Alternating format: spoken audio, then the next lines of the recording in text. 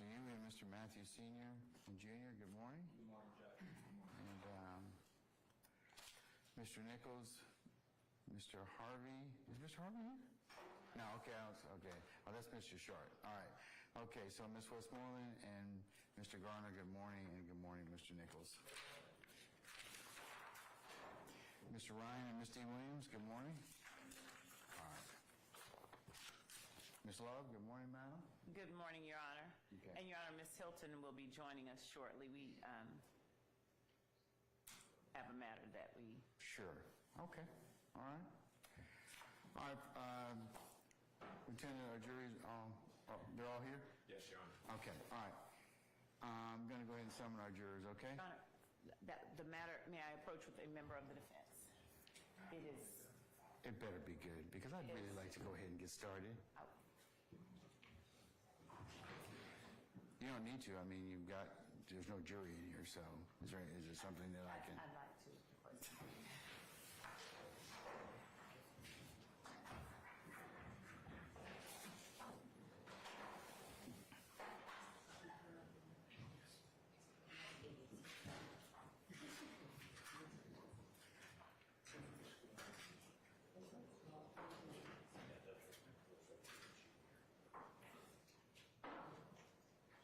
Talk radio. Everybody hear me? No. Mine is the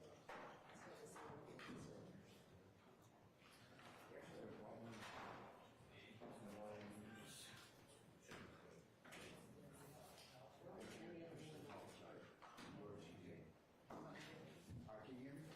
No, sir. I don't think any were uncharged last week. They have to make someone in charge.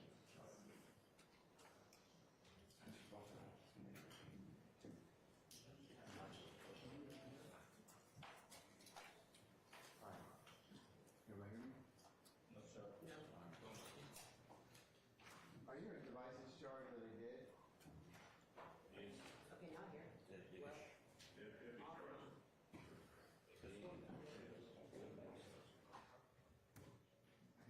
You wouldn't know that just going.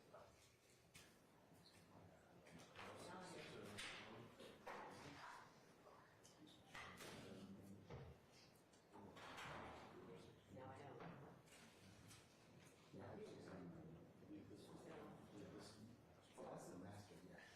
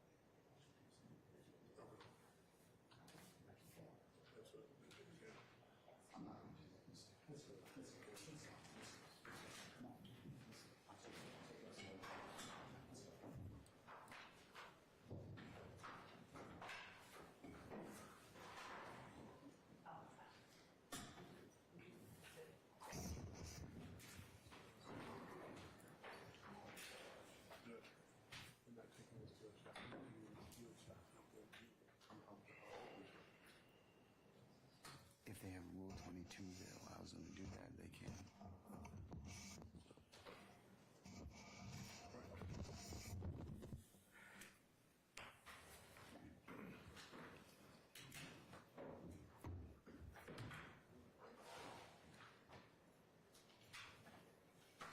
All right, let's summon our jurors, please. Thank you.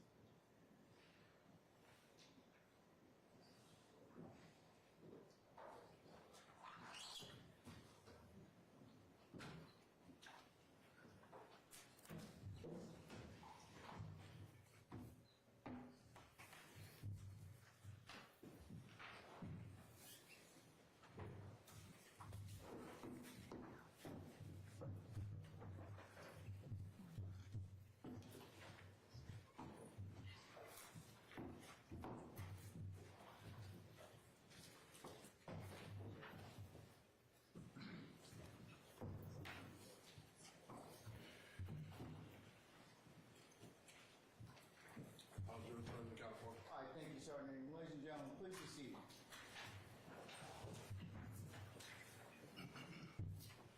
All right, before I get started, let me make some administrative announcements, primarily to our members of the press. And please make sure that you do not take any photos or any, the camera is not visible on any of our jurors. We had a problem with that yesterday, and I don't want that to appear today. I know it was inadvertent. I know it wasn't intentional, so I'm not saying that to anybody, but I would just make sure that you garner that. If your Rule 22 authorizes you to take pictures or video of the witnesses, you certainly are willing to, you may be able to do that. But please make sure that you stay in the confines of your Rule 22, okay? If you have any questions, just let me know. I'll be more than happy to answer those or take any inquiries, all right? But you all are welcome, and welcome to cover our proceedings. Okay, with that, Ms. Love, go ahead and call your next witness. State calls Mellissa Rosser. All right, summon Mellissa Rosser, please.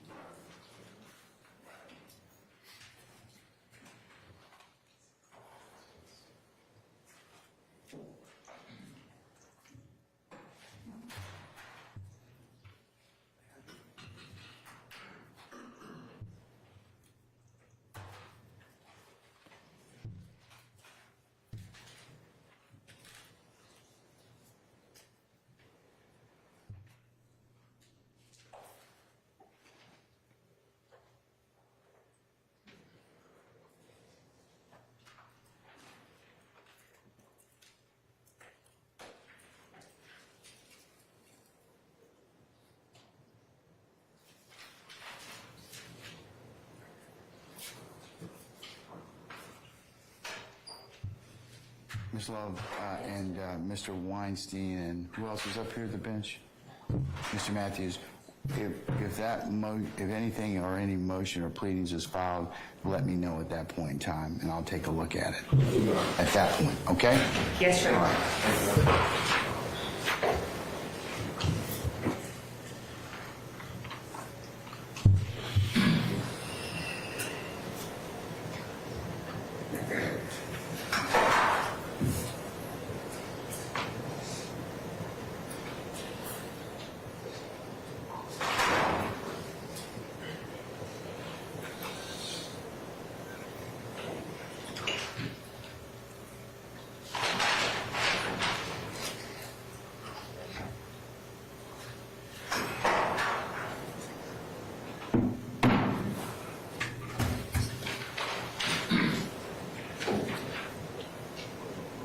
All right, Mr. Rosser, good morning, madam.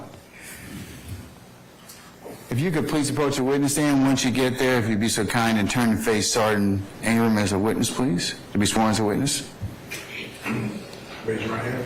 You swear affirm testimony you give today the truth, the whole truth, nothing but the truth. I see.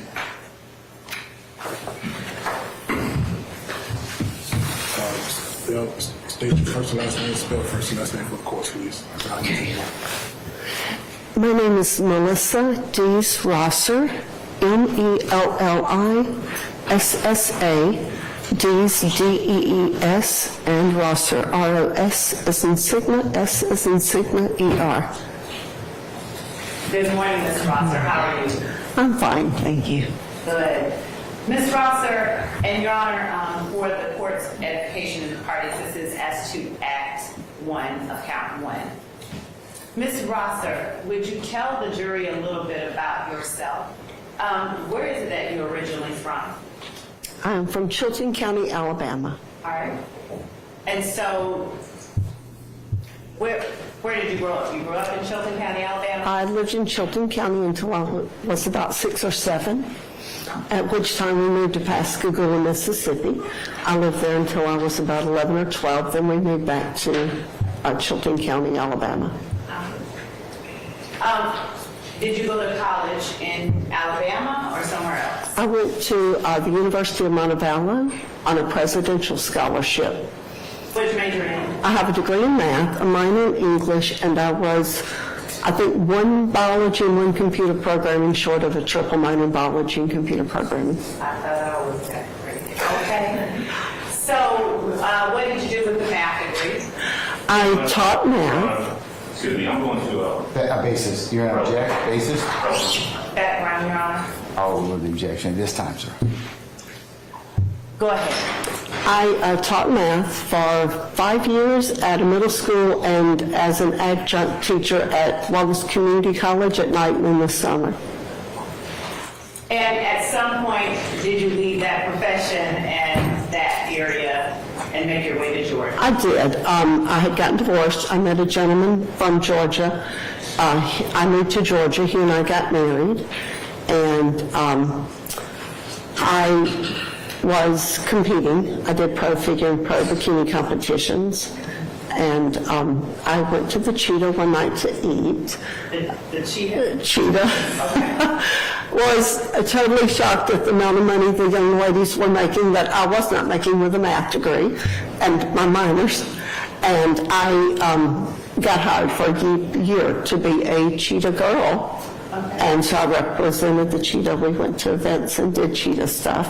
And the year was about as much fun as I could have doing that. I'd had all the fun I could handle. So I didn't want to do that anymore. And what year was that?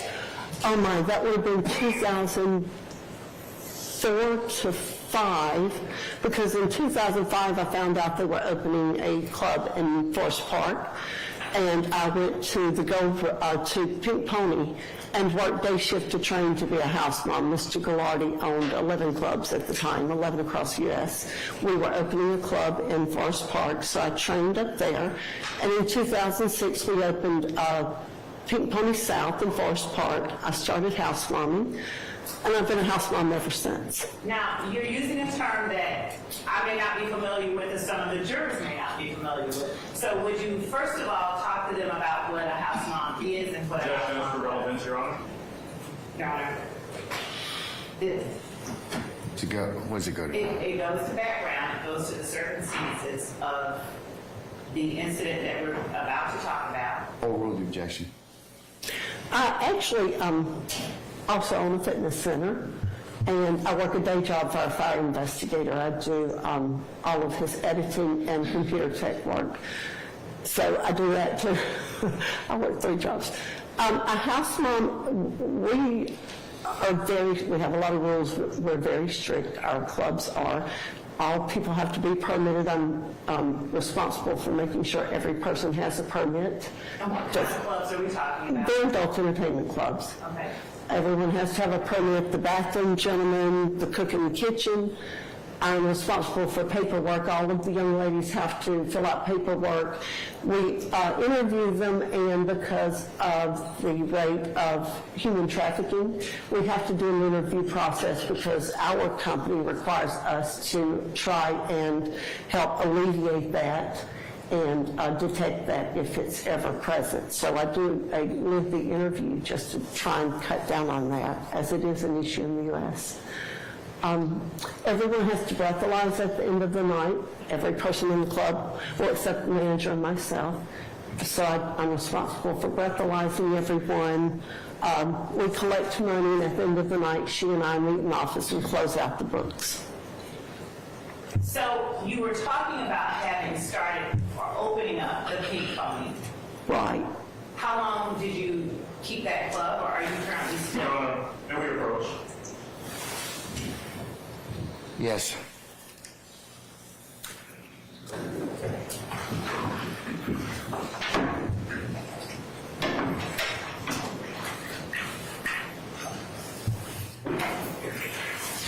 All right, start reading.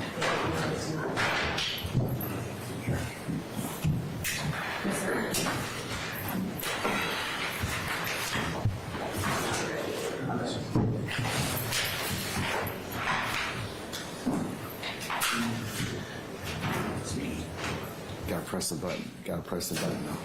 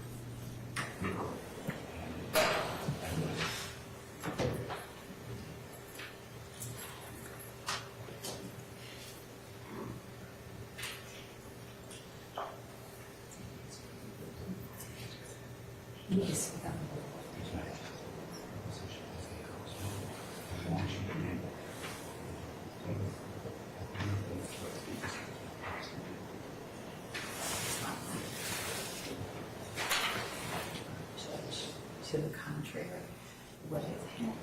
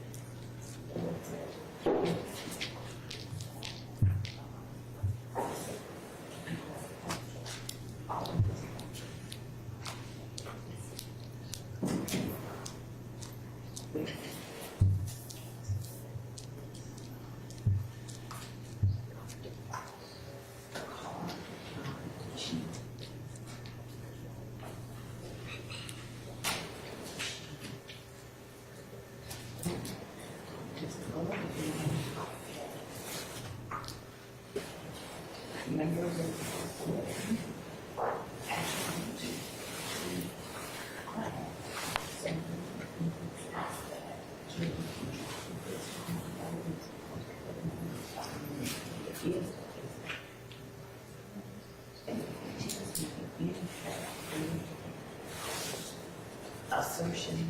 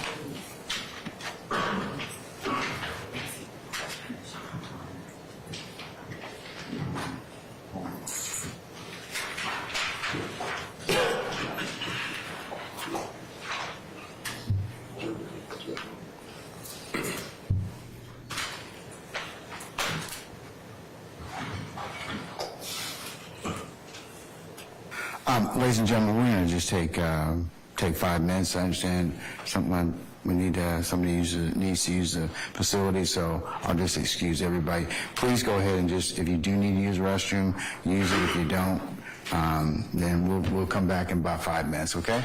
All right. We're in recess.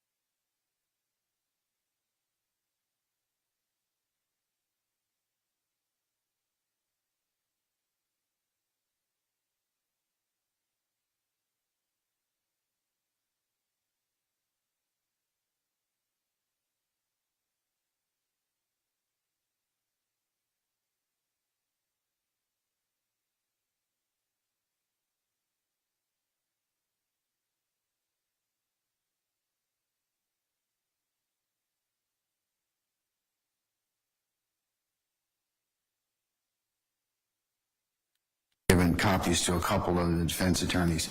I'll say 2 things.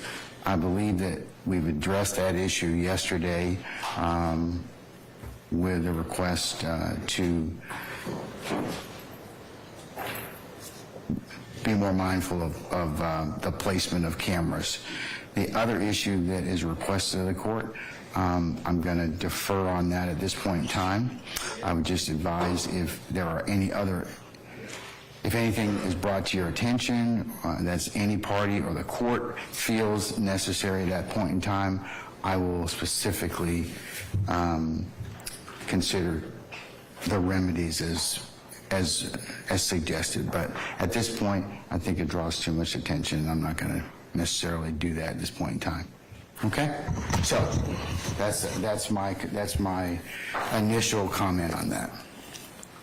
Your Honor, if we could just place on the record, I think since the court... And I'm going to include your filings as the next court exhibit. Thank you. Since the court addressed the issue yesterday evening, the state has been made aware that this particular post has been shared a number of times. And it is of concern for the state, for the integrity of this case that... I understand all that. That's in your pleas, but there's a trade-off to that. If you then kind of make it an issue, then I think that you draw attention that may not necessarily need to. If somebody reacts because of that attention, then I'll go ahead and deal with the other issues at that point. But Your Honor, this time we don't know. It's very possible that any of these jurors could have had contact from family members who saw that post, from anyone who may have texted them, inadvertently texted them about this image, and that may impair on their ability to be fair. I'm just not going to weird them out, and that's the last I'll say about it at this point in time. Okay? Thank you, Your Honor. Like I said, if you have additional information that you'd like me to consider at that point, I'll go ahead and move to step 2. Okay. Thank you, Your Honor. All right. Okay. Anybody here need to take comfort? You have 5 minutes as well. Okay. So we'll be in recess until that time. Can I get the family to step up?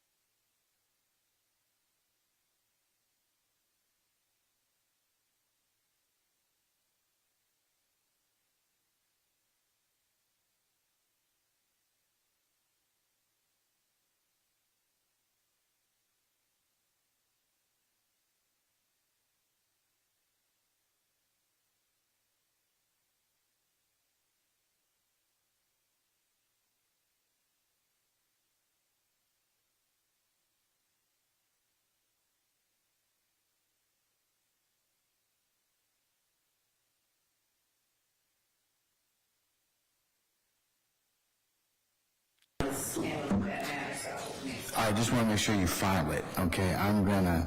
Shut the door, Ms. Law.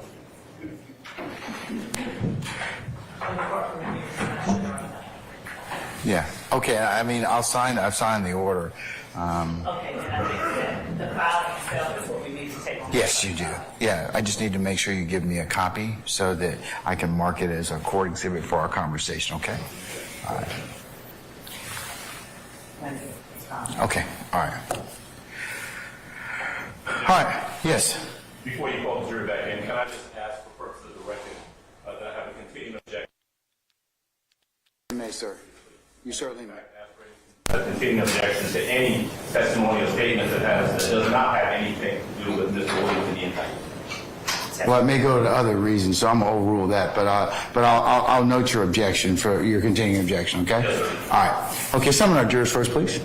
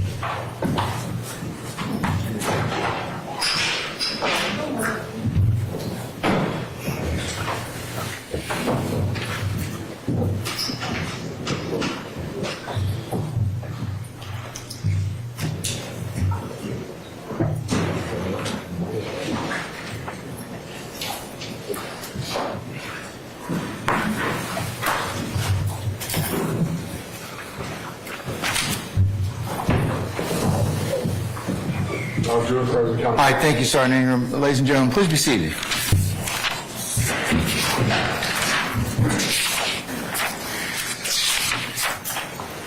All right, Ms. Love, you can continue the examination of Ms. Rosser, please. Thank you, Your Honor. Ms. Rosser, you were in the process of explaining to the jury your responsibilities as a house mom, and you were talking, the last thing that you were stating was about what happens at the end of the night with respect to the money and your responsibility. Right, and we close out by the manager and I meet in the office and we close out the books and then we leave. All right. And if you could raise your voice up to that level that you had it before. Oh, I'm sorry. No, that's fine. That's fine. And is that a practice as a house mom that you do every night that you are working or on duty at the business? That is a practice I do every night since I have been with this company, since I have been a house mom. Well, I've only been a house mom for them. So every night, that is the same practice we go through every night. And you were talking about working or having opened up the Pink Pony South. I was helped open it. I was, we hired, they brought on staff to open it up, and I was one of the original staff brought on to open the Pink Pony South. At some point, did you also become a house mom at another location? Well, in 2011, Pink Pony South was having issues with Forest Park, and it looked like they were going to close Pink Pony South, so they moved me to the Gold Rush, which is on Metropolitan Parkway. What is the address on Metropolitan Parkway? Our address is 2608 Metropolitan Parkway.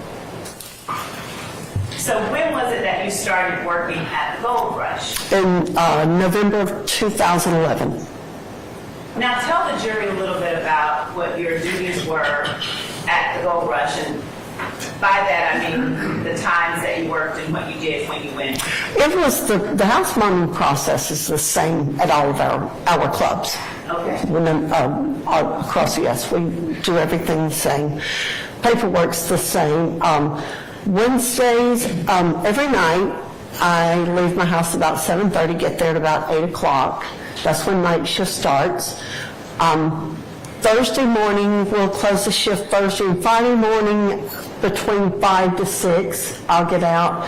Saturday and Sunday morning, anywhere from 7 to 8:30 or 9. So it's a 12-hour shift for you? Towards the weekends, it is. We run more girls. Every girl does have to pass. I have more paperwork. And I let them stay there and at least try to pass and give them time to pass. And then when I go, if they haven't been able to pass, then we get them a ride to make sure they get home safely. Okay. How visible are you within the gold rush from the time that you go in to the time that you leave? Not visible at all. I come in, I go in back, I usually come out maybe once, and no one would ever know I'm there the rest of the night. And when you leave, let me go back to January 18th of 2013. Would you tell the jury what you remember about that specific date? I actually did not remember the date, so it was any other day. It's monotonous, everything there. Do you remember the day of the week? I do not even. Okay. No, I do not. I just... Would showing you an incident report from that event refresh your memory at all? It would, yes. Your Honor, I'm going to label the document that I will show the witness, states 19R, and I will show, well, counsel has this. It's an incident report, case number 2013-01-0272 that has been provided in discovery. All right. May I approach? You may, madam. If you would, just reading page 1 at the top, and if it does not refresh your memory, that's fine, but just let me know if it does. Okay, thank you.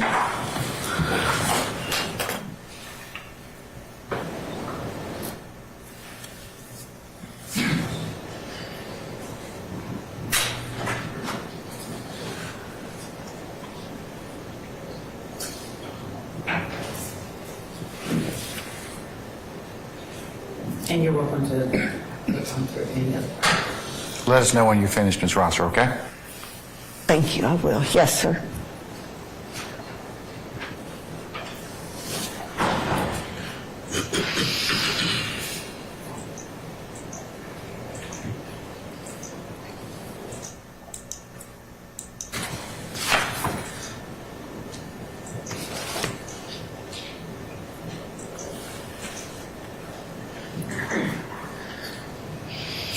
And you can continue to flip through. You don't have to stop at.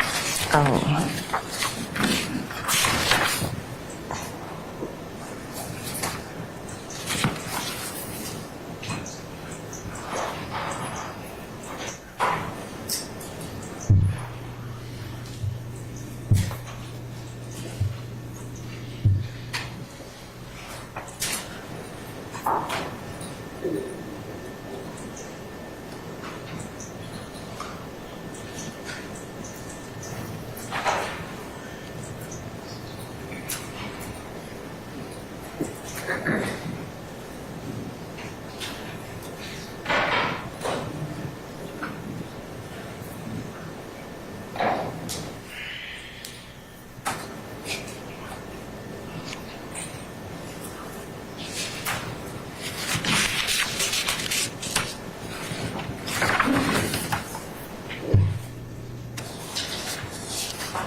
Judge, if I may, if it'll help things along, I'm going to stipulate that it was Friday, that was the day of the week.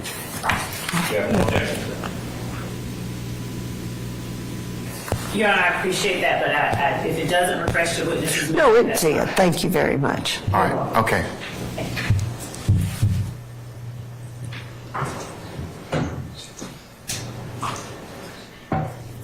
Rosser, if it is a Friday, Right. if that's the day of the week that it was, what is it that your schedule would have been on that day? It says it was 4:30 in the morning. That was early. It's January. That wouldn't be unheard of. That's a little slower time of year. It's seasonal, just like any type of work like that. So that isn't surprising. So the schedule still would have been the same as far as the paperwork, checking out all of the young ladies, waiting on everyone to breathalyze, and then closing out the books. At which point I would have left to go home. Now, when you left to go home, are you usually escorted to your car, or do you go to your car by yourself? What is the practice that you usually followed back then? Valet usually pulls the few of us who are left. He pulls our cars up in front of the front door. There's security still inside and security outside. So we have security outside, security inside, and I just walk out and get in my car myself. It's usually right, I step out our front door, walk a couple of feet, and he parks it so that I can get into it and drive off. And are you carrying things in your arms normally, or is someone else bringing your things to the car for you? No, I carry my own things. Okay. And this particular night, or morning rather, so this would have been Thursday night, you would have worked into Friday morning? That is correct. So this particular morning, as you're leaving to get into your car, do you recall what it is that you're carrying with you and taking to the car? Well, I know I would have had my purse and a lunchbox. I take food because I eat every 3 hours. And I had my backpack that night because my daughter had an engagement party, and my dad had passed a year prior. And so, I think it was a year prior. And I had brought my camera. Phones didn't do back then what they do now. I brought my camera to upload pictures. And I had a CD of my dad in there. I'm sorry. And I was going to do some things with the CD of my dad. Because those nights are usually a little way back and I have some extra time. So that's what I would have had. And every night I have my purse and my lunchbox. I don't normally have the backpack. And so you go and get in your car, and are you alone, or is there someone accompanying you as you get into your car? No, I get in my car by myself. I drive off by myself. And when you drive off by yourself, would you tell the jury generally the route that you would take? Oh, yes. I leave out of the parking lot, exit left on the Metropolitan, right, and then I take the interstate and head south towards Newman. Which interstate? I-85, and I live off exit 51, so I always take exit 51. I then go right. I don't know, it's maybe a half a mile. There's a railroad and a red light. I stop there or not, turn left, and go on down. I think it's about 12 miles it was at the time until you get to my subdivision where I lived at the time. And so how long was the drive generally from your workplace to your home? Or actually, let's go back and say from your workplace to the place where you were stopped that morning. That actually it was very close to my house. It is about 35 minutes, about a 35-minute drive. During this time of the morning, do you notice whether or not there are a lot of cars on the road or not so many cars on the road?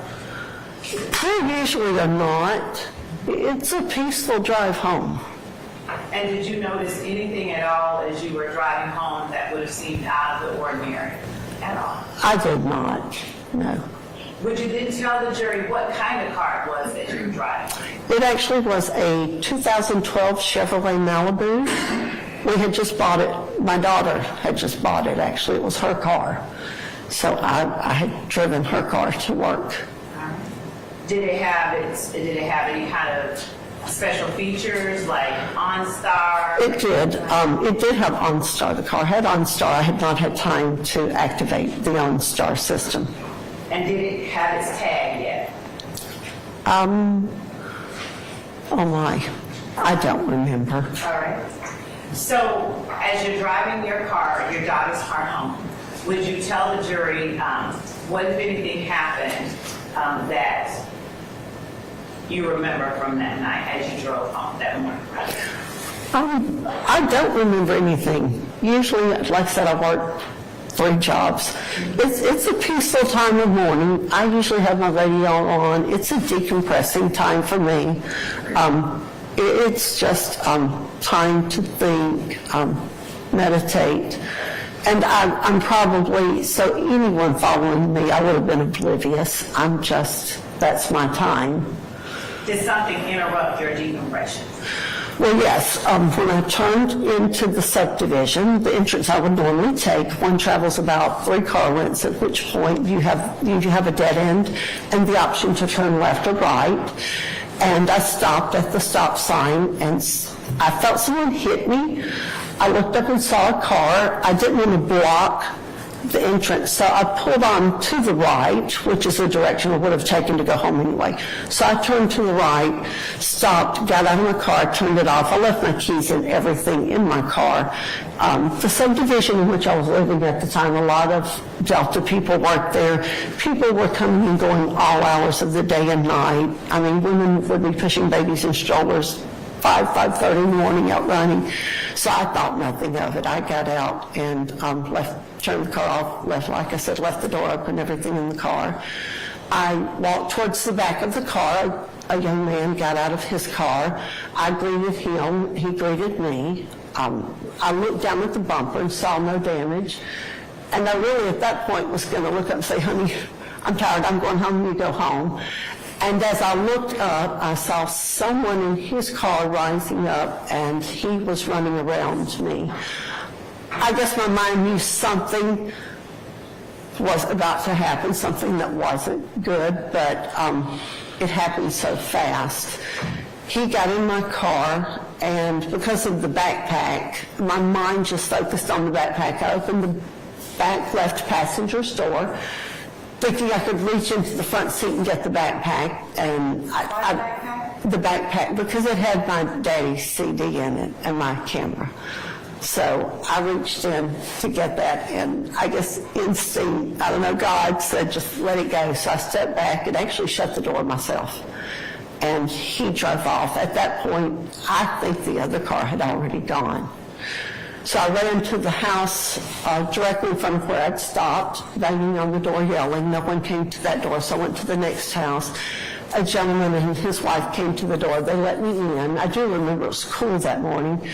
They called my husband for me, and then law enforcement was called. The Newnan Police Department was called. What was the subdivision name? Avery Park Subdivision. And do you remember the address of the place where the police were called to? I do not know the address of where. I know it was on the report. I don't remember the address. Is 181 Baldwin Court in Newnan, Georgia, a location that's familiar to you? That would have been in Avery Park.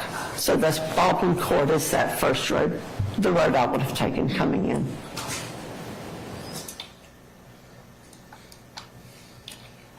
You said that women are generally sometimes pushing their babies in strollers around 5 o'clock in the morning. So it's around 4:29, 4:30 in the morning. Do you remember what the atmosphere was like? It was quiet. I mean, it was early, but like I said, people are coming and going at all times of the day and night there. So. And what did you mean when you said Delta people live there? A lot of Delta employees. Delta Airlines? Delta Airlines, yes. Is the lighting, is it lit inside the subdivision, or is it dark? It is lit, yes. The subdivision is well lit, yes. Approximately how long did the interaction with the people who took your car take place? It was just me literally stepping out to greet him and the young man greeting me. I mean, in my mind at that time, it's a fender bender. Most accidents aren't on purpose, so I'm going to greet someone. Now, you were never asked to identify anyone or anything like that, right? Or were you? I was not, no. And were you never shown any lineups or anything like that? I was not. However, were you able to at least observe a general description of the person that did that? I was, because I'm 5'8". He was slightly shorter than me. Not thin, but a little smaller young man. Were you able to discern what ethnicity or race this person It was? was a black young man. Okay. Or he looked to be black. I could not say he was for certainty. He looked to be like a black young man. Okay.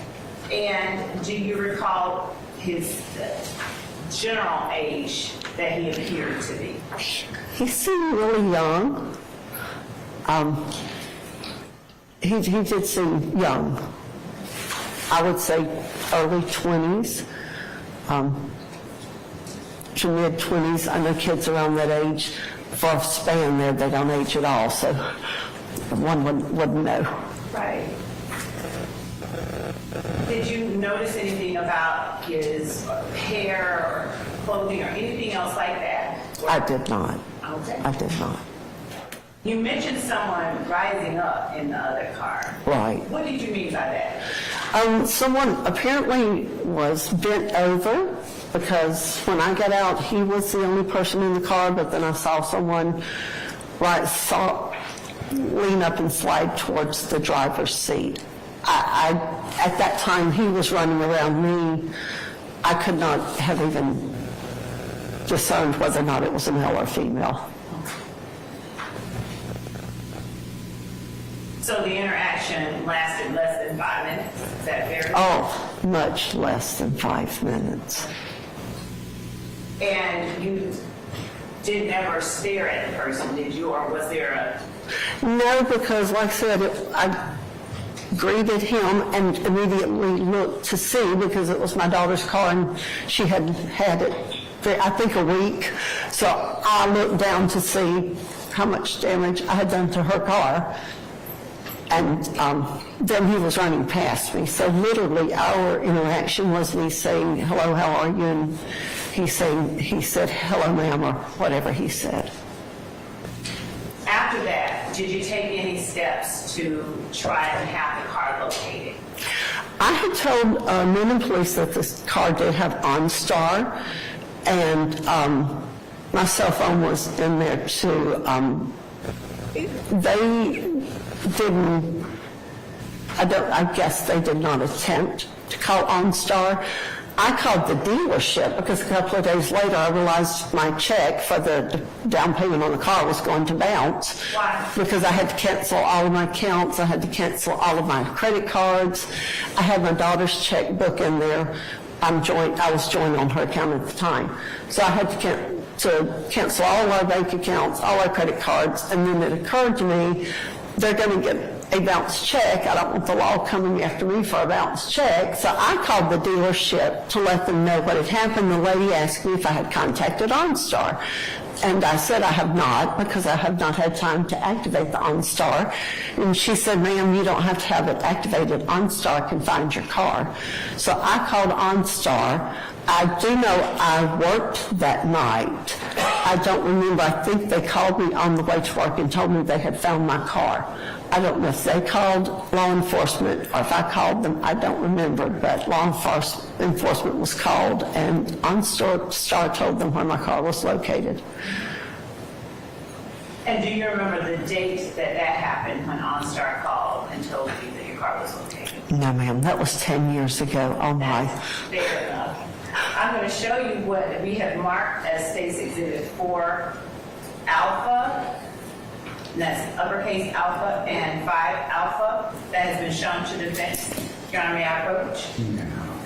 I'm sorry, I've got the number. Can I see which one you actually Sure. put up there? Oh,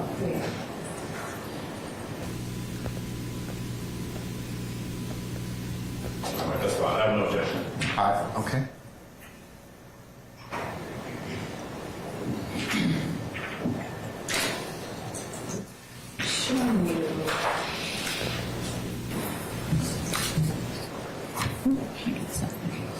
Do you recognize this vehicle? Yes, that is my daughter's vehicle. Okay. Now, are 4A and 5A accurate representations of the vehicle that was taken from you the night you just described for the jury? That is correct. Okay. Your Honor, the state tenders 4A and 5A as evidence. Any objection, sir? None whatsoever. All right, 4A and 5A are admitted and may be published as you see fit. Ms. Rosser, in the photograph depicted in 4A, was that your residence where the vehicle is parked? That is not my residence. Did you ever take that vehicle to that residence? No, I did not.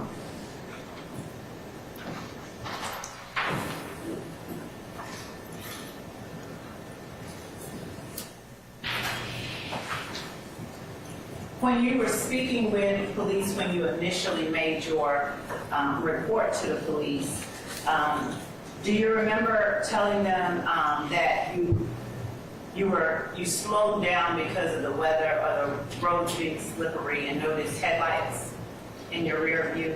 I don't remember that, but if the road was slippery, I would have slowed down. And would showing you the narrative from the report that I just showed you, would it refresh your memory as to that? I actually had read that when you handed it to me earlier, and I did not remember, but obviously I did tell them that.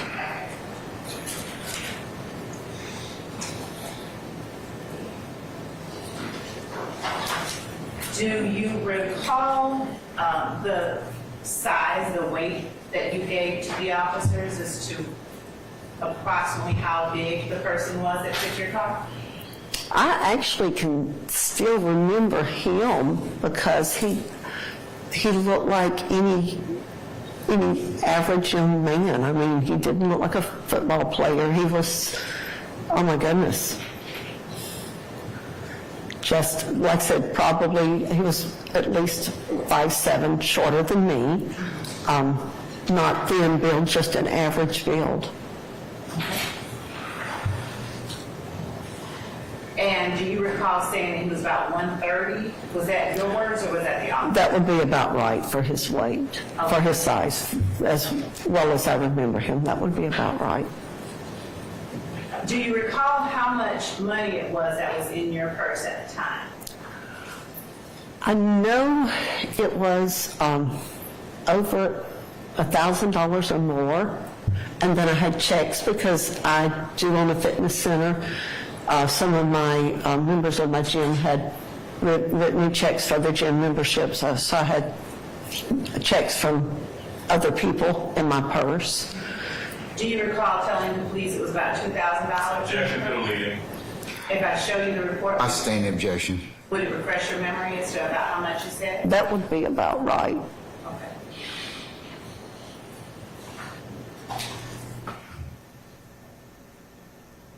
And the other items that you said were inside your vehicle, would you repeat what those were? My laptop was in a backpack, for a laptop backpack. I had a laptop, which was a custom order laptop, because my degree's in math. It was a PC, a custom order PC, and I think I paid about $3,200 for it. I had a camera. I had, like I said, my lunch bag. I had my purse, my checkbook, my daughter's checkbook, cash, checks from the gym members, my credit cards, my driver's license, and my social security card. Did you have an iPhone? I did have an iPhone, that is correct. Did you try to use your iPhone or iCloud account to locate your car? I did not use it to try and locate the car. I did try and find my phone, and to no avail. What do you mean to no avail? We couldn't find it. It was just not even registering at all. So, Was it on at the time that your car was taken? I'm almost certain I would have had it on. Because I have kids, I work a lot, I keep my phone on. So I guess at the time that they had turned it off because I could not locate it. That Thursday night leading into the Friday morning when your car was taken, were there patrons in the club? Were there people? Were there customers? I'm sure there were. I I could not tell I you. promise you, I'm not going to ask you who all was in the club. I was going to say, I cannot give you a quantity, a number. I could not tell you. Are you able to tell the jury, generally, are there any age groups or specific demographics that visit the club, or is it a broad spectrum? No, we actually have a very mixed customer base. It is the age range, the ethnicity, we have a range. So are there young black people, young white people, older black people? All of the above. We get blacks, Asians, Hispanics, whites. We get young people, we get middle-aged people, we get men, we get women. We have quite a diversity among our customer base. And are you at all familiar with, or were you at all acquainted with anyone by the name of Trontavia Stevens? Not of which I'm aware. We have a few customers that I come in, they'll hug my neck, the regulars, hey, Miss Mellissa. I don't know people's names. I'm not out there long enough to know a name. So you are, when you spoke earlier about the fact that you're rarely in the club or visible, when you speak about coming there hugging customers' necks, when does that happen? When I get there, when my shift starts, because sometimes there are regulars in there, and I'm 55, I'm like mom to them, so they're all going to hug Miss Melissa's neck and ask, and they're sweet. I mean, we have amazing customers at our club. And when you leave, do you generally tell your customers goodbye, or are there generally no customers left in? There are no customers. The young ladies have an option to either leave prior to, when we do last call, at that point, young ladies are not allowed to leave until the parking lot is cleared of all customers. No staff is allowed to leave until the parking lot is cleared of all customers, and that is for their safety, because we have a barricade. There's only one way in and one way out. And what time is it that the club would have closed and all customers would have been required to leave? We do last call at 2:45. All customers have to be out by 3. No exceptions. That's the law. And if all customers were out by 3, what time would you have gone out, like left? If that incident occurred at 4:30, I would have had to have left about 3:55 that morning. Because I was in my subdivision and within a half a mile of my own house. As far as the parking lot is concerned, how wide or how large is the parking lot of the Gold? Objection, relevance. Your Honor, I'm going to ask that question because I'm going to next ask her, did she pay any attention to whether or not anyone was on the perimeter of it, or could she even see that? Your Honor, she's already testified that there was no one there at the time she leave. I object No to the excessive. speaking. Okay, all right, okay. I'm going to sustain the objection. Just move on, all right? Sure. And you said that you left and you got in the car, you didn't notice anything, but was there anything on the perimeter of the parking lot, anything at all that caught your attention, or nothing at all? I really don't pay attention. I mean, when I walk out, I notice, like, the manager's car, security is usually there, a foreman, cars of any young ladies who have not been able to pass the breathalyzer. They leave their cars, because we do have overnight security. As far as the perimeter, behind us is a trailer park. If you're exiting our club, to the left would be a trailer park. Directly in front is a liquor store, and to the right is Metropolitan.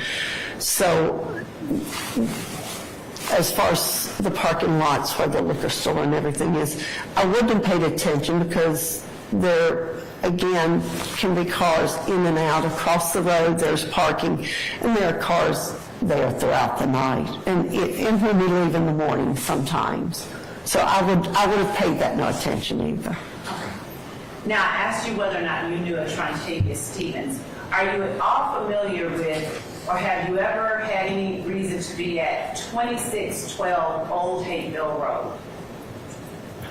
No, I don't know where Hateful Road is. Okay, thank you. That's all that I have. Defense may have some questions. Cross. Yes, ma'am. Mr. Adams. Yes, sir.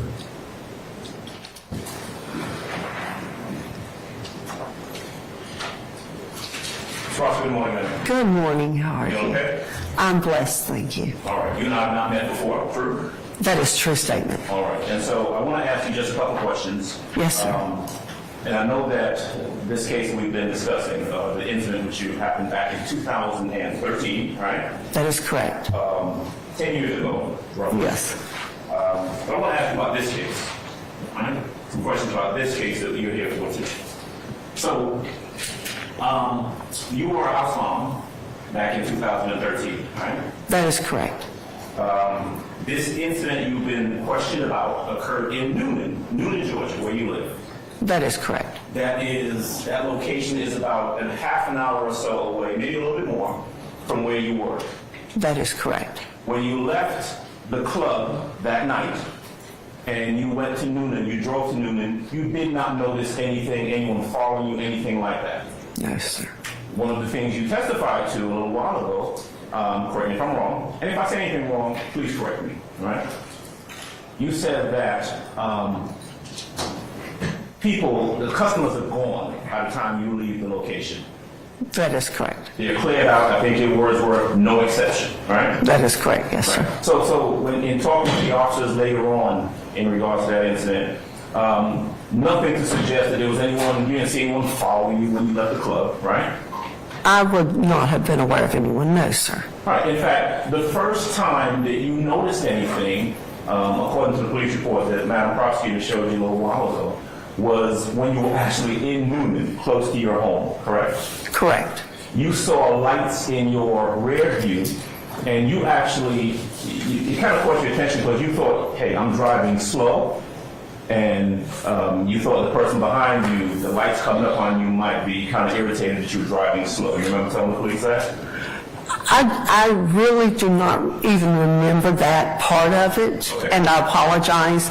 But if I told him that, then I'm certain, and that does sound like something I would say. Okay, and listen, no need to apologize. We're just asking what you remember to try and get a sense of what's relevant. Objection, Your Honor, as to relevance. I sustain the objection. Thank you. All right, rephrase, sir. Oh, yes, sir. All right, so back to the facts of what happened. Someone hit you from the back. Yes, sir. You get out of the car. Yes. You see a young man, kind of nondescript looking young man, right? Correct. 5'7"-ish, Yes, sir. 130-ish pounds, a small guy. Yes, sir. Maybe a little smaller than me. Probably a little smaller, yes, sir. Give me 5'8". I didn't want to hurt you. I'm trying not to step on your toes on that one, okay? And I appreciate that too. But this kid gets out of the car. Yes, sir. And he says something to you on the effects of you said, oh, he said, yes, ma'am, or something like that, all right? He greeted me. I don't remember if he said, hello, ma'am, or how are you. He greeted me. I greeted him. He greeted me in return. You're in the back looking at your car, and he, in the meantime, goes around, jumps in your car, and takes off. He circles up on the curb, and yes, sir, he turns around and takes off back out the direction in which we had come in. You don't know where that kid in the car he was in came from, right? Oh, correct. No. I mean, this is Noonan, so, whether, this kid came from Noonan or from wherever, you don't know. The only thing you know is that this happened about 35 or 40 minutes away from where you work in Atlanta, right? That is correct. Yes, sir. You didn't recognize this kid coming out of the car, did you? No, sir. Okay. You cannot say, hey, look, I saw him before. That face looks familiar. Not at all. No. Okay. Your car is gone at that point, and you ultimately end up talking to the police. True? True. Okay. You speak to the police, and you told them what happened. You told them about the car having OnStar, and about 6 days later is when you're notified, whether by the police or someone, that the car had been recovered or found. True? True. Okay. You don't know right? I mean, frankly, what happened to the car in that 6-day period of time, right? That is correct. No, sir, I do not. You have no way of knowing. You can't testify that it went through 1 pair of hands, 5 pair of hands, 6 people went to however many different cities. We just don't know, right? That's true. Yes, sir. All we know is that at some point the car was found somewhere in Atlanta, right? Correct. Okay.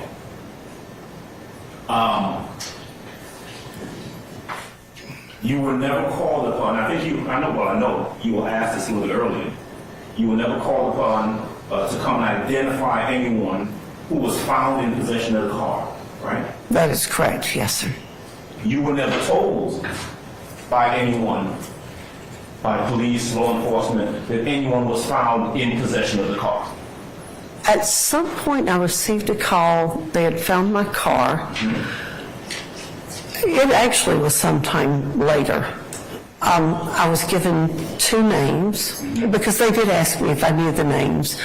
I wrote the names down and did not recognize the names. So that is the extent of it. Right. And certainly there was never a time when the police said, hey, you know what? I want you to come in here and take a look at this picture and see if you identify anyone. That never happened. No, sir, that did not happen. All right.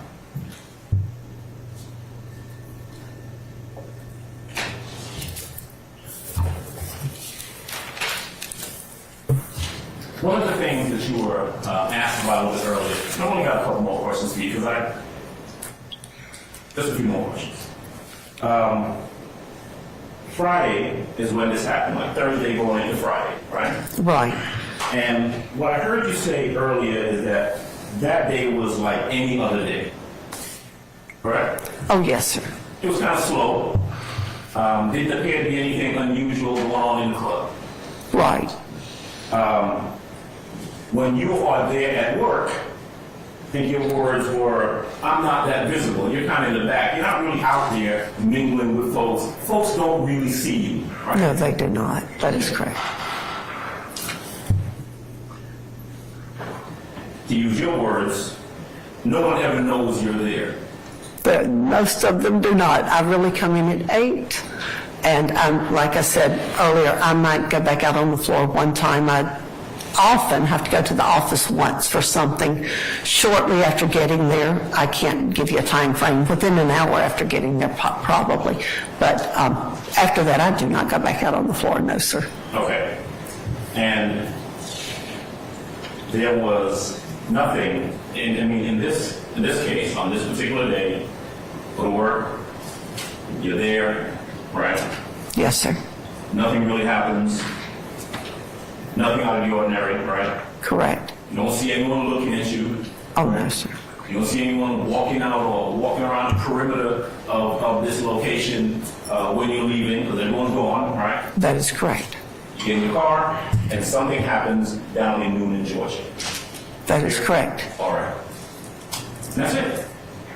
Yes, sir. Oh, yeah. Thank you, ma'am. Any redirect, madam? I don't know any other. Oh, I'm sorry. Any other examination? Ms. Sharp? No, Your Honor. All right, Mr. Williams? No, Your Honor. Mr. Matthews? No questions, Your Honor. All right, Mr. Weinstein? No, Your Honor. Mr. Westmoreland? No, Your Honor. Ms. Westmoreland? All right.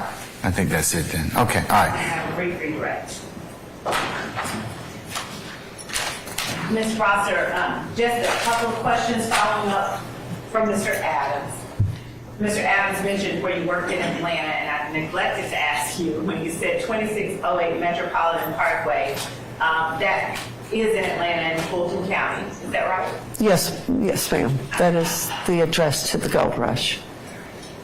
And you said you did not know and had not visited 2612 Old Hayville Road. Do you have any idea how far 2608 Metropolitan Highway is from Old Hayville Road in general? I have no idea. Okay. And finally, you said when you were asked on cross-examination by Mr. Adams, no one knows that you're there. Is that sort of a generality, or is that literally your meaning, nobody knows that you're there? Just a generality. I mean, the young ladies know I'm there. The regulars know I'm there. But, so, no one, being a universal modifier is not actually appropriate. People know I'm there, but most of the customer base, many would not know I was there. Thank you, Ms. Ross. That's all that I have. You're welcome. Anything further, counsels? No, sir. All right. May Ms. Rosser be permanently or temporarily excused the witness? Yes, Your Honor. Thank you. Permanent? Permanent. All right. Ms. Rosser, I'm going to permanently excuse you as a witness. I appreciate your patience with us. Don't discuss your testimony with anybody except the attorneys in this case, okay? Thank you very much. All right. Thank you, madam.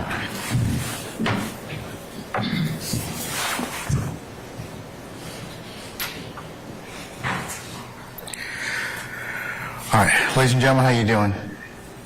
We good? Yes, sir. Okay. All right. Call your next witness. They called Captain Pettis. There was a request regarding cameras.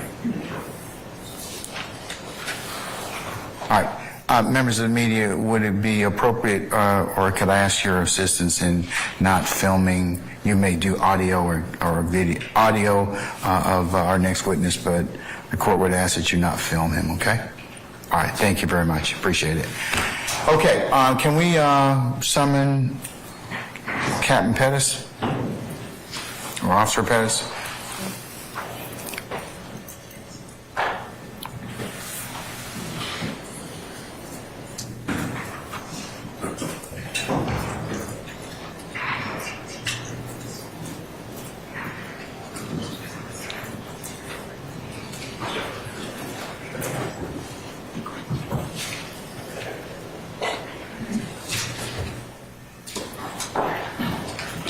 Ms. Love, what's the first name of your witness, or Ms. Hilton, what's the first name of your witness, please? Did the court hear? Reginald? Yes. Thank you.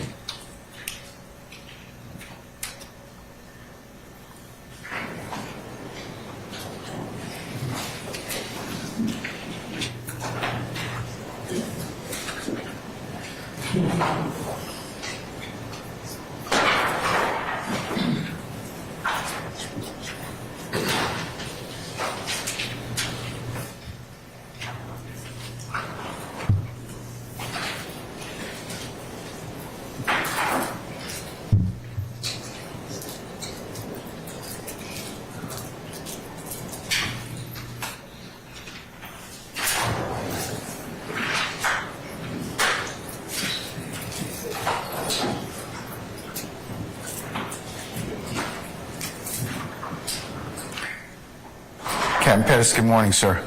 Sir, I'm up here.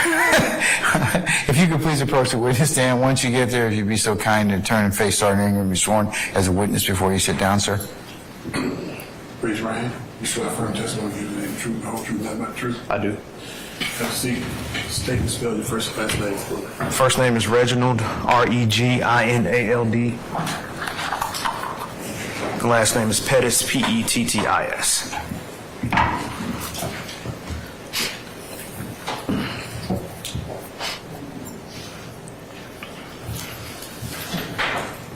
Good morning, Captain Pettis. Good morning. How are you? I'm doing well, thank you. Captain Pettis, would you please introduce yourself to the jury and tell them where it is that you currently work? Good morning. I'm Captain Reginald Pettis. I am assigned to Zone 3 of the Atlanta Police Department. And Captain Pettis, I'm surprised I don't have to tell you this, but I'm gonna need you to talk up a little bit louder. Okay. Because I can barely hear you back here. All right. The jurors be able to hear you. So you're assigned to Zone 3? Yes, ma'am. All right. Would you tell the jury what area of Atlanta Zone 3 encompasses? Southeast Atlanta. And you can look at them, talk to them. Okay. Southeast Atlanta, the border of Zone 3. The rough border would be south of I-20, west of Moreland Avenue, and east of Murphy Avenue, with the southmost border being 285. How long have you been captain of that zone? Since May 24th, 2022. Now, prior to May 24, 2022, and at this time, are you currently certified as a law enforcement officer by the Peace Officer Standards and Training Council of Georgia? Yes, And how long have you been so certified? 17 years.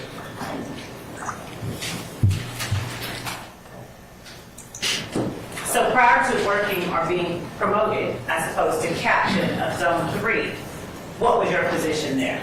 I was the unit commander of our Homeland Security unit. Now, could you tell the jury what responsibilities that you currently hold as captain of that zone? I'm the assistant zone commander, meaning that the major is the zone commander.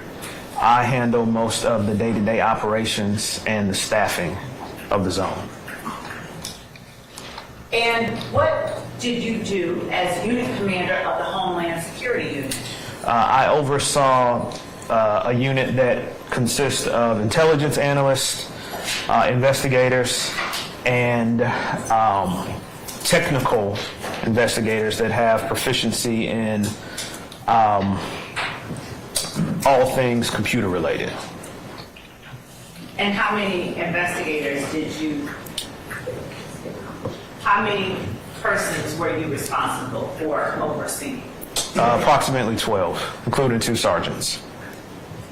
Approximately how many? 12. How long did you work as unit commander of the Homeland Security? For about 2.5 years. Where were you positioned when you were unit commander? Were you working in the same place, Zone 3? No, ma'am. We were in the headquarters building, 226 Peachtree. And before that, where did you work? I was in the Auto Crimes Enforcement Unit. How long did you work there? About 6 months. And from what date to what date were you in the Auto Crimes Enforcement Unit? Approximately January of 2020 until May of 2020.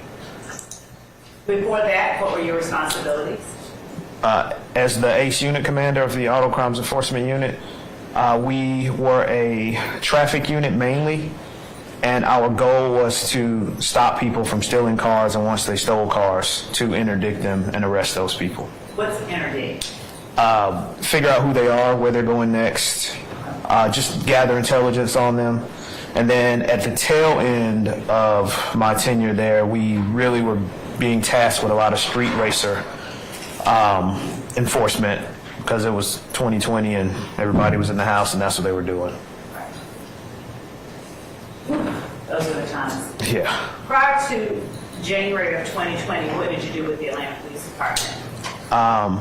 I got promoted to lieutenant in January of 2019. I was assigned to Zone 2 as the day watch commander.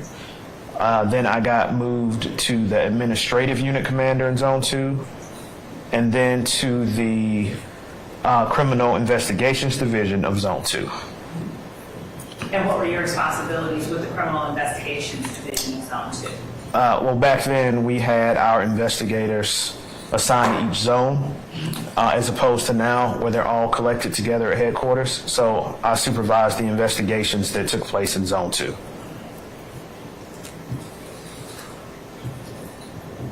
Prior to January 2019, where did you work? I was a sergeant. I was assigned to Zone 5. When did you start working as a sergeant in Zone 5? Approximately July of 2014. And before then, what were you assigned to do? Before that, I was an investigator assigned to Zone 3. Is Old Hateville Road in Zone 3? Yes. Specifically is 20...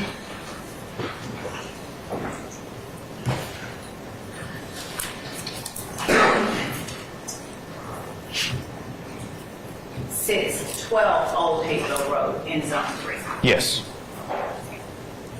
And is 2608 Metropolitan Parkway in Zone 3? Yes.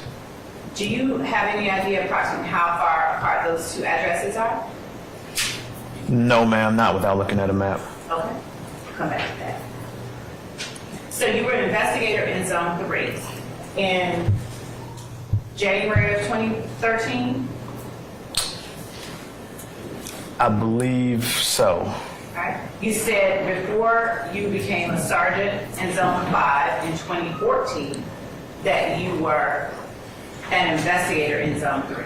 And before that, an officer in Zone 3. Okay. Tell me when you started working as an officer and when you started working as an investigator. I got to Zone 3 approximately July of 2010. I worked as an officer in Zone 3 until I got promoted to an investigator in Zone 3, which was the end of January of 2013. Okay. Tell the jury a little bit about the responsibilities and duties you had as an officer in Zone 3. As an officer, your main priorities are responding to 911 calls. Secondarily, you are to interdict crime, and you can do that in a variety of ways. Usually, officers utilize the traffic stop and the suspicious person stop. We also perform what we call directed patrols, which is an area that is known to be a high crime area, so officers might pull into the parking lot there, turn their blue lights on, and complete their paperwork there. So we do response to 911 calls, proactive work, and deterrence efforts to prevent crime. Were you always working in uniform during your time in Zone 3 in 2013? No. And on what occasion would you have to not be in uniform? When I was assigned to the crime suppression unit, we would split the unit between uniformed officers and officers that were in plainclothes. The latter part of my tenure, I was assigned to the plainclothes part of that unit. We would perform various tasks in plainclothes. Some of them would be related to narcotics activity. Some of them would be related to general crimes, or what crime was trending that week and what area it was trending in. So a lot of time we would act as the eyes and then call in uniformed officers to make stops. Now, do you recall January 25th, 2013? Yes. Specifically as it relates to an incident that occurred at 2612 Old Hazel Road. What were you working on that day? I was. And in what capacity were you working? I was working in a plainclothes capacity, driving an unmarked civilian vehicle. Now, what was it that took your attention to 2612 Old Hazel Road? We received information from our dispatcher that OnStar was tracking a vehicle that was taken in a carjacking, and it was in the general vicinity of Zone 3. And one of the beat officers let us know that he located the vehicle, and it was parked at this apartment complex. Okay. And so, how long after you got that notification to do anything, like respond? My partner and I got to the apartment complex parking lot maybe 10, 15 minutes later. Okay. We located the vehicle, and we parked in a position that we could keep our eyes on it in case somebody came back to the vehicle. I'm going to show you what has already been admitted as evidence and marked as State's Exhibits 4A and 5A, and ask you if you recall whether or not those photographs depict the vehicle that you were called in to look for. They do.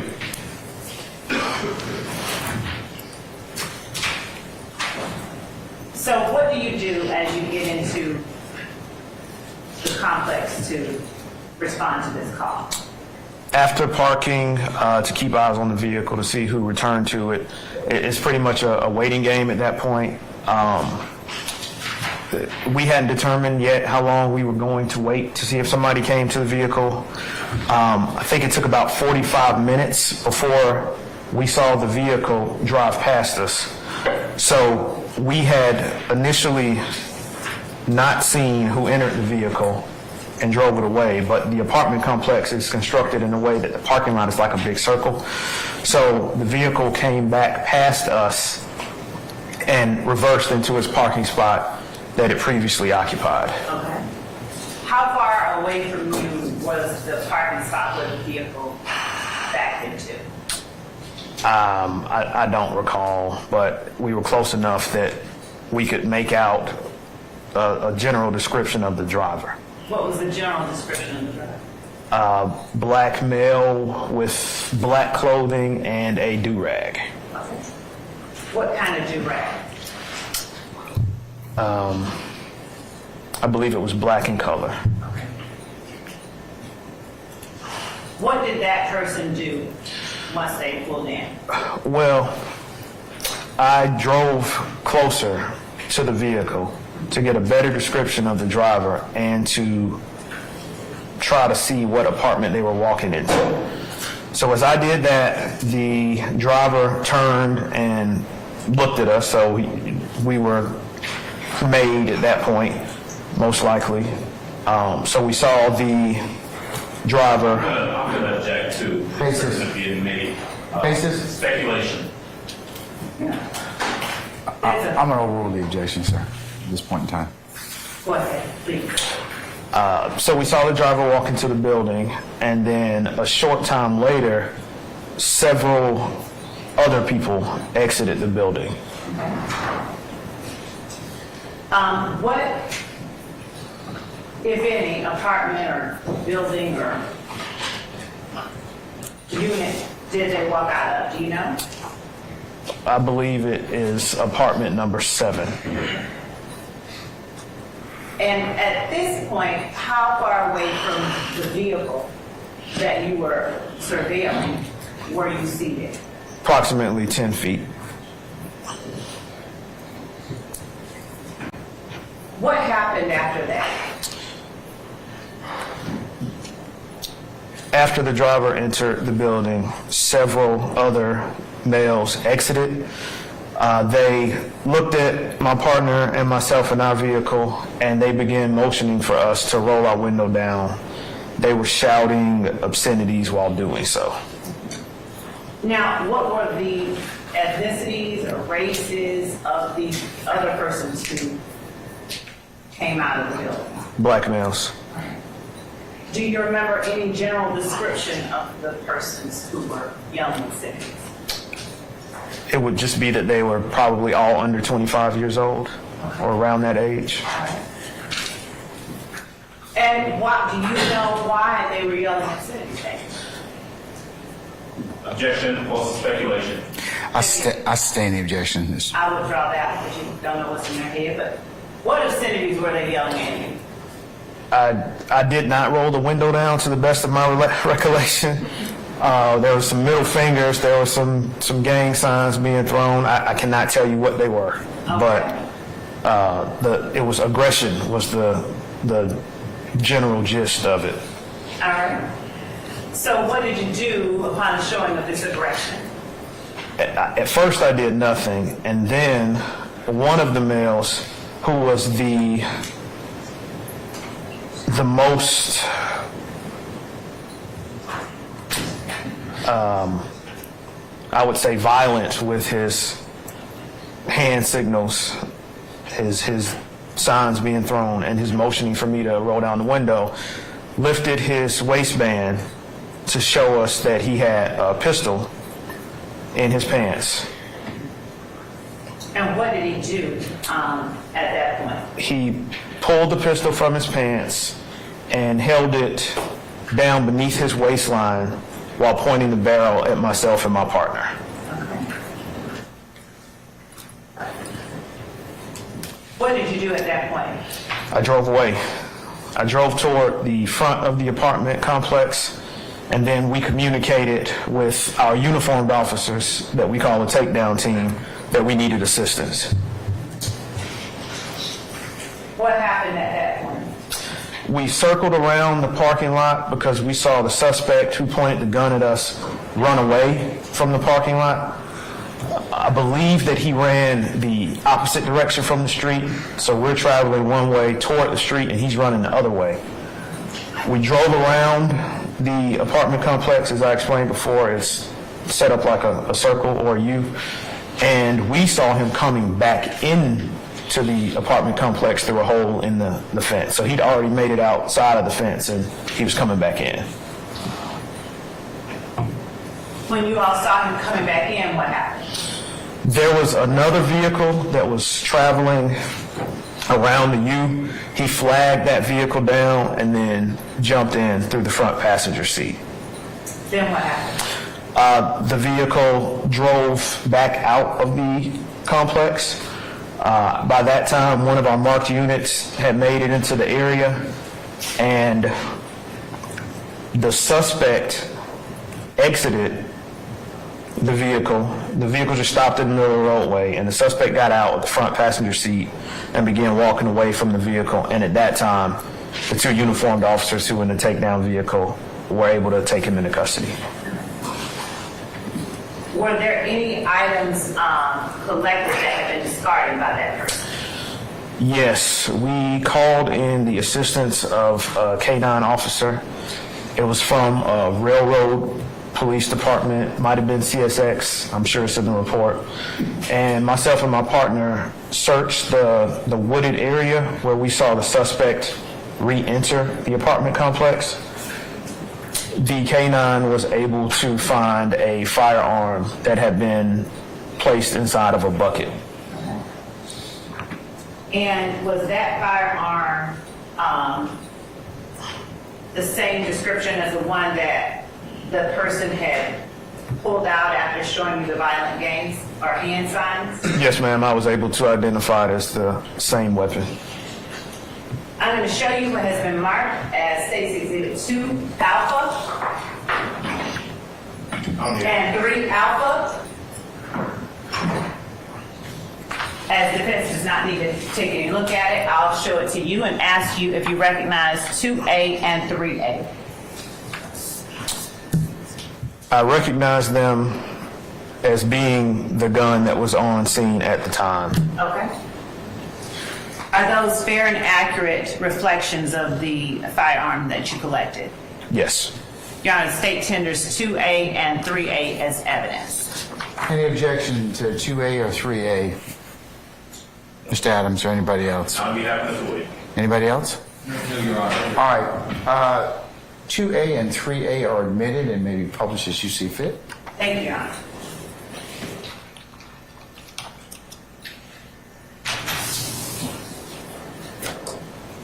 I'm holding up 2A and 3A for the jury.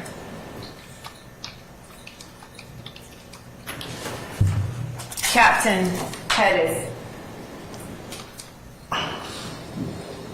let me back up to the time that you said that you saw the vehicle back into the parking lot before the gentleman got out and went inside. Was this gentleman, did you do or say anything to that gentleman? No. And how long would you estimate it was from the time that he went inside to the time that the group of people came outside? Less than a minute. And did a group of people come directly towards you, or were they doing something else and then noticed you? I think that the Objection to speculation. Sustaining this form. What did you observe? I observed them come out of the building with their attention already focused Where? on the vehicle that I was driving, myself and my partner. Okay. And then they immediately began throwing the gang signs and yelling at us. Had you done anything to that group of gentlemen before they came out, focusing on you and your partner, throwing the gang signs and yelling at you? No, ma'am. Now, when you talk about gang signs, how long have you worked overall in law enforcement? 17 years. And what, if any, training or experience have you had during that time that would give you the ability to recognize what a gang sign is?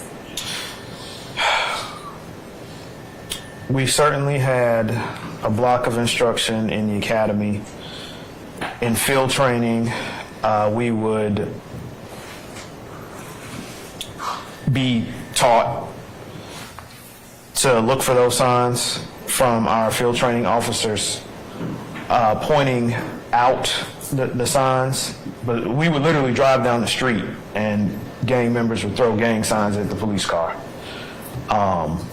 Throughout my years, I've attended various other trainings that show gang indicators from tagging to dress to words being said, certainly the colors and hand signs being the most fluid and evolving indicator of a criminal street gang. And how were you able to discern, a gang sign from just the middle finger? I think it would be in the forming of the hands and it doesn't look like a middle finger. It's more complex than that. All right.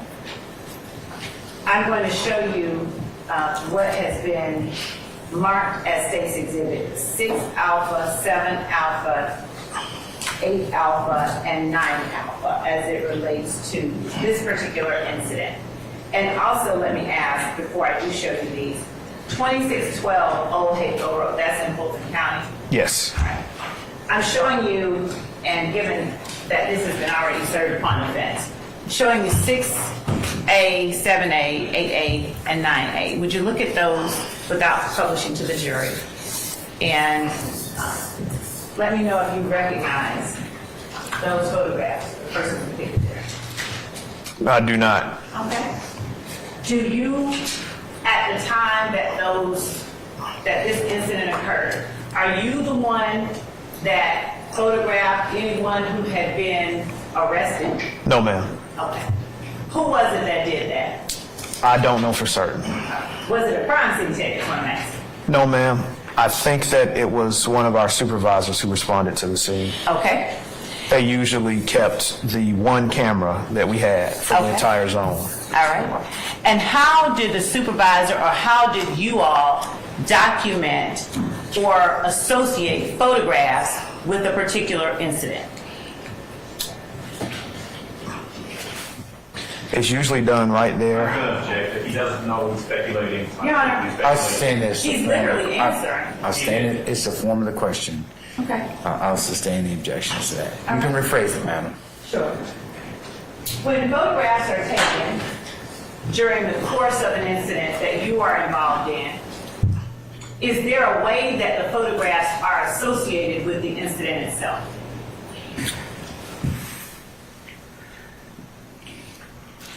The answer is yes. I'm trying to figure out the best way to say it. So let me think about it for a second. Okay.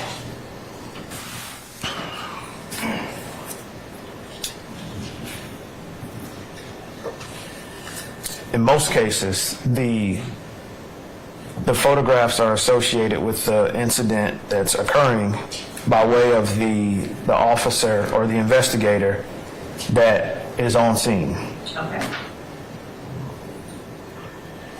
And are those photographs associated with the incident number in the record keeping Objection as to leading. of, I sustain it as to form. is there an incident number associated with the photographs? Yes. Is that incident number and those photographs stored in the normal course of business with the Atlanta Police Department? Yes. Now, who is it that was arrested as a result of this incident that took place with you? The suspect's name is Mr. Trontavious Stevens. All right. And were there any other persons who were arrested on that day? Objection, relevant. Yeah. I'll overrule the objection. I believe that there was one other person arrested, but it was for a a warrant, not a crime that had occurred that day. And so the arrest that you made, or that was made that day, what was that arrest for as it relates to what you were looking at? Mr. Trontavious Stevens was charged with aggravated assault, and he also had an outstanding arrest warrant. I believe it was out of East Point for aggravated assault. Okay. Do you know what Mr. Trontavious Stevens' arrest warrant out of East Point for aggravated assault, was that related to? No, ma'am. Was the other person who was arrested, what was that other person's name? Do you recall? No, ma'am. Was showing you a copy of your incident report refresh your recollection? Yes. All right. I'm going to show you what we have labeled as State's Exhibit 50 Alpha, the narrative provided to defense and discovery. Would you just take a look at page 15 at the bottom? Just read it to yourself and do not read it out loud. Just look up when you've had a chance to read it.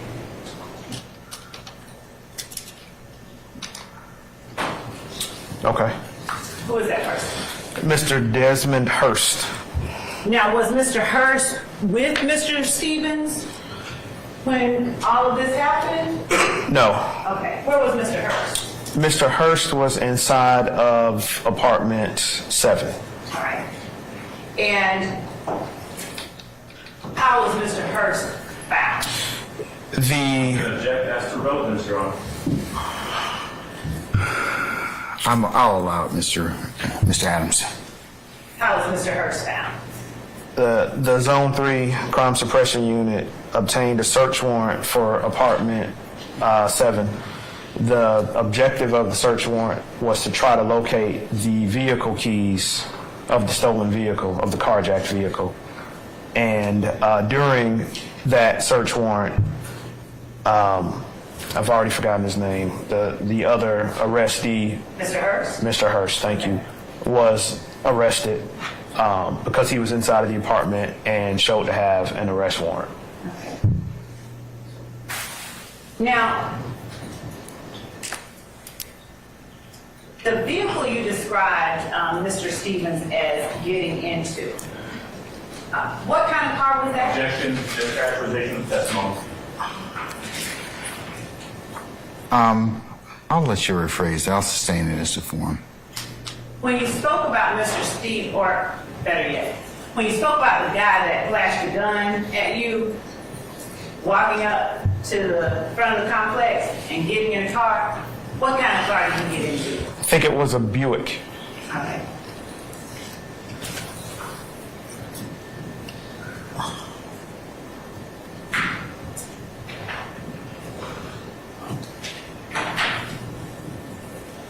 Was there a traffic stop made on the Buick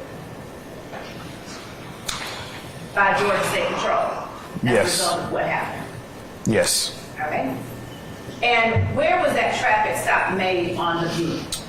Not far, at a gas station on Cleveland Avenue. The apartment complex that's on Old Hateville is maybe a couple hundred yards away from Cleveland Avenue. What gas station?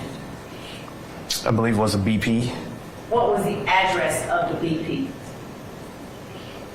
It was in the 100 block of Cleveland Avenue. If I show you your report, will it refresh your recollection as to the exact address of the BP? Yes. All right. Showing you again State's Exhibit 50A, asking you to look at the third paragraph from the bottom. And just don't read it out loud. Just read it and tell me if that refreshes your recollection. Yes. All right. Please tell the jury what the address of that BP gas station that the traffic stop was made by you again. The address was 151 Cleveland Avenue. 151 Cleveland Avenue? Yes. And who were the occupants of that vehicle? Do you recall? No, ma'am. All right. Would showing you the report refresh your memory? Yes. And showing you the narrative. asking you to look at that same paragraph. Okay. Don't read it out loud. Just look at it and put it down and tell me if it's correct.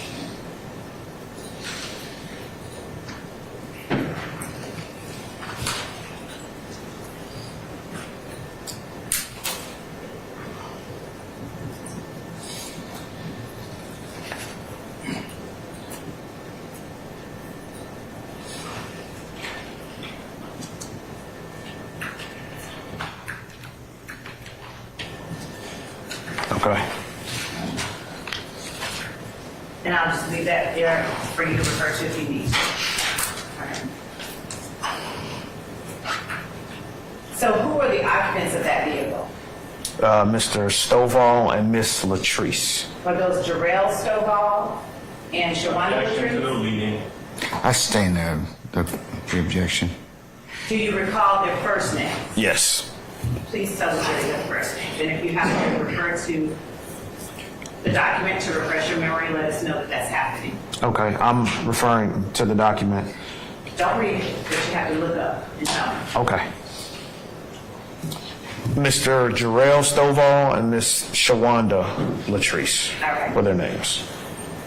Now, when police went to apartment 7 of the complex, were there other persons inside? Yes. Besides the one that was taken into custody? Yes. Do you recall who those other persons were? No, ma'am, I'd have to refer to the document. All right. Would you refer to the document? Don't read it. Look up when you've had a chance to refresh your memory.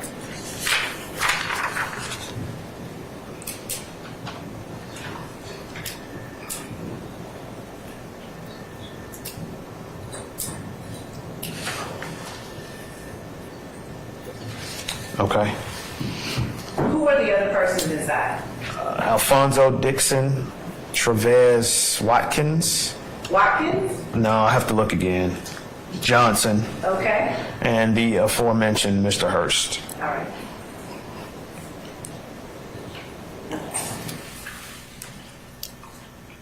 What were the races or ethnicities of these young men? Black males. All right.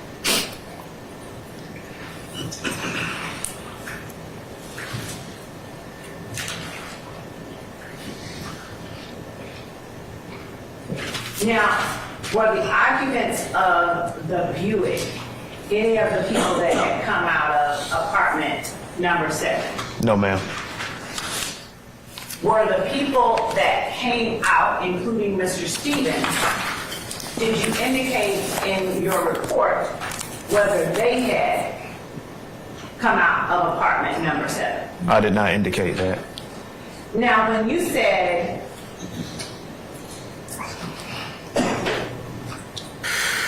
that you looked at the occupants of the Buick and decided they had not come out of number 7, do you recall what you said in your report about the occupants of apartment number 7 as it relates to walking towards your vehicle? No, I do not. Would reading your report refresh your memory? And if it would not, you have to tell me so that we can take another step. I don't think it would. All right. The report that I have in front of me that is marked as State Exhibit 58, would you look at it, not for the sake of refreshing your memory, but look at it and tell me if you recognize the report, first of all. I do recognize the report. How do you recognize the report? It looks like the one that I wrote on January 25th, 2013. Okay. Now, the report that you wrote on January 24th, 5th. of 2013, Yes, ma'am. was that written in close proximity temporally to the time that the incident occurred? Yes. And is it a routine part of your responsibilities and your practice to memorialize incidents as they occur? Yes. And does the report that you memorialize, the incidents that you write a record of, do they accurately inside your report reflect the incidents that took place in close proximity temporally to the report? Yes. All right. And are these reports made during the normal course of business with the Atlanta Police Department? Yes. And was this report made based on the personal knowledge you had at the time that the incident occurred? Yes. Your Honor, under 24-803,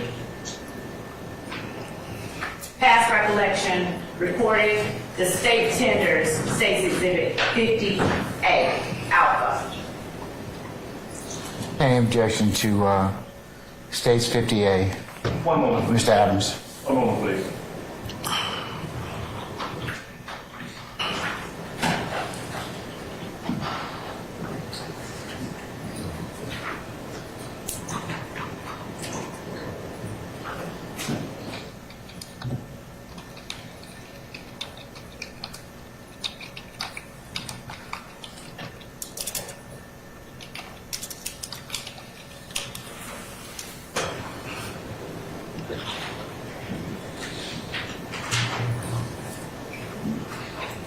No objection to its admission at this point. Does not go out to the jury. All right, States 50A is admitted. Thank you, Your Honor. Captain Pettis, would you please read paragraph, the third paragraph from the bottom in its entirety, starting with several? Yes, ma'am.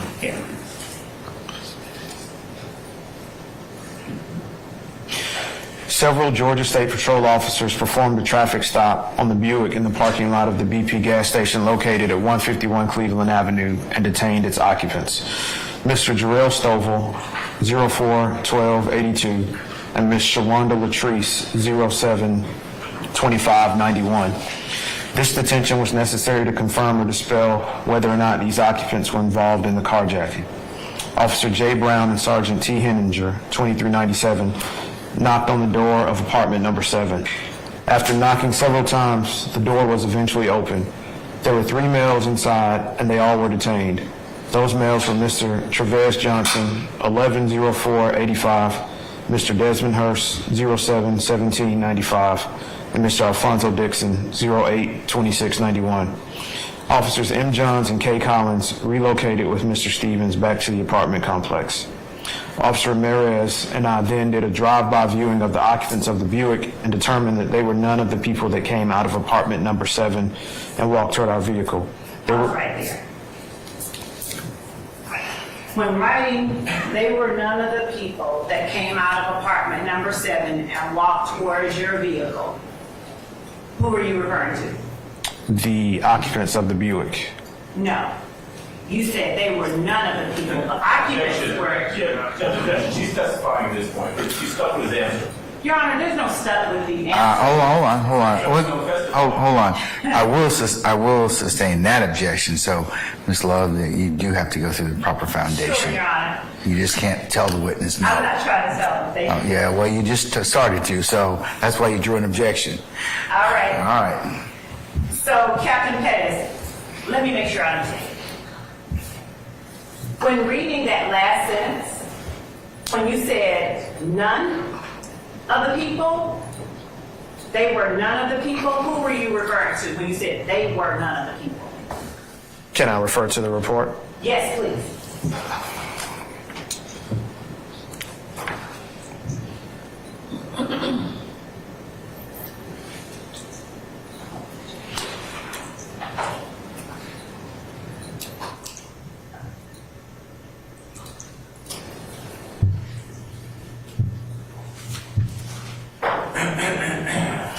The people that I'm referring to are Mr. Jarrell Stovall and Ms. Shawanda Latrice.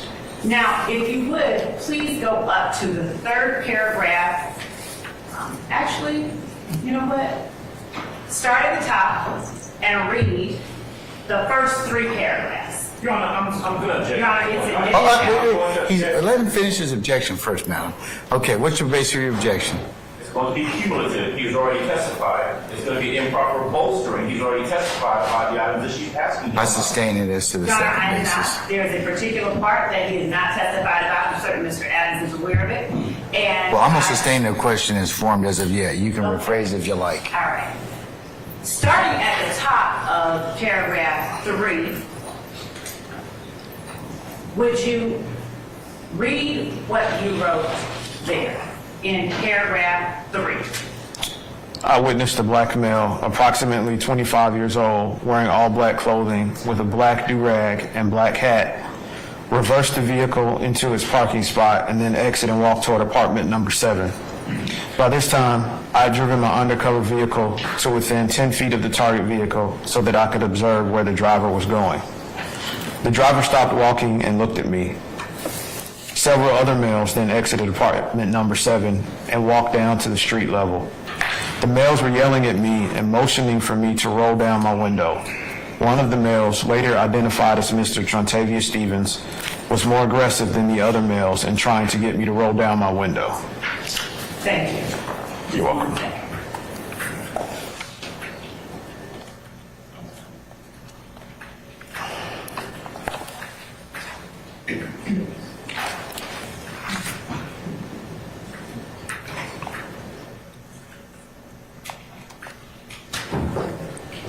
Now, do you recall the serial number of the firearm? No, ma'am. All right. Would you please read the next to the last paragraph of the narrative of your report? Officer Ramirez and I then met Norfolk Southern Railroad police officer J.S. Shirley and his K9 Smoke near the hole in the fence that Mr. Stevens used. Smoke tracked toward a plastic bucket approximately 30 feet inside the wood line, which contained the pistol that Mr. Stevens pointed at me. The pistol is a black Beretta .380 caliber semi-automatic pistol. Serial number D as in David 79, S as in Sam 62, Y as in Yankee. The pistol was turned over on scene to Atlanta Crime Scene Tech number 7345 to be processed. Your Honor, at this time, the state having made state's exhibit number 10A as in Alpha, I'm going to have investigator Chief Long show it to Sergeant. Does anybody wish to examine the State's 10? Or have you seen it? Okay, second. Okay, all right.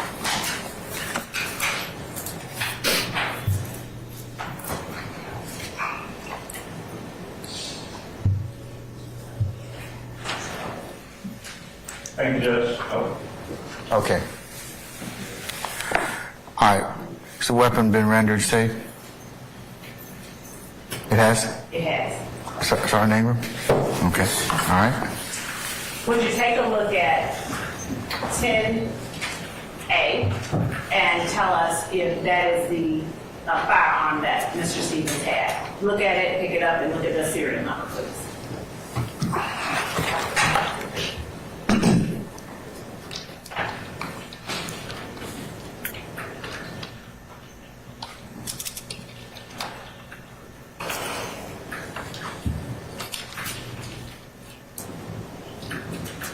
Yes, ma'am. It matches the serial number.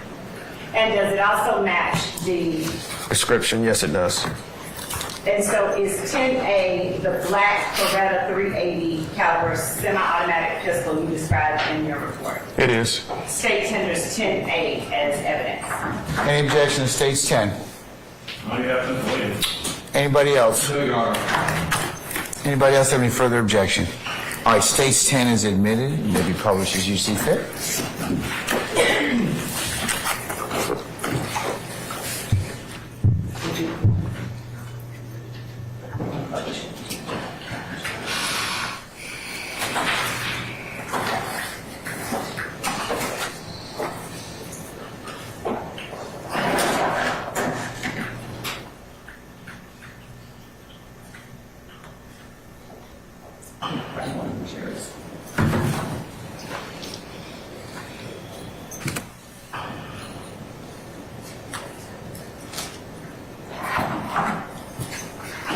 Captain Pettis, what was the age of Trontavia Stevens at the time that this incident took place? And if you don't remember, I'm going to ask you to read it from the report that has already been admitted as evidence. Okay.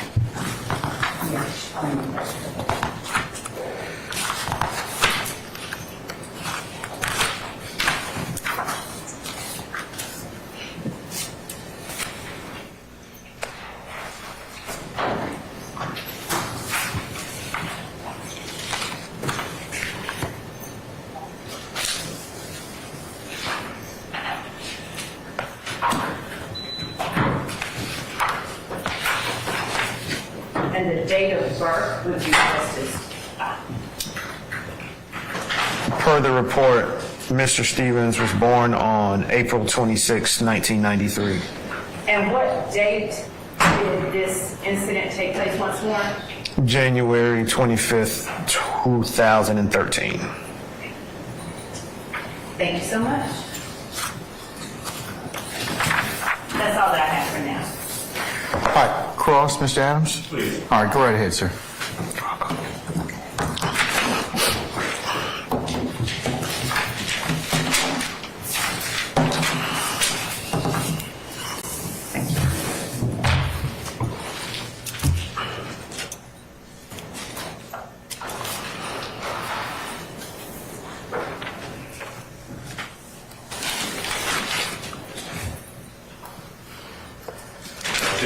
Oh, yes, sir. Go ahead right ahead. I'm sorry. Thank you. Captain Pettis, good afternoon, sir. How are you? Good afternoon. I'm doing well, thank you. All right. You and I have had a chance to chat before. Sure? Yes. All right. So, I represent Mr. Williams, the CEO of the Black Turtleneck, along with Mr. Steve. But I do want to ask you some questions about this gentleman that you arrested, Mr. Trontavia Stevens, and the incident surrounding him. Okay? Okay. You were an APD officer back in 2013, yes? Yes. You arrived at the location that we've been discussing at about 4:30 in the afternoon, sure? If that's what the report says, yes. And I know we've spent some time with your report. Yeah, in front of you? I do not. All right. Matt? Yes. Yes. Just please identify for the record, please. What? Thank you, Judge. Okay. Judge, I'm going to, with the court's permission, approach the witness and show him what's been previously identified as states 50 Alpha 50A. Okay, it's been admitted, so yes, that's fine. All right, thank you, Judge. That's your report, right, Captain? Yes, sir. That's the report you prepared back in January of 2013, right? Yes, that's right. What's that, about 15 pages long, that report?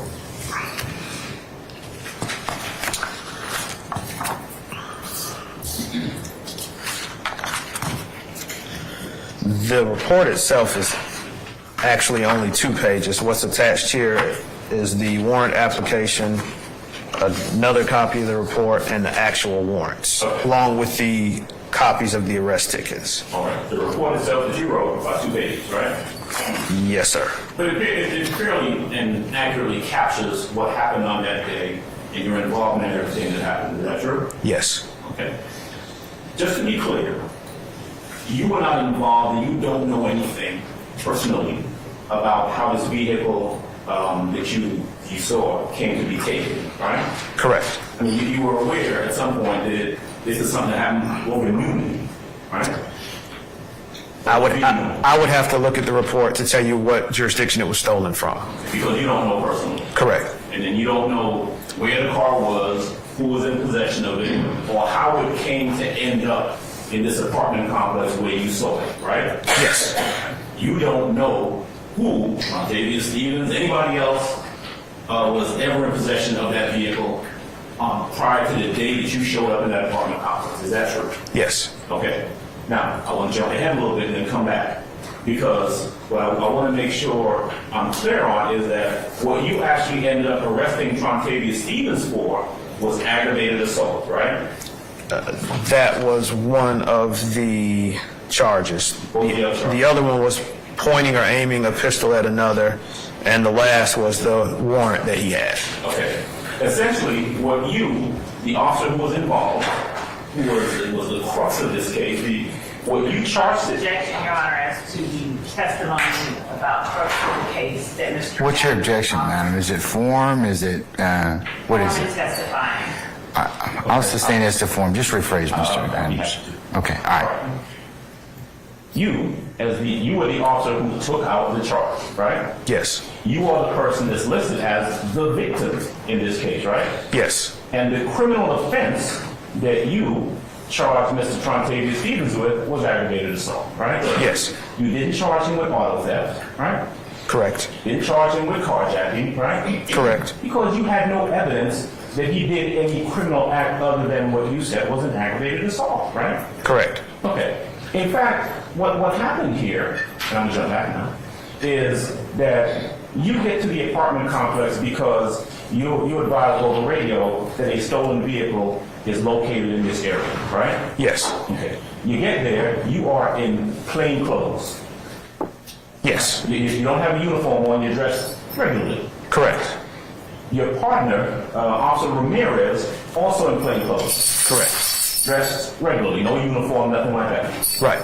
You're all in an unmarked car, right? Yes. No police markings on the car, nothing that identifies it as a police car, right? Correct. Anyone looking at the vehicle would see a regular car with two regular-looking folks inside the car, right? Yes. Okay. You pull up, and the car that we're talking about is parked there in location, and you guys sit on it. Correct. About 45 minutes. Yes. At some point, you'll don't know what happened to it because you saw it coming back your way. Right. Which suggests, obviously, that it left without you knowing that it left, right? Right. Okay. Comes back and it backs into a parking spot. Yes. Okay. A person gets out of that car, and that person starts to walk towards apartment number 7 that you referenced, right? Yes. Now, that person, from your observation, you're inside the car, and your windows are rolled up, right? Yeah. Yes. And you move towards where the car had backed in. True? Yes. Right. You're now 10 feet away from this car, maybe from here to about there, right? Yes. Yes. 10 feet. Windows still rolled up, plain clothes inside the car, and some people come out from apartment number 7. Yes. All right.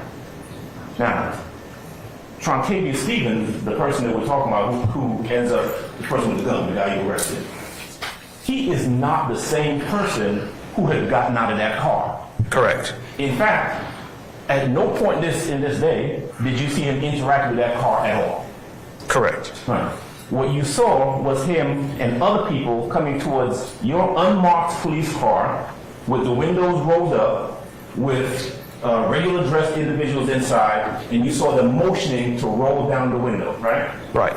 And you said they appeared to be aggressive.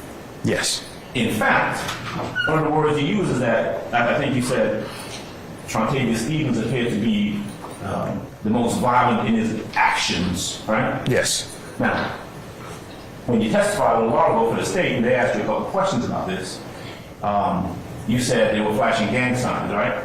Correct. Right. Now, you didn't say that in your report, though, did you? No.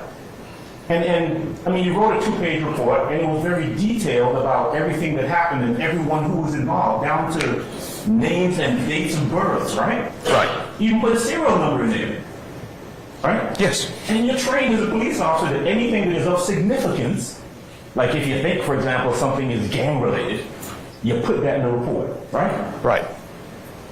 But that report, the same one that she had you read, right, because you can remember some stuff, in that third paragraph where it talks about what you saw those people doing, you ain't say nothing about, I saw gang signs, right? Correct.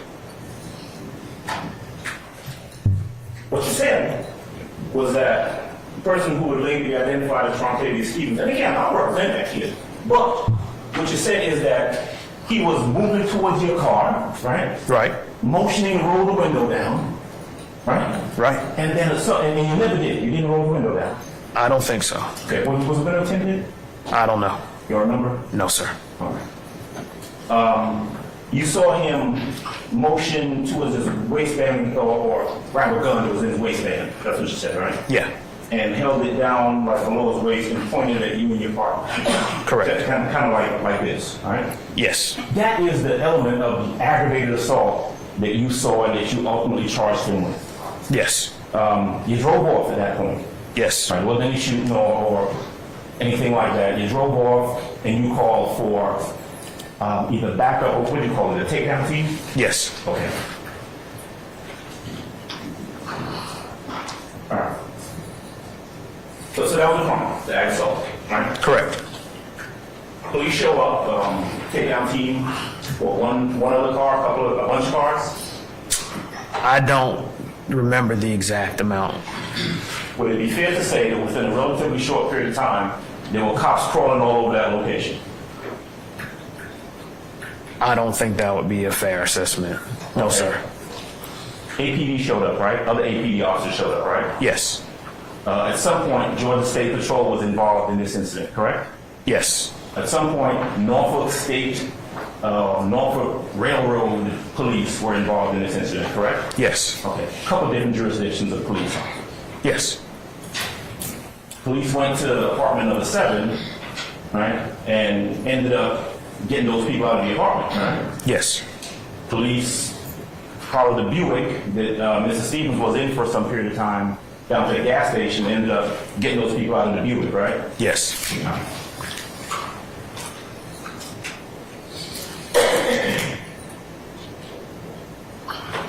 And you recovered a gun. yes, Okay, well, not you personally, but a gun was recovered. yes. That you would later say, yeah, that looks like the gun that, that kid had, that he pointed at. I was personally involved in the recovery. Okay, Yes, sir. all right. It was a bucket or something like that, right? Yes. Let's see what else is. Now, first you can, Judge. You may, sir.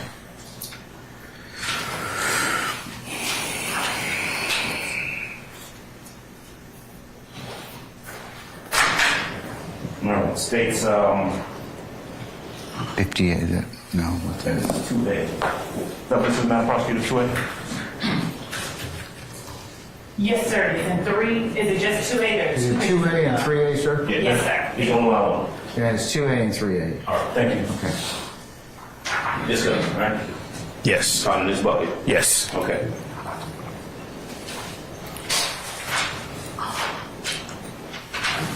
So, a little question or two about descriptions. The person who was in the car, who got out of the car that you referenced, was wearing black. Yes. Black do-rag or something like that?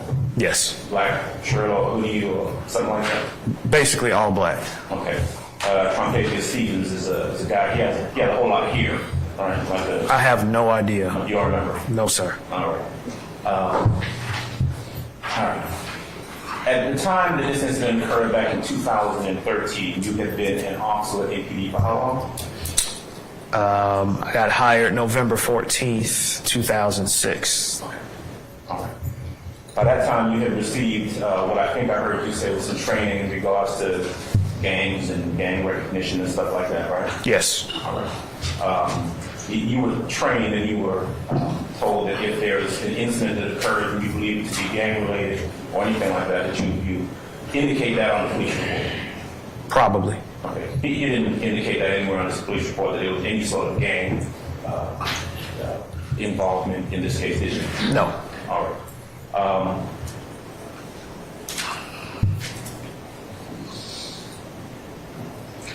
If you thought that there was some sort of gang offense committed. Objection calls for speculation.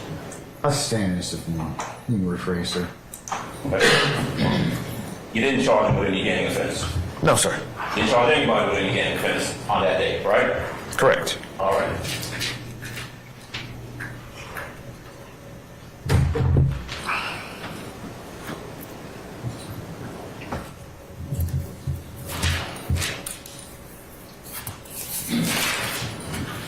All right. 10 seconds if you don't mind, Judge. Not a problem, sir. Maybe I can do a little more.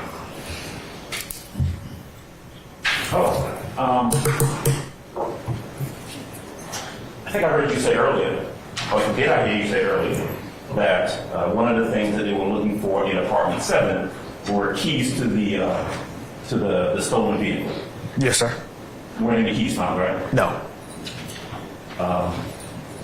Nowhere, anywhere on the premises, on location, outside, in the car, in the blue car, nowhere, no keys found. Correct. Okay. That's all I got. Thank you. Any further examination? Yeah, sure. Yeah, go ahead, Mr. Matthews. Captain Pettis, good afternoon, sir. Good afternoon. And just so that I'm clear, no time after you completed your report did you offer a supplemental report indicating that you observed gang signs? Correct. No further questions. Thank you. Mr. Williams, anything? All right, Mr. Shard, anything? Ms. Westmoreland, anything? No, Your Honor. Mr. Weinstein, anything? No, Your Honor. All right, any further redirect, madam? Yes, Your Honor, just briefly. Captain Pettis? Yes. I'm not going to keep you here much longer, but you were asked on cross-examination specifically whether or not you made any arrests of Mr. Stevens or took out any warrants on Mr. Stevens for the hijacking of the motor vehicle that you were investigating. Do you remember being asked by that? I do. By Mr. Adams, that question? Yes, ma'am. So, beyond receiving a report of a located stolen vehicle, did you have any facts about what had happened in Noonan No, ma'am. as it related to that vehicle? And so you were also asked, or you stated in your report, when you stated in your report about the person driving the stolen vehicle and where they went, notwithstanding where they went, you didn't find, according to your answer with Mr. Adams, you didn't find the keys inside the apartment where they went? No, ma'am. And the people who exited the apartment, Mr. Stevens was one of those people? Yes. The same one that threw the gun? Objection to the leading. Sustained. Was that the same person that threw the gun? Yes. Did Mr. Stevens run from uniformed officers? No, ma'am. When he was running or leaving and he discarded that gun, who was after him? Nobody. How did you all then encounter him? We circled the apartment complex again in an effort to see where he was going and what he was doing because he ran the opposite direction that we were driving. When you say ran, who was he running from? I don't know. All right. Were you all pursuing him? No, we were going the other way. He pointed the gun, we drove the other toward the street, and he ran back toward the back of the apartment complex. Did you said you called for backup? Yes, ma'am. Did backup arrive?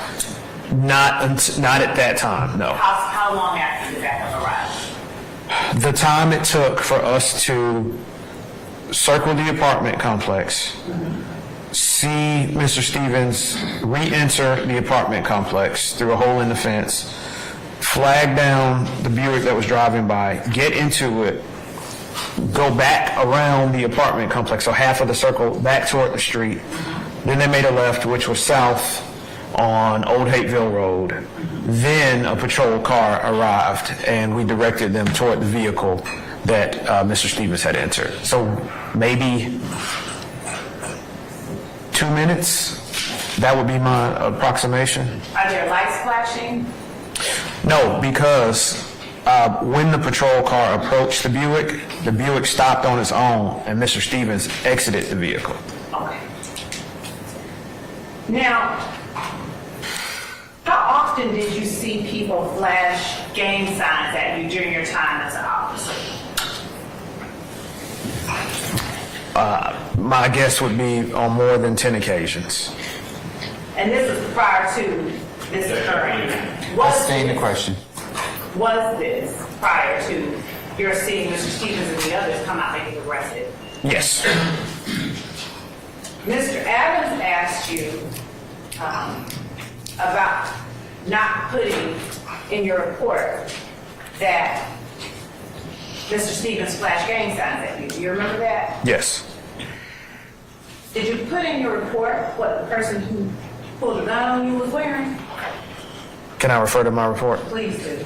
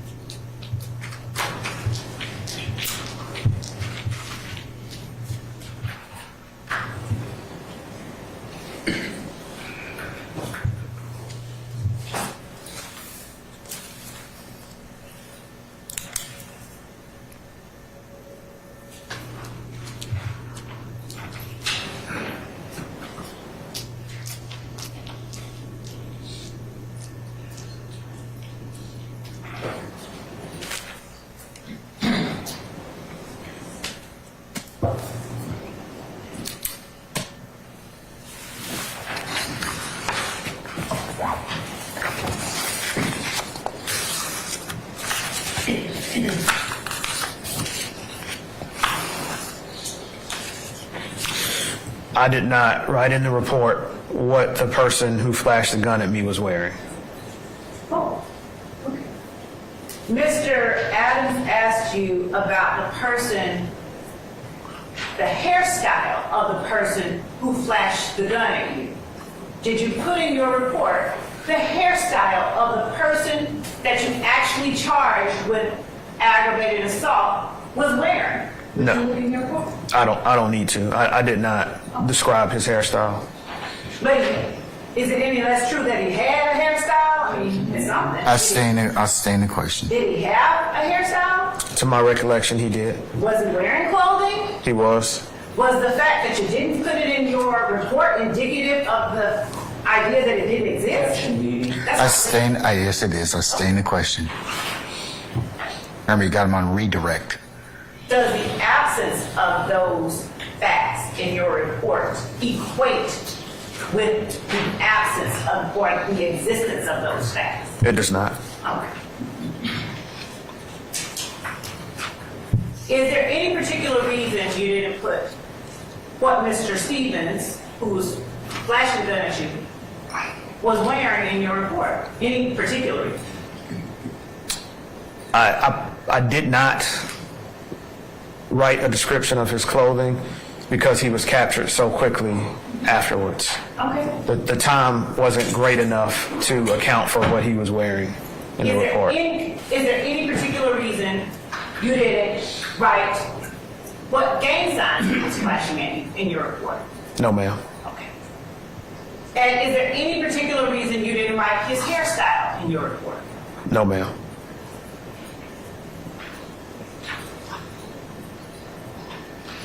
How are you able to remember today that the gentleman that exited that apartment came out flashing gang signs at you, and in particular that Mr. Stevens was the most aggressive one flashing the gang signs? How are you able to remember that? It's been 10 years. I have a general recollection of the incident because this was the last investigation that I conducted as an officer before I got promoted to investigator. So it's more important, I guess, than others.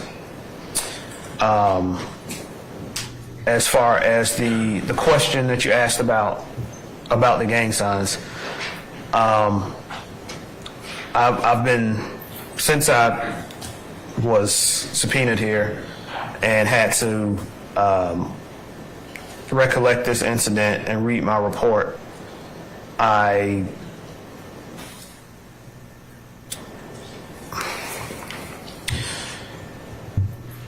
think that let me refer to my report to what I actually wrote.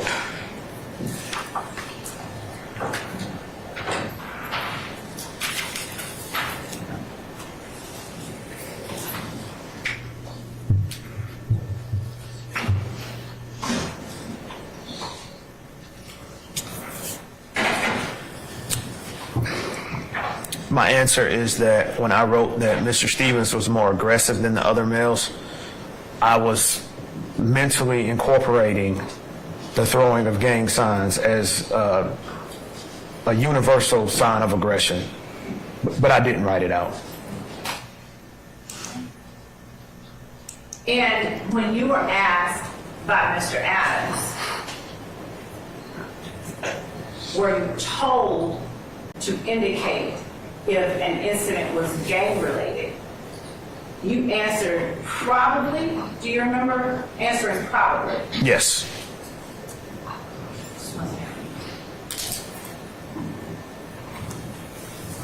Can you state with certainty that at that time you had been instructed to make those kind of indications on your report?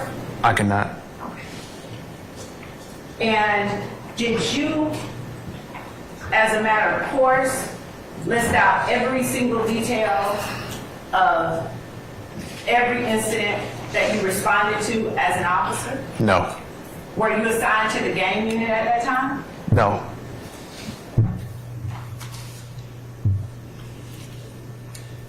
Is the information you've given to the jury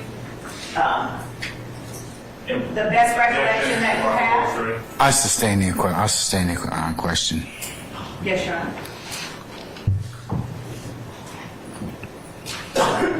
Anything further, madam?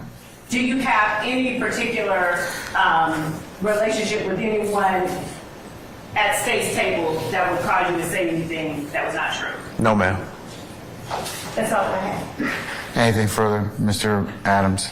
Just a little bit. All right. You're a police officer, right? Yes, sir. You're a captain. Yes. You, what you do when you're conducting an investigation affects people's lives, right? Yes. You arrest people and take their freedom and take them into custody, true? Yes. And you are charged with writing reports that reflect the truth so that someone down the road, maybe a prosecutor, can rely on that information and know if to or how to prosecute someone, right? Yes. That is extremely important. Would you agree with me? Yes. All right. And so when you write your report, and when you were writing reports back in 2013, those things were just as important then as they are today in this courtroom, right? Yes. Okay. And so you weren't a rookie officer back in 2013. You had been on the force for some 7 years? Yes. Okay. And so before coming in here to testify, whether it's today, I don't know, yesterday, last week, whenever, did you have an opportunity to sit down with the prosecutors and talk to them about your testimony and your recollection of the events of 2013? Did you do that? Yes. Okay, right. And you still came in here today, and this is the first time, right, that you're mentioning anything about gang signs that you saw when you were brought in here to testify in this, quote, gang case, right? Yes. Okay. Now, just out of curiosity, what was the gang sign? Hold on. What's the basis for your objection, ma'am? Well, with respect to What's the basis of your objection? form, first time. I'm going to overrule the objection. Okay. Go ahead, Mr. Adams. Come here. What was the gang sign you saw being thrown up that day? No idea. No idea. None. Okay. But you know what's a gang sign, right? Yes. Okay.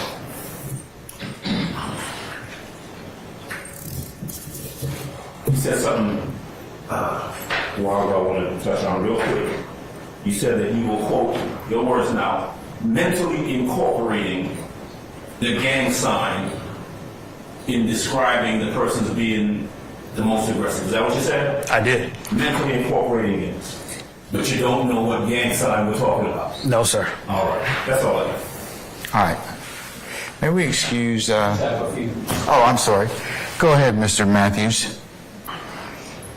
So, Captain Pettis, I just want to make it clear. You described these events about this individual, Mr. Stevens, pointing a weapon at you, right? And just prior to that, you said that he had flashed these gang signs, right? Yes. And you agree that if a person is flashing their gang signs at you and then they point a weapon at you, that's criminal gang activity, right? I don't agree with that. Okay. No. Anything? Charged with any criminal street gang activity, correct? Correct. Thank you. Anything further on behalf of any counsel for the defendants? All right, madam, anything else? Just briefly, when you spoke with Mr. Adams and he asked you, is this the first time that you mentioned gang activity? What did you mean him to, or what did you understand him to be when he says first time? I took that to mean as in regards to Mr. Stevens' actions that day. Okay. And as they relate to speaking in court or anywhere else, is there any other time you've had an opportunity to talk about what Mr. Stevens did? Yes. When? A couple times this week. Today. In a formal setting? No, ma'am. Okay. Well, actually, let me. I don't know what the adjudication process was with this case. I don't know if I testified at grand jury. So I can't say with certitude that I've never spoken formally about this because I don't remember. And when you were asked what was the gang sign by Mr. Adams, and you said no idea? Yes, I said that. If you're saying no idea to what was the gang sign, how are you able to testify to the jury that it was in fact a gang sign? By the forming of the hands, by the overall gesticulation. I think that you don't need to be a police officer or be educated in what sign means what gang, and any of the gang rule handbook or any of those things to understand what a gang sign looks like when it's being postured towards you, especially considering the totality of the circumstances that I was in the moment. So I don't. Were the signs that were being made by the individuals that came out of Department 7 similar in nature? I can't answer that either. I wasn't well educated then on what what sign relates to each gang, and I'm not today either. Okay. Were those signs that you saw signs that you had seen in similar circumstances in the past? Yes. Thank you. That's all that happened. May I ask? Yes. Captain Pettis, did you get any training at the police academy on gang? Probably. That's all I have. Anything further, Mr. Adams? No, sir. All right, anybody else? All right, may we permanently or temporarily excuse Captain Pettis? Your Honor, we can, at least temporarily. I don't anticipate needing him again, but I don't know how things are going to go, so we're releasing him for today. All right, Captain Pettis, thank you for your patience with us. I'm going to temporarily excuse you as a witness, so that means you're subject to being recalled at some point in time. We'll reach out to you if we have to do that. Just remind you not to discuss your testimony with anybody except the attorneys in this case, okay? Yes, sir. All right, thank you, sir. Thank you. All right.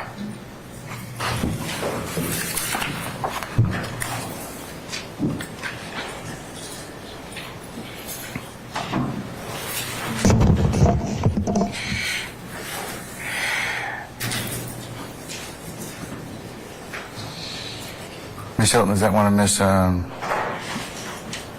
Weaver's documents? It will be, yes. All right, don't be trying to take the stuff now, okay? I'll watch everything. All right, okay. Ladies and gentlemen, how about some lunch? Yes. Yeah, resounding yes. All right, that's what I like to hear. All right, ladies and gentlemen, at this point in time, it's about 10:01. How about we come back at 2 o'clock? Is that all right? Okay, all right. Remember my admonitions that I've given you. If you decide to leave your headquarters, please remember to keep your juror stickers on so everybody can notify you or identify you as a juror. Leave your notepads in your basket, and remember all the admonitions I've told you. Would it be proper for you to discuss what you heard on the stand with each other now?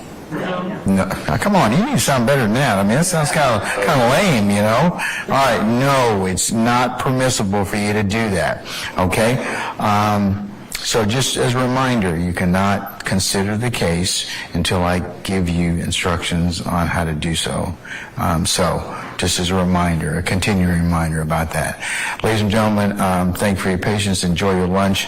We'll see you all at 2 o'clock, okay? All right, all rise.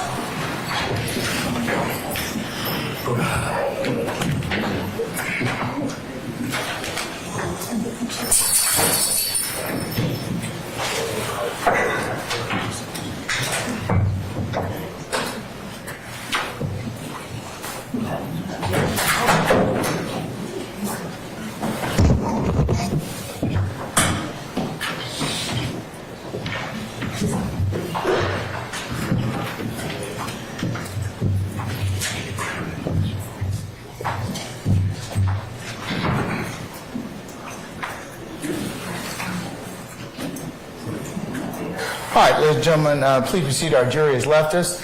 Counsels, take lunch as well. I'll see you all back for 2 o'clock, okay? All right, we're in recess.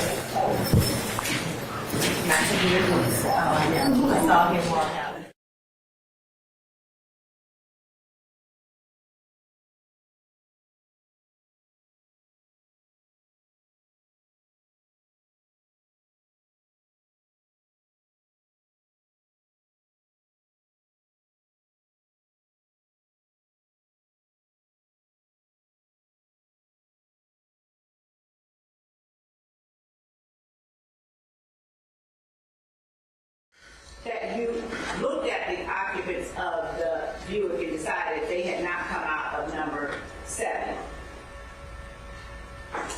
Do you recall what you said in your report about the occupants of apartment number 7 as it relates to walking towards your vehicle? No, I do not. Would reading your report refresh your memory? And if it would not, you have to tell me so that we can take another step. I don't think it would. All right. The report that I have in front of me that is marked as State Exhibit 58. Would you look at it, not for the sake of refreshing your memory, but look at it and tell me if you recognize the report, first of all? I do recognize the report. How do you recognize the report? It looks like the one that I wrote on January 25th, 2013. Okay. Now, the report that you wrote on January 24th, 5th of 2013? Yes, ma'am. Was that written in close proximity temporally to the time that the incident occurred? Yes. And is it a routine part of your responsibilities and your practice to memorialize incidents as they occur? Yes. And does the report that you memorialize, the incidents that you write a record of, do they accurately inside your report reflect the incidents that took place in close proximity temporally to the report? Yes. All right. And are these reports made during the normal course of business with the Atlanta Police Department? Yes. And was this report made based on the personal knowledge you had at the time that the incident occurred? Yes. Your Honor, under 24-803, past recollection reported the state tenders State's Exhibit 50A Alpha. Any objection to State's 50A? One moment. Mr. Adams. Okay, let's take a pause in that testimony from earlier today. The trial is actually on a break. They've been dismissed for lunch, but let's bring in my two great guests right now to talk about what we've heard this morning in this trial. Joseph Scott Morgan, I'm going to start with you. This is sort of the building block testimony, I'd like to call it, where you bring in, the first law enforcement who may have been touching the case or may have made those first observations that have led to a larger investigation or an arrest. How important is this testimony for the jury early on in the case? It is critical, and here's why. You're talking about a RICO case, and it is so layered and so dense. All of the charges that are involved, all of the components of the violations that are involved, and so you have to do this piece by piece. And it's almost, if folks at home will kind of think of it this way, you almost need a tour guide. I hate to, simplify it that much, but it is so very complex. You need somebody that was actually boots on the ground that can orient you not just to the law and perhaps the violations that took place, but also the geography and kind of the complexity of that, the various locations where they made these encounters, and also the people that inhabited that area, the day-to-day routine. That's why it's important, they're talking about Zone 3 here, his connection to that. He's now a deputy commander of that particular zone in the city of Atlanta. And so that's, it goes to the heart of the case, and people begin to kind of understand it, and it unfolds before them. But, look, I know I'm preaching to the choir with you guys. RICO cases are some of the most complex cases that there are in all of criminal law. No, absolutely. And Joseph Scott Morgan, you're going to be leaving us at the top of the hour, so I'm going to take this moment to take a quick question to you. You think it's a good start for the prosecution, yes or no? Yes, most definitely, because you have to pave the way. Excellent. You have to pave the way with this as you're getting started. Joseph Scott Morgan, thank you for joining, and stay tuned here at Law&Crime. We'll be back after this break with more live trial coverage.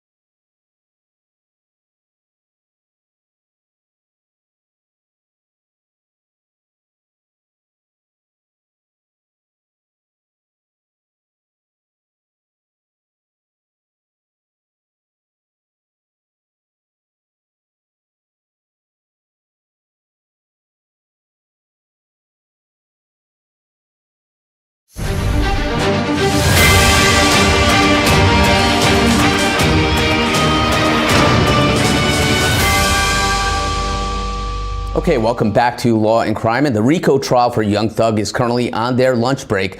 Thug and his 5 other co-defendants are accused of participating in Young Slime Life gang. As we wait for the day 4 in court to continue, we want to take viewer questions now. So send them via social media and YouTube, and I will try to answer them here with my esteemed legal panel. And I'm joined right now by Law and Crime's legal analyst, Brian Buckmeyer, to answer your questions with me.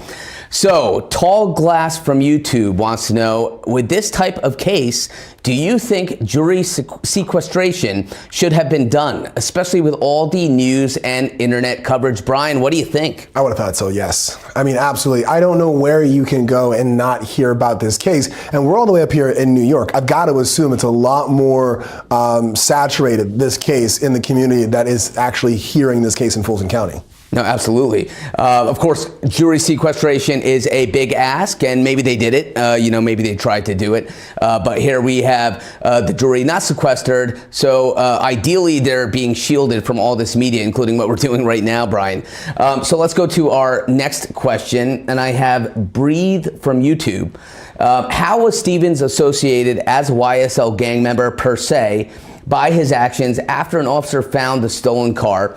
Officer didn't mention in report no gang sign seen. So what do you think about that, Brian? I'm guessing we're about to hear it, but I think it's going to be difficult because we've heard that he saw gang signs, that he's familiar with gang signs.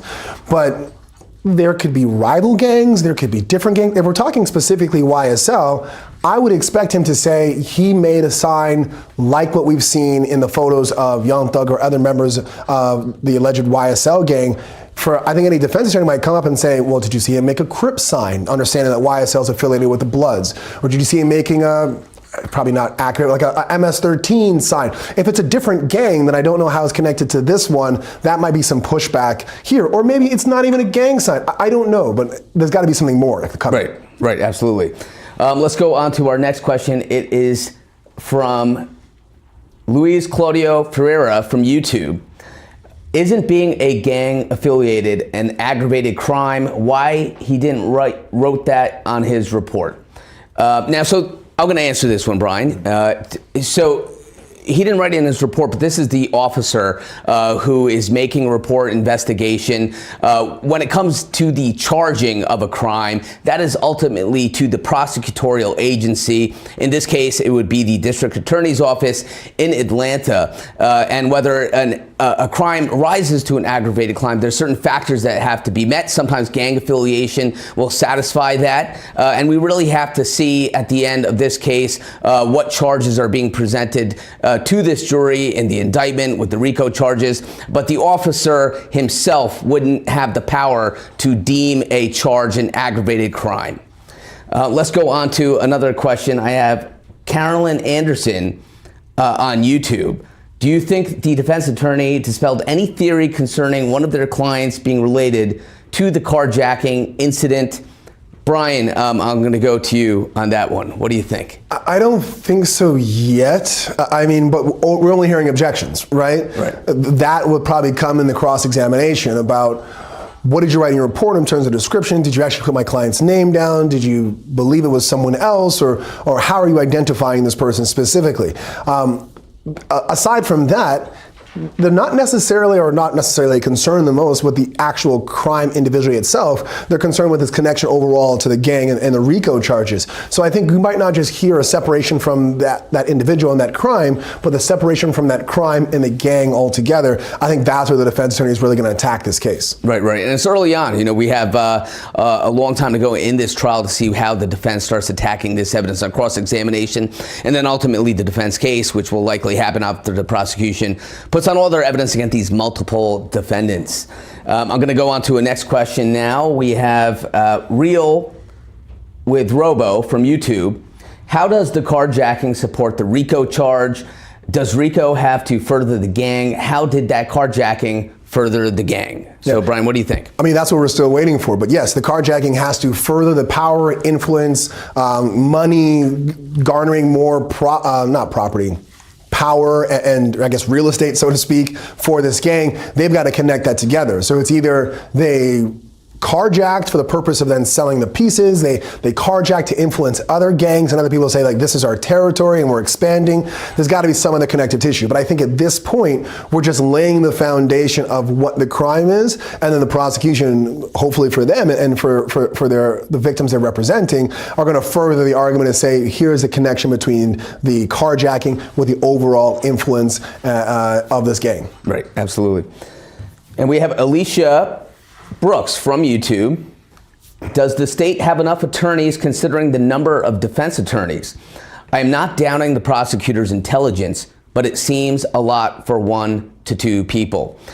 So you have the multiple defense attorneys because you have multiple defendants. Of course, the prosecutors are in court. But speaking as a former prosecutor, I can tell you there is an entire office behind you, typically as a prosecutor. And although that these prosecutors are the mouthpiece for the state of Georgia in that courtroom, they likely have an army of other assistant district attorneys, paralegals, and staff to help them behind the scenes, so to say, whereas the defense attorneys most likely have other staff members and whatnot, but you have the multiple defendants, so that equals multiple defense attorneys, all with different considerations for their clients there. So I think the prosecution probably have ample firepower, so to say, behind them back at the DA's office.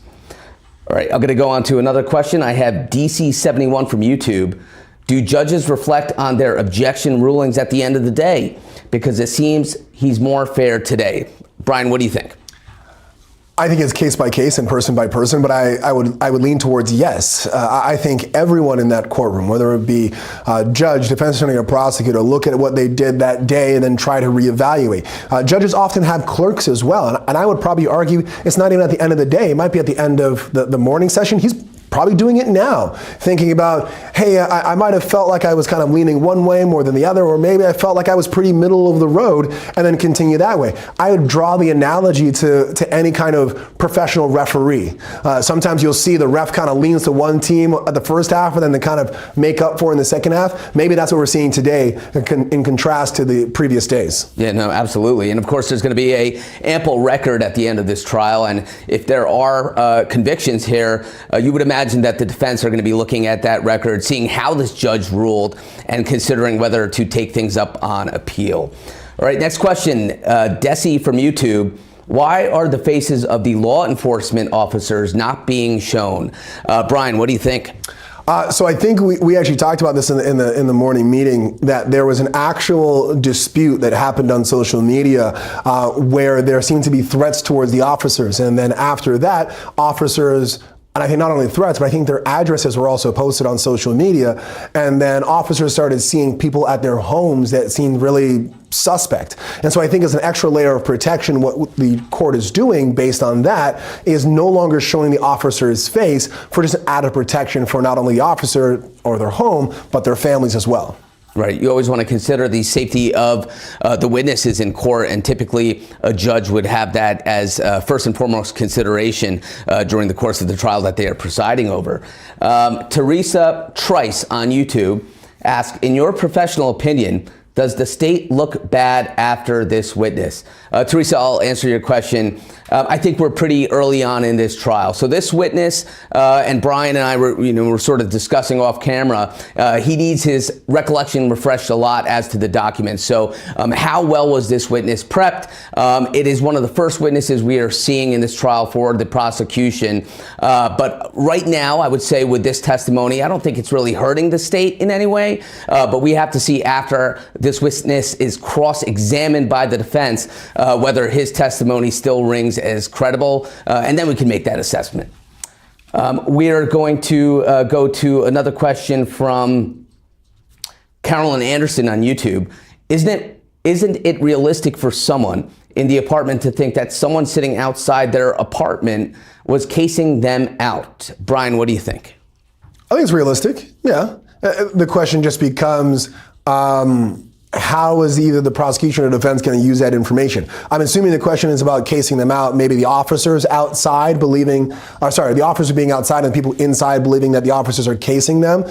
Then the question becomes, Why would you believe that the officers are casing your home? Is there an innocent explanation for that? Is there a criminal explanation for that, or somewhere in between? We heard from Brian Steele, a Young Thug's attorney, describing this community and their, specifically Young Thug's, relationship with the officers. Maybe there's just a general fear of officers watching outside your home. I know as a defense attorney, we often make the correlation of no one's ever driving down the street and see lights and sirens behind them and say, oh, thank God the police are pulling me over. There's always a sense of fear or worry, regardless of who you are, as to what's about to happen. So maybe that's the case here. Yeah. Let's go to a question from P. Bryan, also from YouTube. Is it proper for the state to say at the end of opening, the jury needs to do their duty and reach the only verdict that speaks the truth, guilty, implying a not guilty verdict is not the truth? It is proper for the state to argue to the jury certain opinions of what they think the evidence is going to show and what they are going to ask the jury to derive from that evidence. So in an opening statement, which is not evidence, and the judge instructs the jury that opening statements and closing arguments are not evidence, they're just arguments from the attorney, it is proper and it's typical for the prosecutor to ask the jury that at the close of the evidence, at the close of the case, that they should reach a verdict of guilty. So I think that would be a proper comment in the opening statement by the prosecution.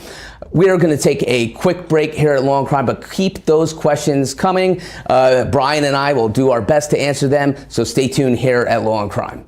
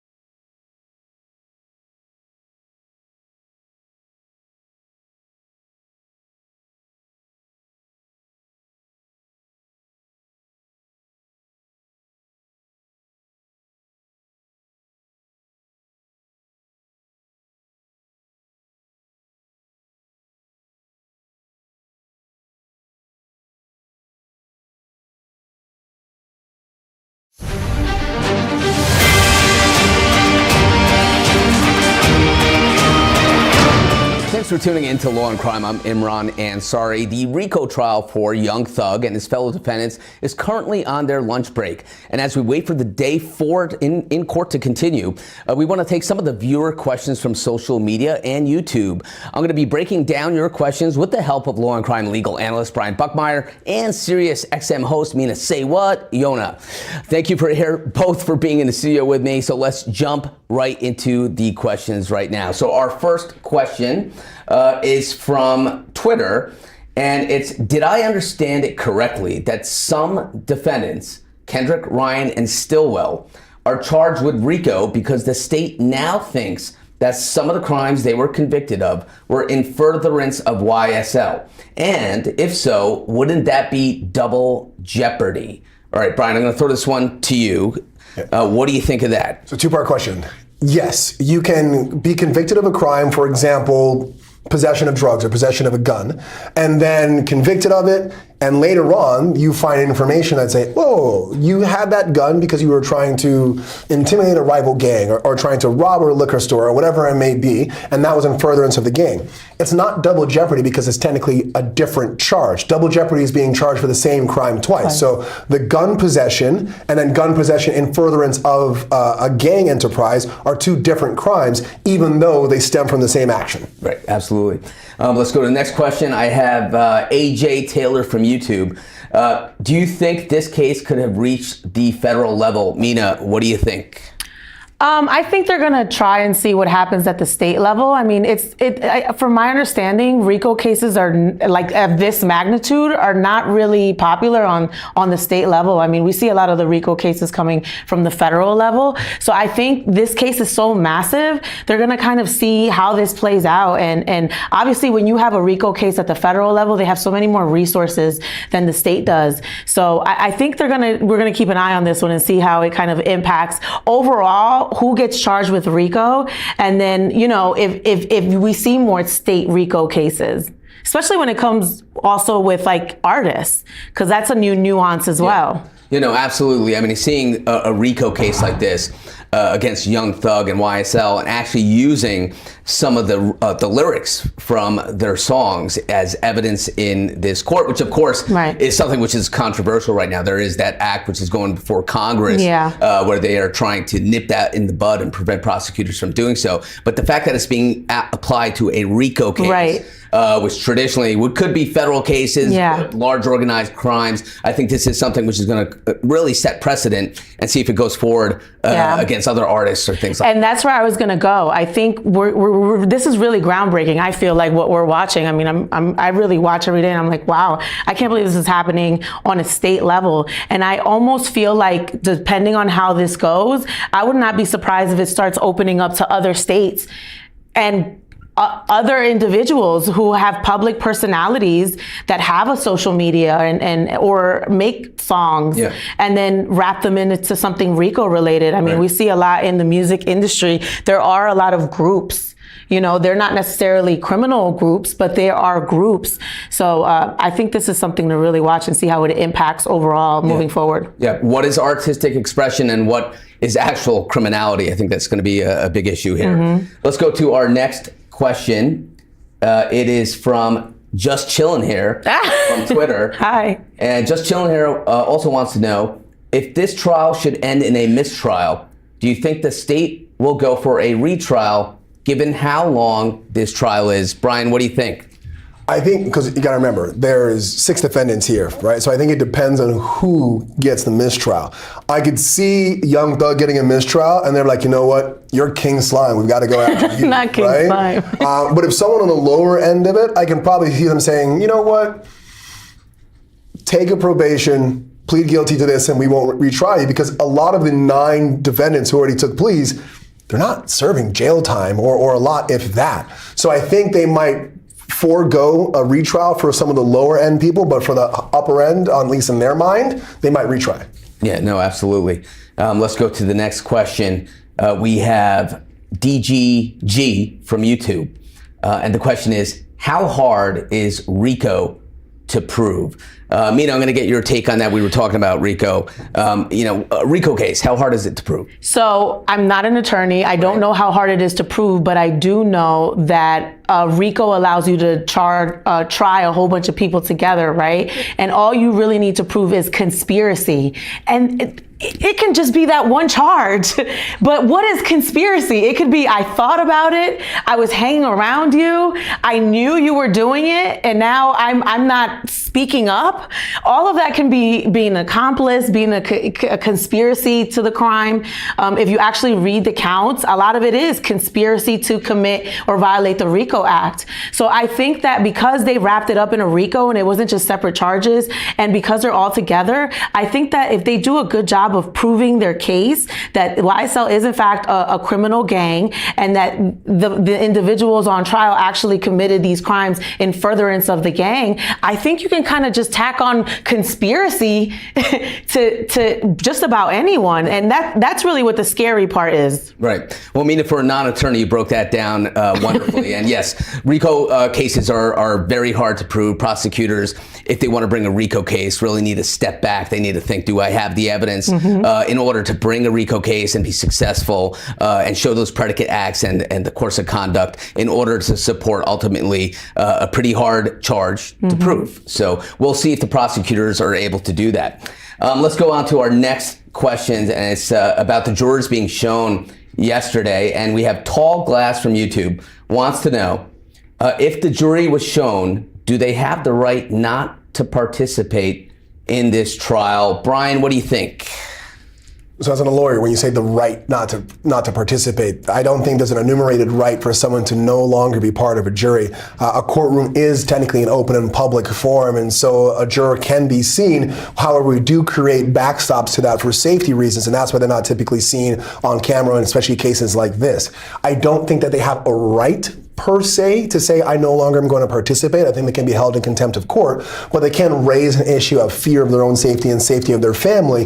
That might be enough to convince the judge who says, you know what, this is a credible threat, this is a credible fear, and we're going to take you off, maybe put on an alternate that the media has not shown as yet, and then we're going to curtail the way in which we show the jury going forward. That might be a remedy, but I wouldn't say it's as far as a right. Right. No, yeah. And I think the judge mentioned that, there were some security issues. I mean, yesterday, I think there was a lot of confusion. It was supposed to be like a 10-minute break, and it ended up being over an hour.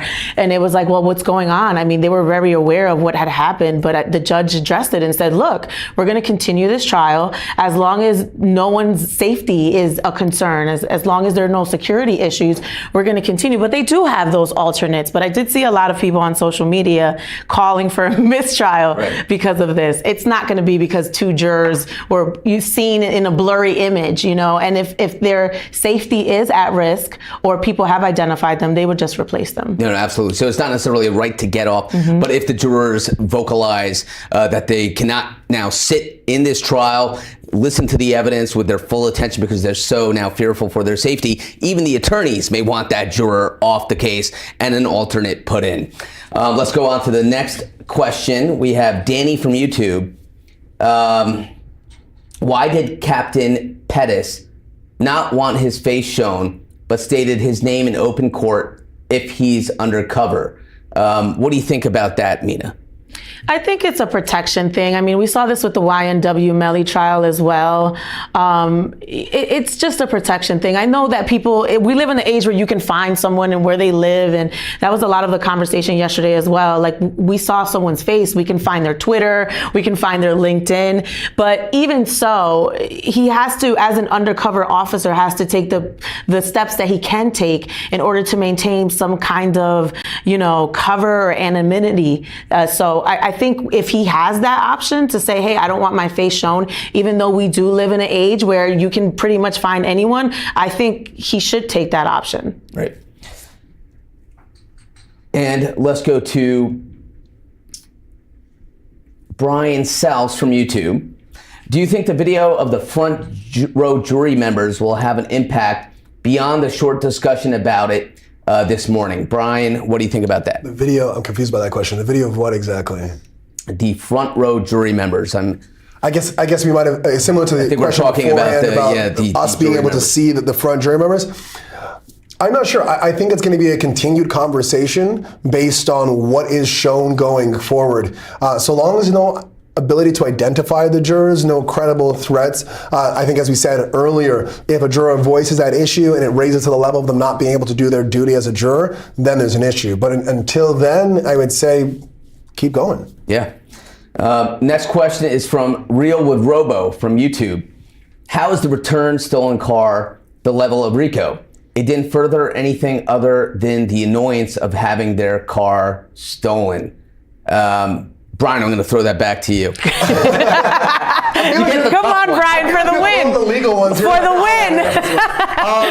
It's something the prosecutors are going to do. I think that's a great fact for the defense, because the question becomes, if you steal a car and then it goes back to the person, do you think that King Slime is saying, hey, just go steal this thing and give it back? Like, how is that furthering the gang activity?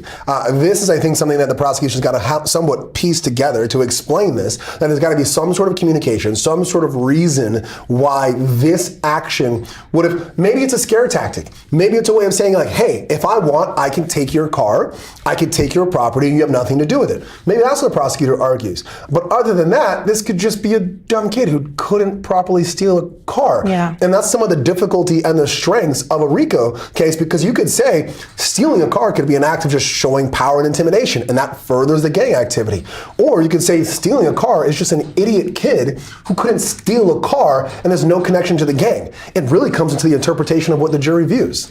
I also think a lot of these members have criminal records already, so it's hard to really distinguish what is crime just for the sake of crime and what's the crime on behalf of the alleged gang. And I think that's really what the issue is. I mean, that could have been a crime that, he was just committing because he commits crimes, right? He wants a car.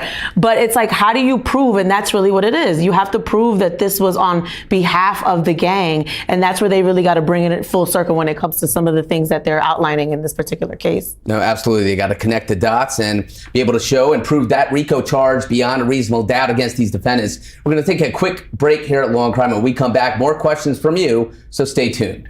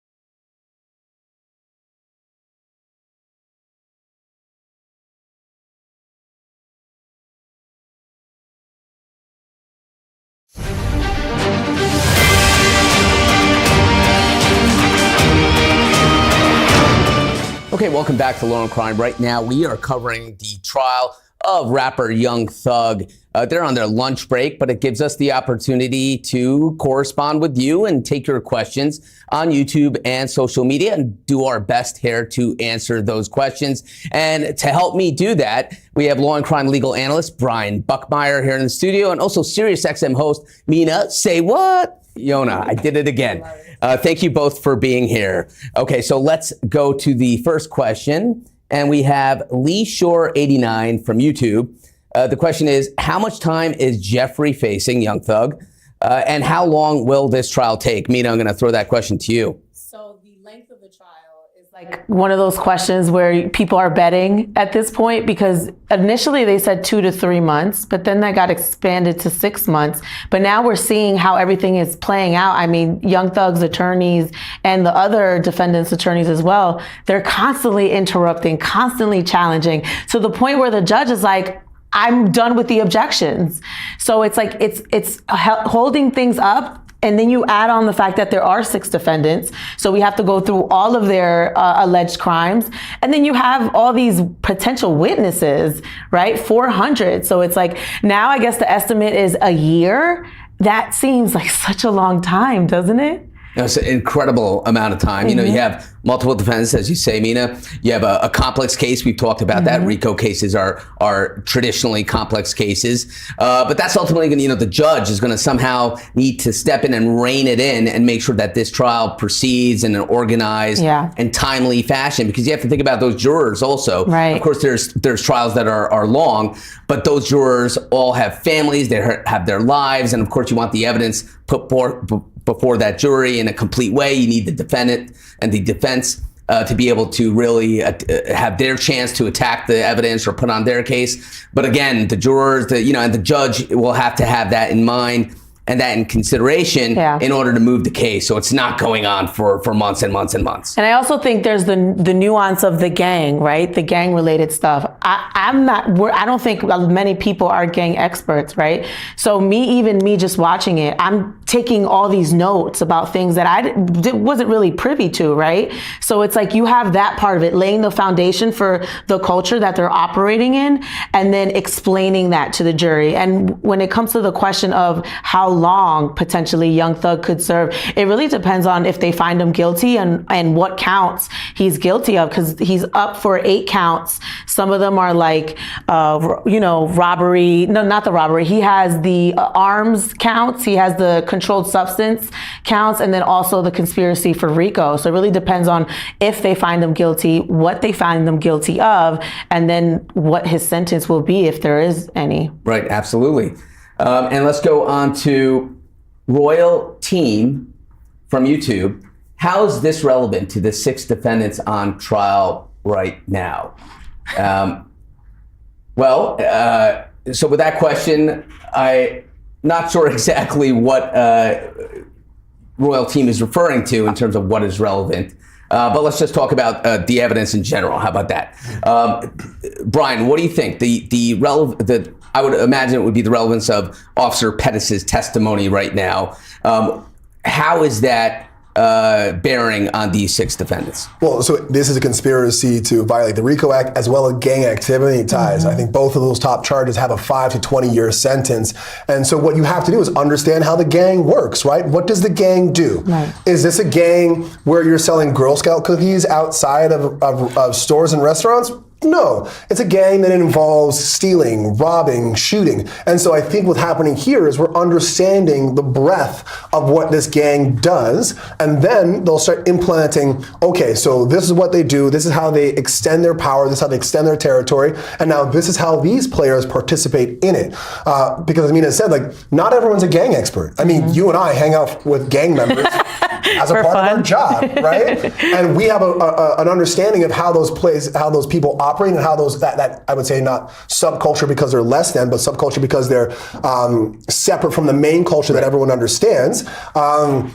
Not everyone understands that. Not everyone knows what it means to be like the 3 of us are 550.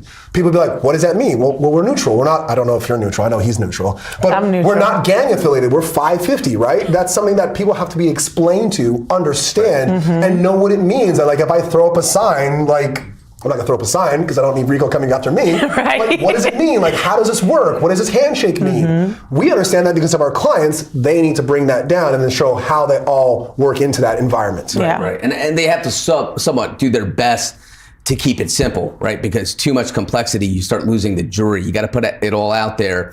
But there's so many nuances and facets to gang culture and whatnot that they have to keep it in a manner that is palatable to that jury and it's easily understood. Right. Let's go on to the next question. Mike D from YouTube. What do you think about the rap lyrics being used in this RICO trial? And Mina, we talked about that a little. Yeah. Let's talk about that. It's definitely a debate. I actually did a Twitter poll, and I guess the question is, how are you using the rap lyrics? So in this trial, they're using it conditionally, right? If you're using rap lyrics solely as evidence, I think that is just a violation of amendments and people's right to create music, create art, right? But that's not what's happening here in this particular case. Now, we haven't seen all the evidence, but they claim that they have instances and events that happened, right, that somehow are identical to some of the lyrics in these raps. So you don't have just rap lyrics as evidence. You actually have, according to them, evidence of crimes, the people who committed these crimes, and they can tie the people who committed these crimes to Young Thug, and then he's kind of talking about these crimes specifically in his raps.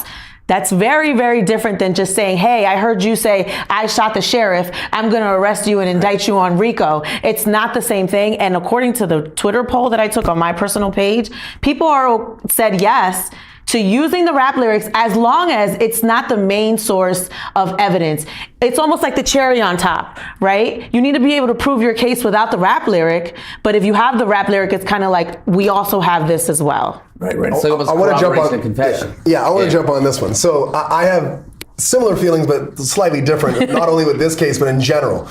We probably both represented people where rap lyrics were used, right? And my thing is always, there needs to be a standard in which you can connect that rap lyric to actual events. I would say preponderance of the evidence, 51%, right? And I've had clients go on and say, hey, I spotted you in the corner here and I shot at your mama and now your mama don't talk no more. And we have video of you shooting that person's mama on that corner. I'd be like, bro, why are you rapping about this? Like, Right. that don't make no sense. This is right? a confession. That is a confession, and that's being used. But some of the lyrics here I have a problem with. If you use, for example, what they're doing, in one of their major cases, they have the rap lyric from Anybody with Young Thug featuring Nicki Minaj, where he says, I didn't kill anybody, but I got something to do with that the body. Yep. I'm a general, right? They're trying to attach that now to the death of Donovan Thomas Jr. That because he purchased a vehicle, a rental car that 5 other people used to allegedly go and kill Donovan Thomas, that's him confessing to it. To me, that is far too broad. That song came out in 2018, the shooting happened in 2015. We don't know whether Young Thug himself wrote that lyric, whether there was a collaboration between him and Nicki Minaj, whether there are ghostwriters, whether or not he's actually talking about that incident. It's too far removed for you to use that for a murder, in my mind. I want to kind of pick your brain on that, right? So there's another lyric where allegedly, YSL shot at the other rapper, YFN Lucci's mom's house, right? So there's no evidence, according to Thug's attorney, that he had anything to do with that. But he raps about shooting someone's mom's house, and now they don't mention me. How about a lyric like that? Did she mention him beforehand? Did she stop mentioning Young Thug specifically after? Because that would be the corroborative information. If before the shooting, she was specifically saying Young Thug, Young Thug, Young Thug, Young Thug, then got shot at and then stopped talking about Young Thug, I would say use the lyric.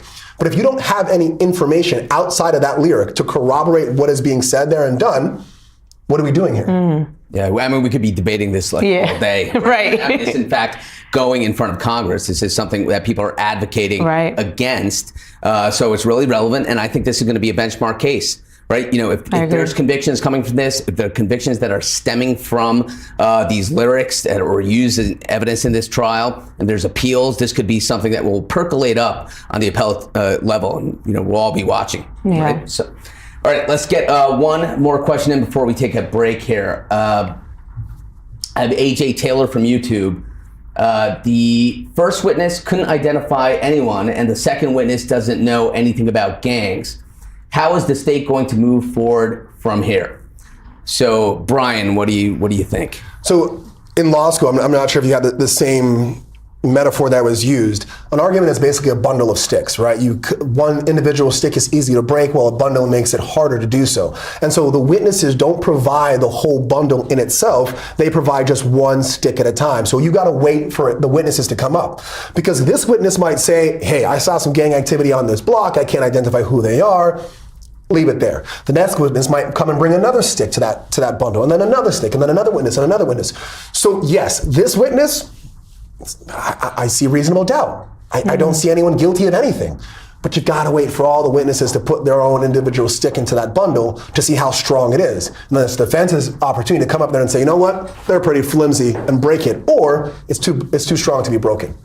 Yeah, ultimately, at the end of the day, the prosecution will put those sticks before the jury, and let's see if they are able to build a case against Young Thug and the other YSL defendants. We're going to take a quick break here at Law&Crime. When we come back, more Q&A with your questions. Keep them coming. Stay tuned.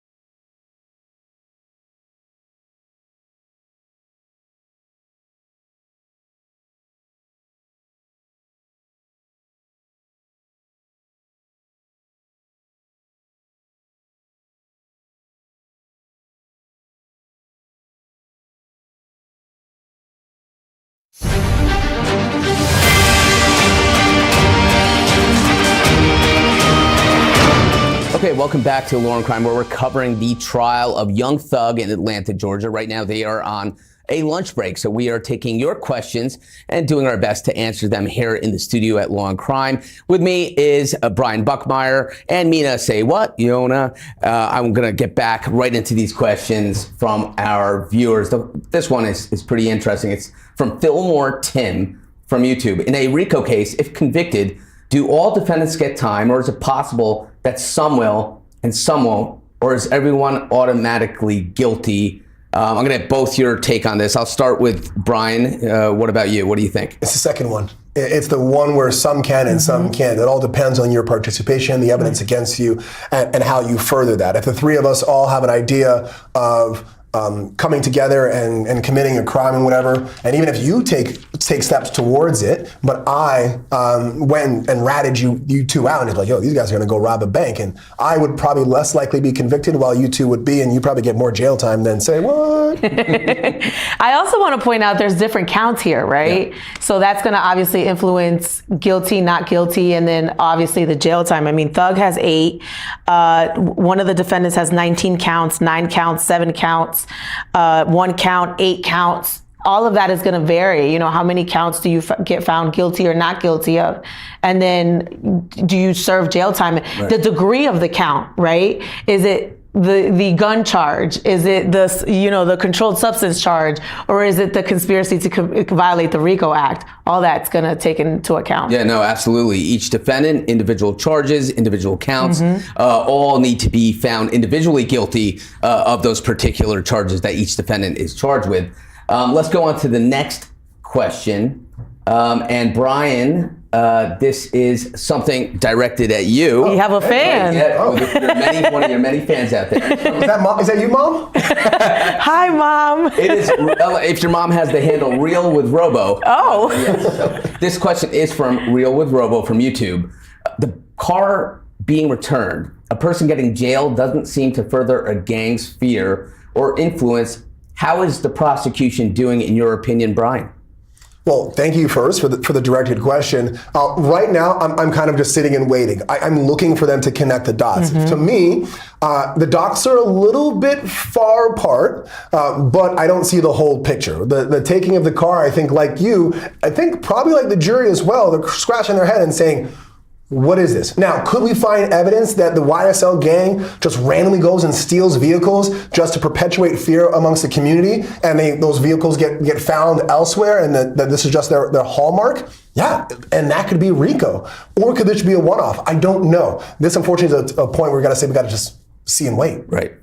Next question is from JC from YouTube, and Nina, I'll get your take on this. Will the 400 witnesses exhaust the jurors and go against the DA in the end? What do you think? I think it's a bit much, and it's a lot of information. It's a lot of different people. I think it is exhausting.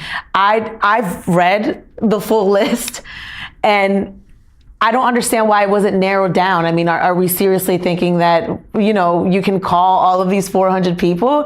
That was really one of my questions. I know they narrowed it down from 700, but I do think it would be exhausting. And I get it. They want to keep things on the table depending on how the trial goes. And, you call people that you see fit. But I do think having too many witnesses is just exhausting. And it's kind of like you keep beating the horse, and it's not engaging. And after a while, it's almost detrimental if the jury starts tuning out, because it's just too many people saying too many things. Absolutely. You want the jurors to be very attentive, listening to the evidence. And of course, I always say trial is dynamic and unfolds as the testimony and evidence is put forth in that courtroom.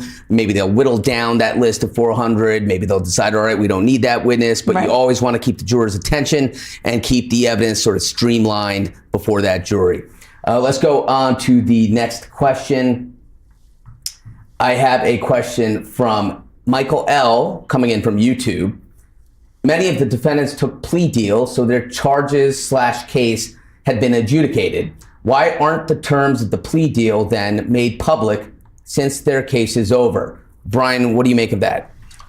So I think some of the terms are, for example, we know that some of the 9 have to testify against any person who comes forward. Those, I think, would probably be seen in the sentencing of those individuals. But if you're talking about like behind closed doors deals, like we often see CIs or CSs, confidential informants and confidential sources, those deals as to how they got to the ultimate plea deal, those probably won't be seen. And that's often for safety reasons. A lot of people are in gangs that supposedly kill rival gang members and supposedly kill snitches. I think a lot of that is kept just to keep those people who took plea deals safe, as well as their families. Yeah, absolutely. Yeah, and I think some of the stuff is public. Like I have it in my notes. Certain people made written statements that can be used in court. Certain people will be called to testify, and we already know they might invoke the Fifth already, is information that's been made public. And some other people have said, I mean, one of the co-founders that got a plea deal, he said, I will agree to testify truthfully, and these are the things that I will testify to. So some of it is public, and then some of it is not. Yeah, no, absolutely. And Mina, I'm going to throw the next question to you. The officer who testified today this morning indicated several times he doesn't even know gang signs. He didn't place noted gang signs in the report. How is he relative to this RICO charge? We have about a minute to break. What do you think? Well, we'll see how they tie it all in. You know, I think a lot of it is they have to piece together what they have. And we had someone that was very versed in gang culture and gang life and really broke it down. This witness is giving it from another perspective. So I think all of it is part of that pie that they're trying to serve. Absolutely. Brian, what do you think? Yeah, I think it's exactly the pie that they're trying to serve. They're going to get pieces together. The only question is it going to be a pie that the jury wants? Right. Is it apple? Is it pumpkin? Yeah. I think we're going to see a lot more in terms of expert witnesses talking about gang signs and whatnot. But whether this, ultimately the credibility of this witness is in question, we'll see.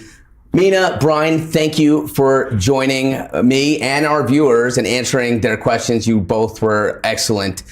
So we are going to be taking a quick break here at Law&Crime. And when we come back, we will be still maybe taking your questions. We're waiting to see when the court's going to come back from lunch, but we're going to be covering continuing our trial coverage of the Young Thug trial in Atlanta, Georgia. And again, thank you, Brian and Mina, for joining. And thank you for your questions out there. Stay tuned here at Law&Crime.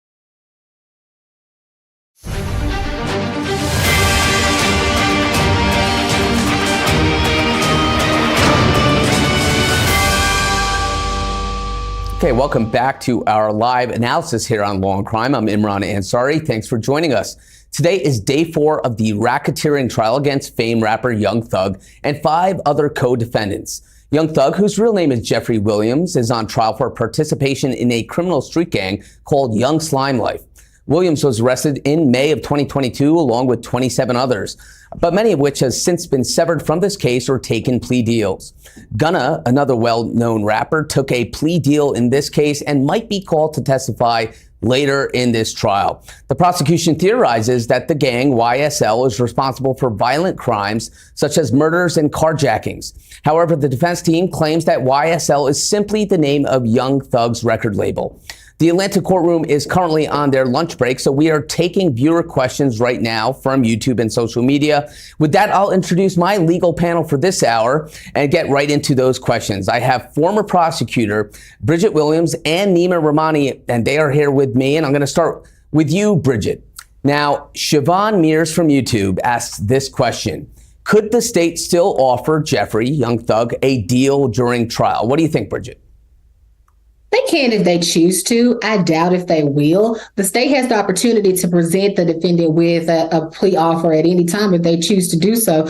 However, once we get this far along into a jury trial, unless something comes up that is completely harmful and just destroys their case, but he has multiple counts here, multiple charges. I do not foresee them coming up with with a plea offer here. Sometimes, let's say if it leads to maybe a mistrial or something like that, then maybe the state may come along and offer something else. But at this time, I do not foresee them coming up with a plea offer for Young Thug. You know, absolutely. They are in the middle of trial, of course. Now all bets may be off the table, and they're going to be going forward trying to get that conviction. Nima, I'm going to throw you the next question. It is from AJ Taylor, also from YouTube. Do you think the state's case is weaker than most other cases you've seen? You're a former prosecutor. What do you think? Well, it's certainly not the strongest case, but there's plenty of evidence here. You have cooperating defendants. And at the end of the day, whenever you're dealing with a RICO conspiracy, the exposure is high because each individual defendant, they're on the hook for all the acts in furtherance of the conspiracy. So you have cooperating witnesses. That's what I call them as a prosecutor. The defense, of course, will call them rats. But generally speaking, before you bring a case like this, you're going to want to make sure that you have a lot of corroborating evidence to support any type of RICO indictment. You don't want to rely on the cooperator testimony alone. So you're going to have surveillance. You're going to have wiretaps. You're going to have evidence that's not impeachable like cooperator testimony. Yeah, no, absolutely. And Bridget, the next question, do you think that trying all these cases together make it harder on the jury? And that is a question from Reggie with the Seeds Jones on YouTube. What do you think? Okay. Well, that's a good question, Reggie. What I'll say first is starting out is that it doesn't necessarily make it harder because the evidence is all pretty much going to be the same. That's the reason why they're trying this case all together. So it's an opportunity for the court to just do all of the evidence at one time in one trial instead of repeating this long drawn out process for each and every defendant. So that's the reason why they do that. Try to save taxpayer money, try to save time, right? Because this is projected to be about a 6-month case with over 400 witnesses on the state side alone. We don't know how many witnesses the defense counsel is planning to bring. But with that, what the court is trying to do is save some time, save some energy, so that way all the cases are tried at one time. Yeah, Nima, the next question from Monumental TV from YouTube is sort of a practical question about the jury, given the fact that this may be a long trial. And the question is, if this trial goes a year, how will the jury be properly compensated in order to afford their bills in place of their jobs? They're not going to be compensated, or they're going to be compensated very, very little. So whenever you have a long cause case like this, one that's going to go for months, usually what the court will do is an additional voir dire or a jury selection for hardships. So anyone that gets up there and says, look, I have a financial hardship, I have a job, I have kids, they're going to be excused. Now, normally those types of hardships aren't grounds to get off a shorter trial, but in a case like this, it absolutely is. So the judge already weeded all those people out. So most of the jurors here, obviously, or folks that have told the court that they don't have a financial or other problem for sitting on a case that is going to last months and months and months. Right. And Craig Lugay from YouTube asks, what is the likelihood that this trial goes to mistrial due to the jury being seen and social media posts? Bridget, what do you think about that question? What do you think that answer should be?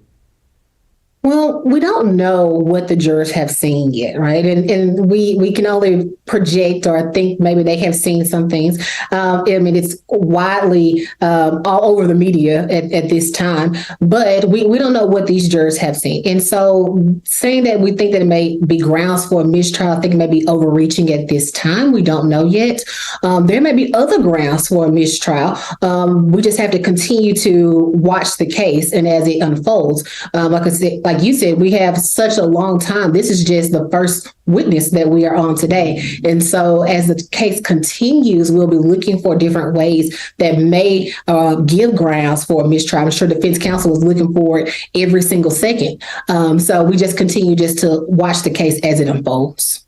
Yeah, and Nima, the next question is on a topic we've been discussing heavily today in regards to this trial. The first question, is this a good case for the Supreme Court in terms of using music lyrics, and what constitutes freedom of speech? And that is a question from Danny on YouTube. Nima, what do you think?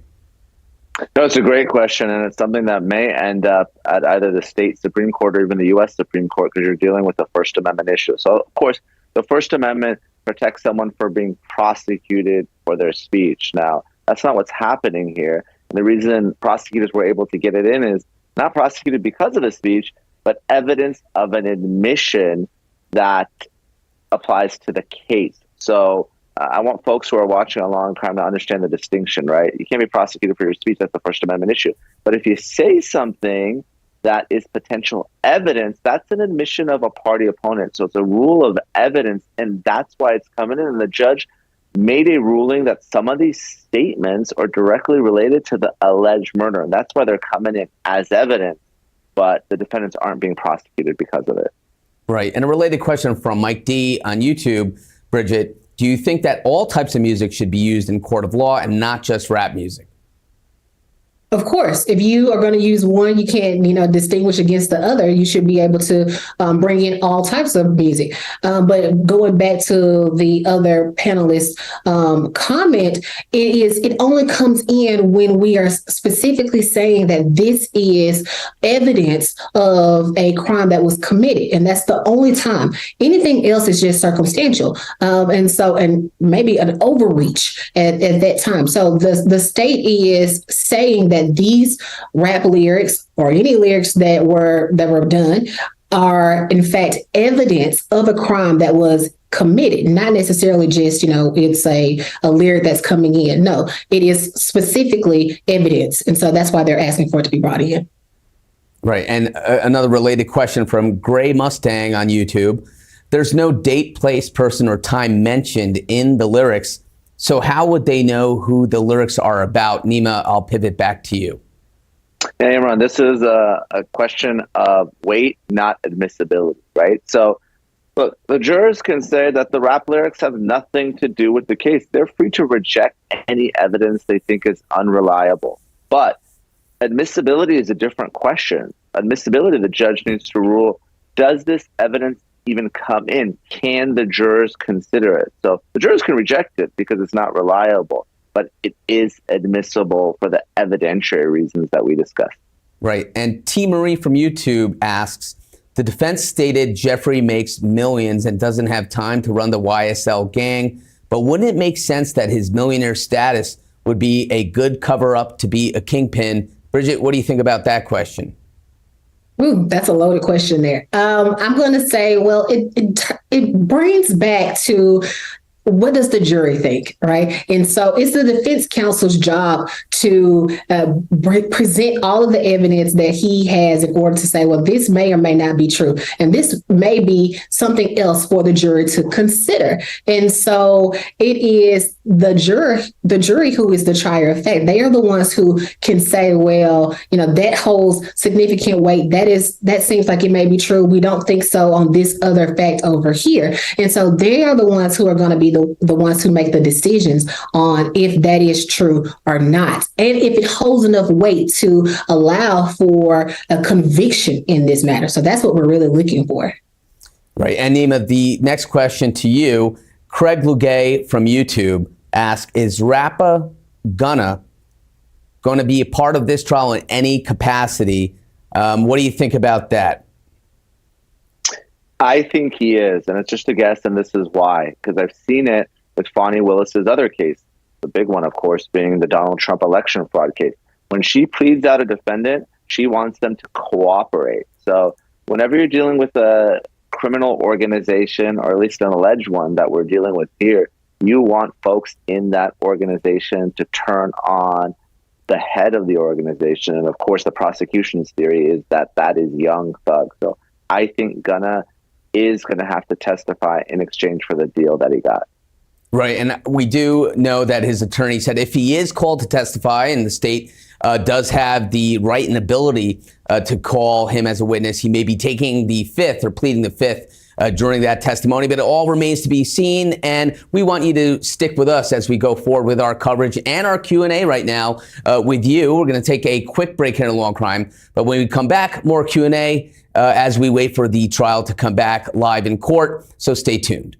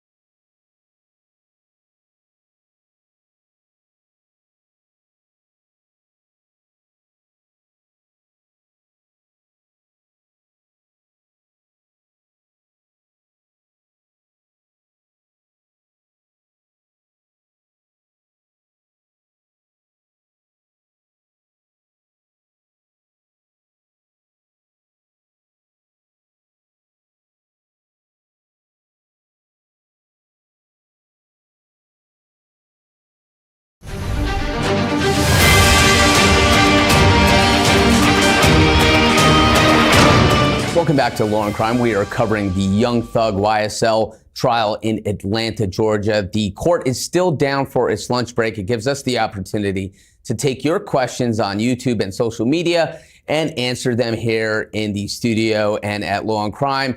Helping me to do that are my two great guests right now. I have former prosecutors Jeffery Williams and Nima Rahmani. So, Nima, I'm going to start with you with this next question. How does the other defendants pleading guilty affect the jury's decision? And this is coming from Create Your World on YouTube. What do you think about that?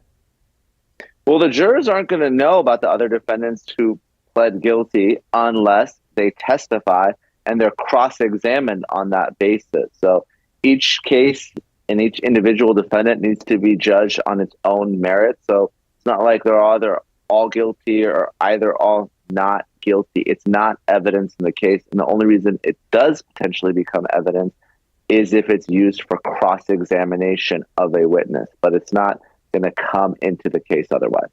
Yeah, and Bridget, Real from Robo on YouTube wants to know, how is the prosecution going to not only prove RICO, but also the other charges in the case? Isn't that a bit much? It is a bit much, but we are waiting to see how they go about doing that. It's one of the reasons why this case is so long and expected to be such a long, drawn-out trial is because, one, RICO is such a it's a difficult case to prove. It is a lot of complexities. There are a lot of moving parts. The state has quite a few things that they have to bring in to show that there was an organized crime that may have had multiple people involved that led to profit and issues throughout this entire gang or conspiracy amongst all these people, right? So they have quite a bit on their shoulders to do here. Now, is it impossible? No, they can definitely do that, but that's the reason why they have so many witnesses lined up. That's why they have so many gang experts lined up. That's why they project that this case will take so long. So I do think that it's a lot for them to do, but they have to make sure that they go throughout this evidence, present it all clearly to the jury, so that way they are all following along and not missing any of the evidence, because it's going to be a long trial. So we're just waiting to see how that unfolds. Right. And Nima, I'm going to ask you the next question. Comes from Craig Lugay on YouTube. What are the pros and the cons of all defendants being tried at the same time? So there's advantages and there's disadvantages. I mean, the advantage is, as a prosecutor, you're going to dirty everyone up, and that you get all the evidence in one case. You know, you don't have to have multiple trials, right? Because if you do that, then you can have finger pointing and say, listen, it wasn't me, it was this individual. But that's a lot harder to do tried together. The disadvantage we're seeing here on Law and Crime. I mean, there are more than a dozen defendants, dozen defense attorneys. Each witness examination is taking days. So it really slows the process down. Logistically, it becomes a little bit unwieldy.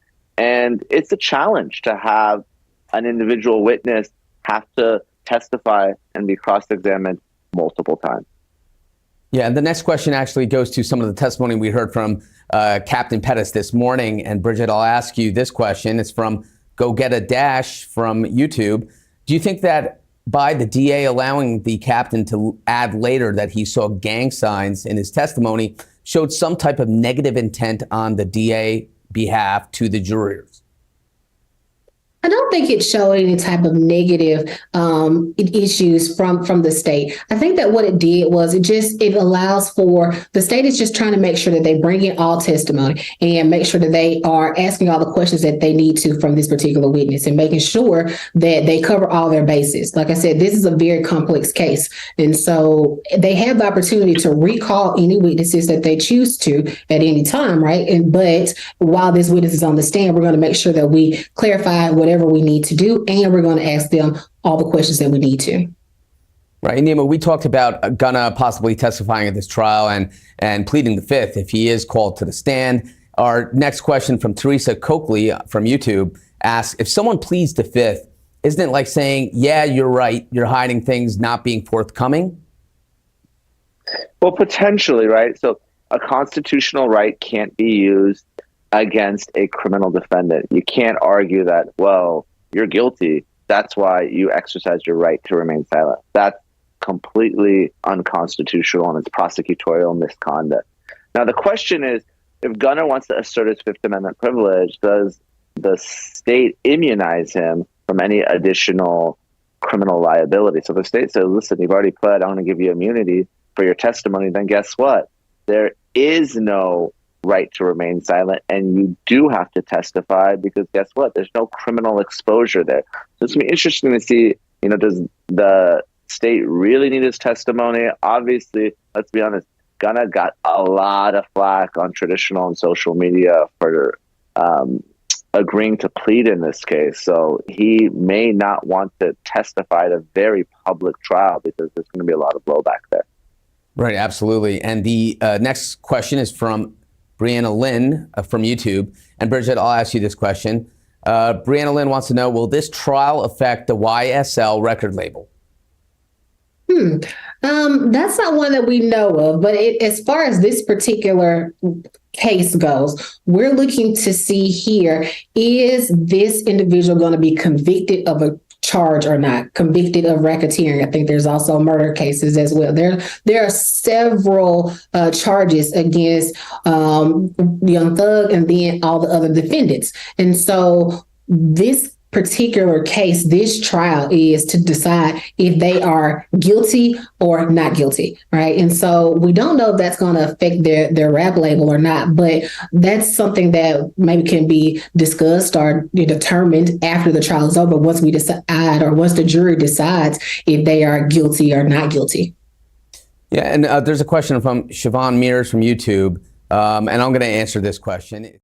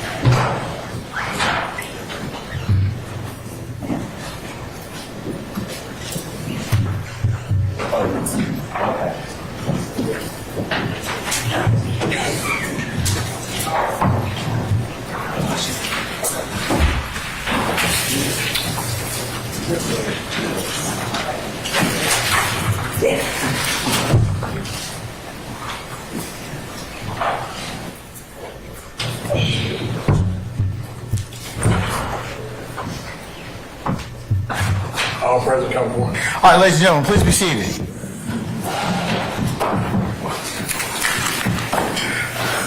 All right, Ms. Love, call your next witness, please, madam. Thank you, Your Honor. We are calling Sergeant Heeb, H-E-E-B. All right. Act 3.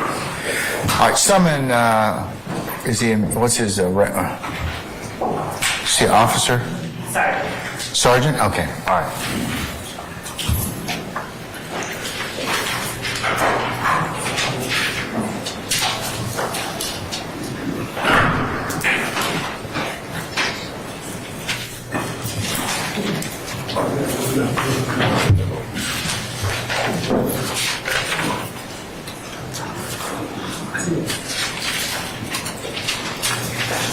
Do we have the issue of this witness as well? Yes. Ladies and gentlemen of the media, please don't take any photographs or video of this particular witness. Thank you.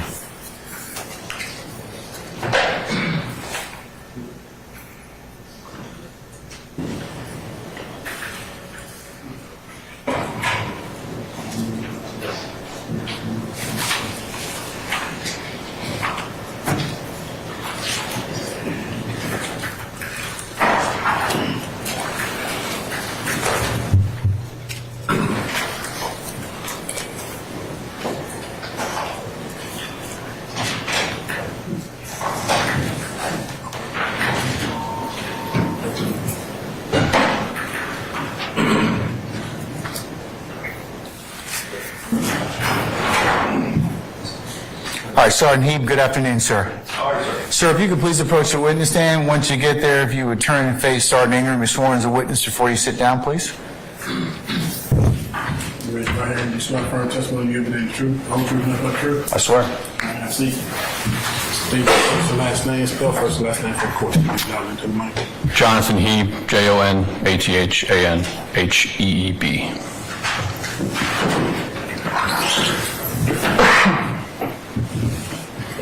Good afternoon, Sergeant. Yes, ma'am. All right. Sergeant Heeb, let's start by introducing yourself to the jury. Would you tell the jury where it is that you currently work? Currently, I am assigned to Zone 3 Crime Suppression Unit as a supervisor. Now, you said Zone 3. In the Atlanta Police Department, I'm sorry. All right. How long have you worked Zone 3 in Atlanta at the Atlanta Police Department? I have been assigned there since September 1st, 2022, so a little over a year. Is this the only time that you have worked in Zone 3? No, I've done a lot of work in Zone 3. This is the first time I've been assigned directly to specifically Zone 3, but I've done a lot of work in Zone 3 throughout my career. Now, what are some of your responsibilities as a supervisor in Zone 3? Right now, I supervise the crime suppression unit, so our main focus, beyond my normal admin stuff and timekeeping duties, I supervise a small team of individuals, officers that focus primarily on the high crime areas within the zone. Prior to working as a supervisor with Zone 3, what were you assigned to do? I've had several assignments throughout my career. I started in Zone 6, then I went to the Apex unit. I worked in Vice. I was in narcotics. I was assigned as a task force officer to a federal task force for several years. Worked in the drug interdiction unit at the airport for a few more, and then got promoted to sergeant, where I've been on Zone 3 ever since. So let's start back at your first assignment with the APD. When was that? When were you first? I was assigned to Zone 6 Evening Watch around May or June of 2008, I believe. All right. And what was your responsibility there? Just a normal patrolman, answer 911 calls. How long did you stay with Zone 6 before you were moved to Apex? Probably probably less than 3 years. I was probably right at 3 years, maybe a little bit more. I can't exactly remember, but just a couple years, three years, give or take. And with Apex, what areas of the city were you responsible for monitoring? With Apex, we had the whole city. We focused on the higher crime areas of the city, but we had reign over the whole city. And run that back by me. Did you tell us what Apex stood for? Apex stood for Atlanta Proactive Enforcement and Interdiction Unit. When did you leave Apex? I left Apex around 2014. So on August the 23rd of 2013, where were you assigned? I was assigned to the Apex unit. Now, have you been certified as a law enforcement officer by the Peace Officer Standards and Training Council of Georgia? Yes, ma'am, I have. Have you remained certified by post during your entire law enforcement career? I have. Prior to starting with the Atlanta Police Department in Zone 6, what was your background? I came out of the Army. How long did you serve in the Army? 4 years. And did you leave under honorable circumstances? I did. And thank you for that service. Yes, ma'am. So going back to August the 23rd of 2013, with Apex, did you work with any other agencies that were responsible for law enforcement besides the Atlanta Police Department? We did. We worked with several. Predominantly, the one we worked with the most was going to be the Department of Corrections, Probation and Paroles officers. Why is that? Because typically the type of violators that we were pursuing regularly were repeat offenders. And we had a lot of greater access to them and their whereabouts and their kind of historical information through probation and parole, obviously because they're so, they interact so frequently. Was there any particular probation or Department of Corrections officer that you worked with at Apex during this time? The one that we worked with most consistently was Officer Viverito. Okay. On August the 23rd of 2013, were you working with Officer Viverito? I was. Would you tell the jury what it was that you were doing in that capacity? So that we were doing detail to try to apprehend some individuals that had outstanding warrants from probation violation warrants. So outstanding warrants from probation. Were you looking for any particular individuals, or were you looking for random people with probation warrants? That day, at that particular time, our primary focus was looking for and apprehending Shannon Stillwell. How did you go about trying to locate Shannon Stillwell to apprehend him on probation warrant? So we, Viverito and I and another officer went into a plain vehicle, an undercover vehicle, dressed in plain clothes, to try to go to areas where Officer Viverito kind of knew that he frequented. And so we went out to look for him, and our main objective was to locate him, positively ID him, and call in the uniform takedown units to try to apprehend him. And did you end up in the Mechanicsville area of Fulton County? We did, 322 Glen. Now, how long at that time had you worked the Mechanicsville area, or been working around? We spent quite a bit of time in that area throughout my time in Apex. So I had spent, the majority of my time in Apex was spent in that area. I couldn't give you an exact number of months, but several months, to the point where we kind of knew where the hot spots were, if you want to call it that.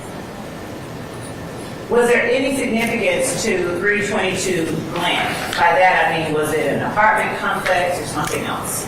322 Glen is known as the Green Store.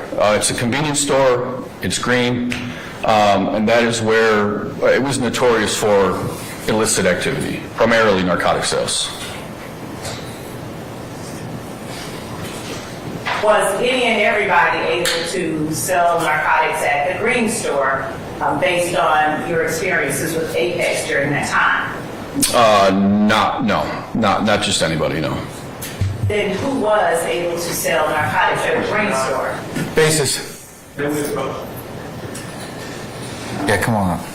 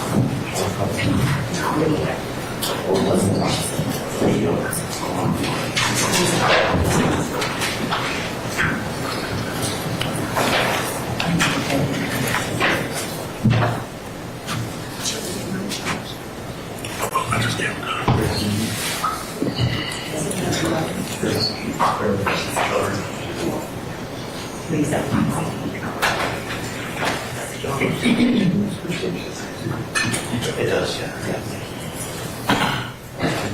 Yes.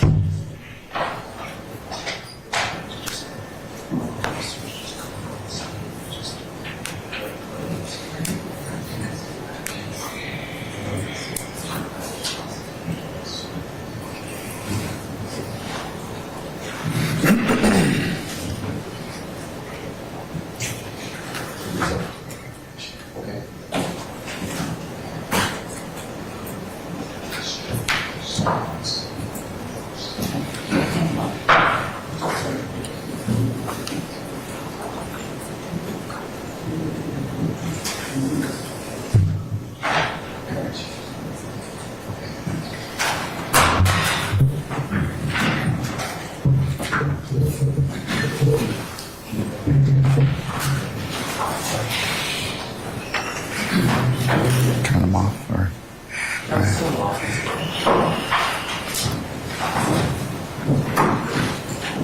Okay, I've overruled the objection. You may proceed. Thank you, Your Honor.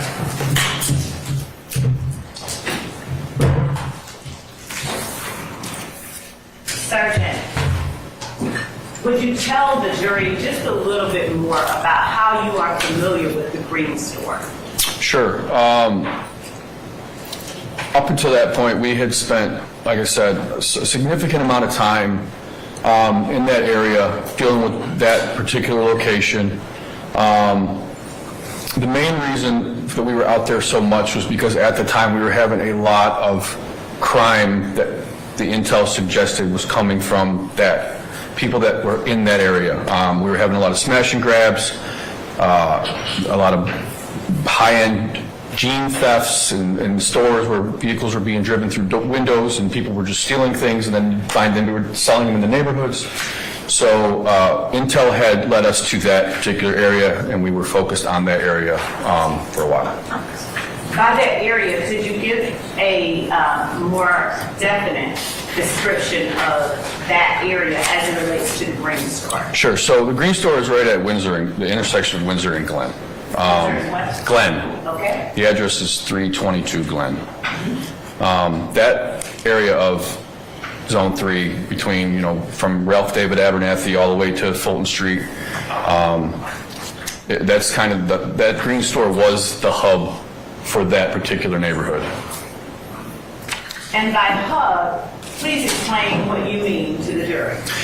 By hub, I mean it was the center of all of the activity. Like if you saw people walking down the street, there was a good chance they were going to the Green Store to get a snack or whatever, or do whatever they were going to do there. There was really nowhere else that you saw that amount of activity. Now, when you're talking about illicit activity that you referred to earlier, what type of illicit activity did you receive reports of or respond to at the Green Store? Always narcotic sales. Almost always narcotic sales. Do you have at least an approximate number, a general number of the number of narcotic sales incidents that you either helped investigate or responded to at the Green Store? That would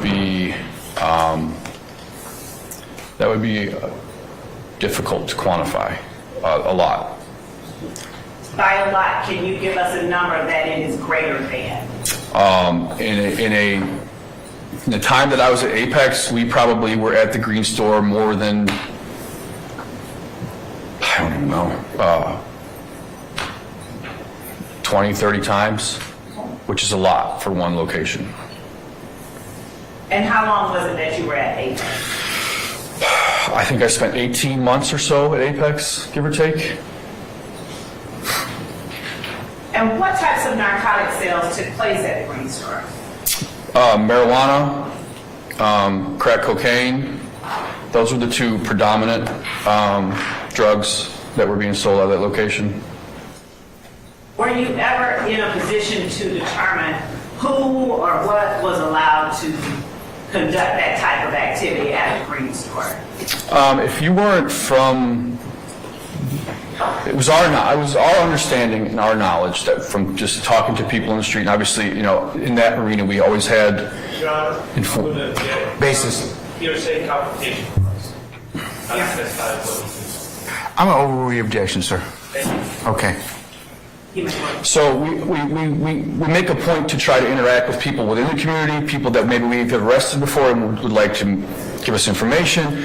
The word that we had gotten and what we could see was that if you were operating any kind of illegal activity at that location, you had permission to do so, or you were involved with the group that kind of had authority there, for lack of a better word. Were you in a position to know which group kind of had authority there? And that area at the time was primarily 30 deep. And then there was some talks of... Objection, Your Honor. Hearsay. I sustain your objection. Without getting into talks of, did you observe any other groups who appeared to have authority there? 30 deep was the primary for us. So on this particular day, is it that you set out and actually went to the Green Store or 322 Glen in order to find Mr. Stillwell? Yes. All right. Who all went with you?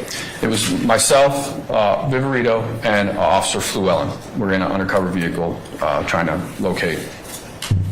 And then the tactical units, the marked units were Officer Weber, at the time Sergeant Jimenez, and Sergeant Heckenkamp, who were close in the area as well. Okay. Were you all able to locate Shannon Stillwell at that location? Yes, we were. Would you tell the jury what happened? So I was riding, I believe, if I remember correctly, I was riding in the back seat of the vehicle. Viverito, we spotted Stillwell. She was able to say, yes, that's him. I got on the radio, relayed the information about where he was, what he was wearing, what he looked like to the marked units, and then they quickly arrived and were able to take him into custody. What was it that he was wearing, or what did you describe to the marked units? Again, that was 10 years ago. I need my report for that description. I will show you what I will mark as State's Exhibit.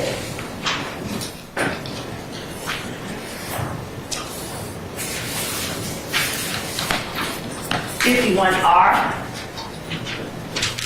for refreshing your recollection. The report for defense counsel purposes labeled incident number 132352342. You're welcome.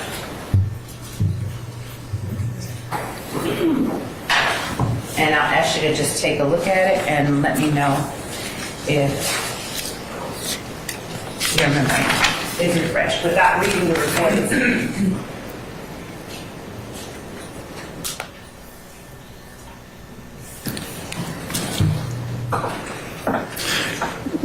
Yeah, so like I said, basically, as I said, I gave the description. I don't remember exactly the clothes he was wearing. I don't think I have it detailed in here exactly what he was wearing. It would have been given over the radio. Now,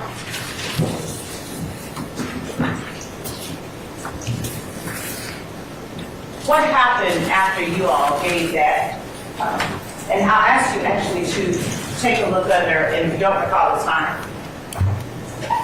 On that page 4, the third paragraph down, read it to yourself and tell me if that refreshes your memory.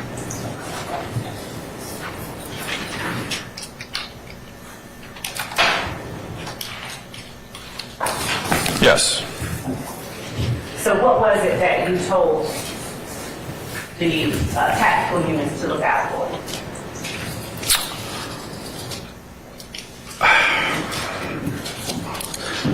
There was, I remember telling there was something in his right hand.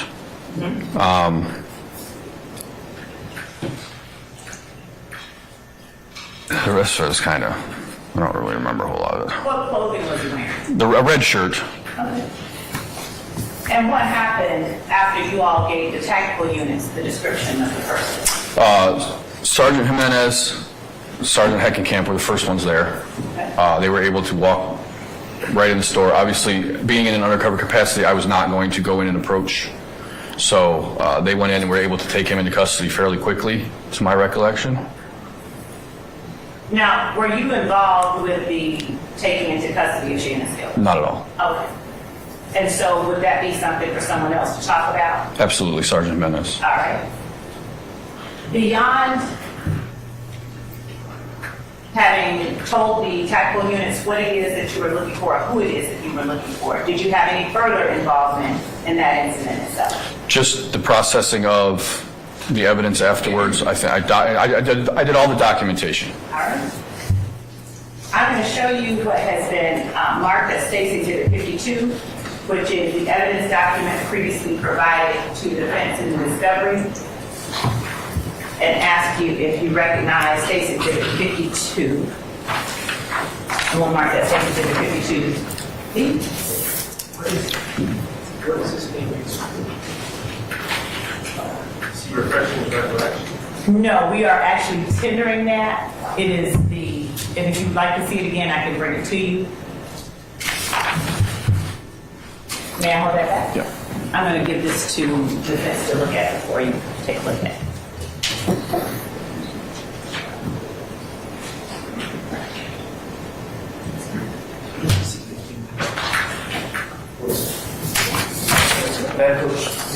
You know.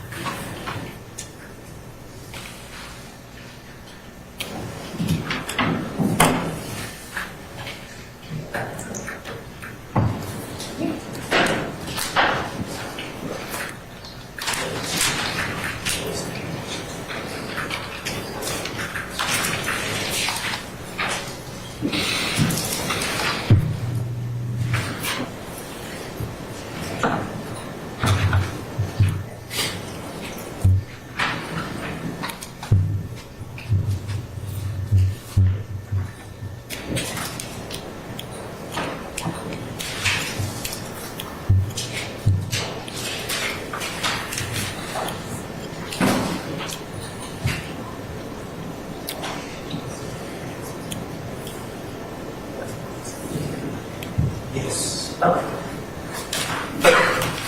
Your Honor, I'm going to object to 52. 52B? Your Honor, 52 Bravo? 52 Bravo. Okay. David, Your Honor. Which one are you going to give him? 52 David. Delta? Delta, thank you. All right, so we're not identifying 52 Bravo at this point in time. It's Delta. Correct. Okay, all right. What's your objection to 52 Delta, sir? It's testimonial that we can go back to the jury, and if I haven't heard any statement that the witness's memory needs to be refreshed. Can I see it, please? Yes.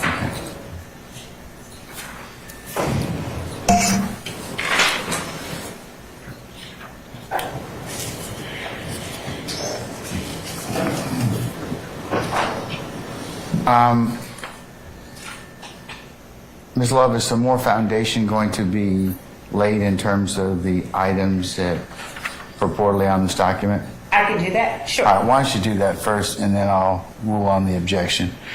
Christina? Chris? Dual purpose.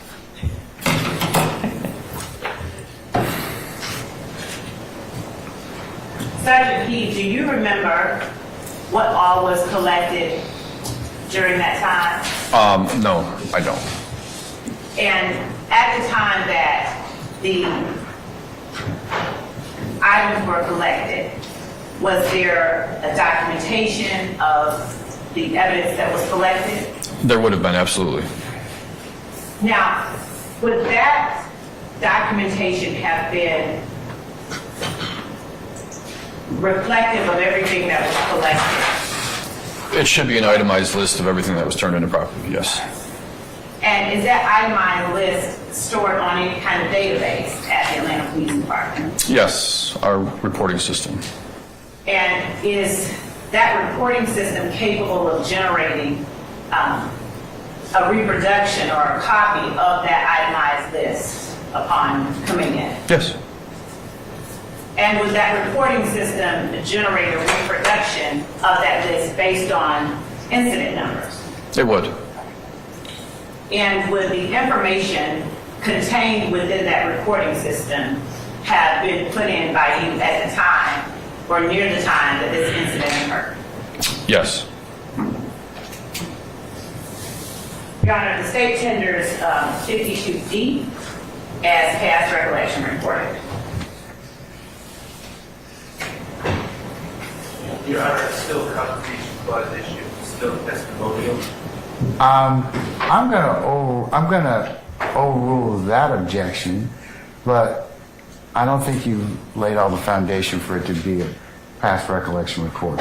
Sure, Your Honor, I would have to show him the document. That was what I was trying to do. Okay, all right. I'm going to show you 52D, Delta. And would you just take a look at 52 Delta? And I'm going to ask you a few questions about it. Okay.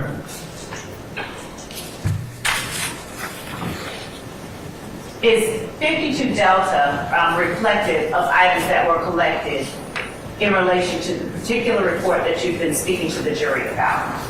Yes, it is. And was 52 Delta generated on a date different than the time it was, in other words, was that report itself printed out this past year? The report was printed out, it appears to be last year, yes. And was that report generated from the reporting system you described to the jury earlier that contains?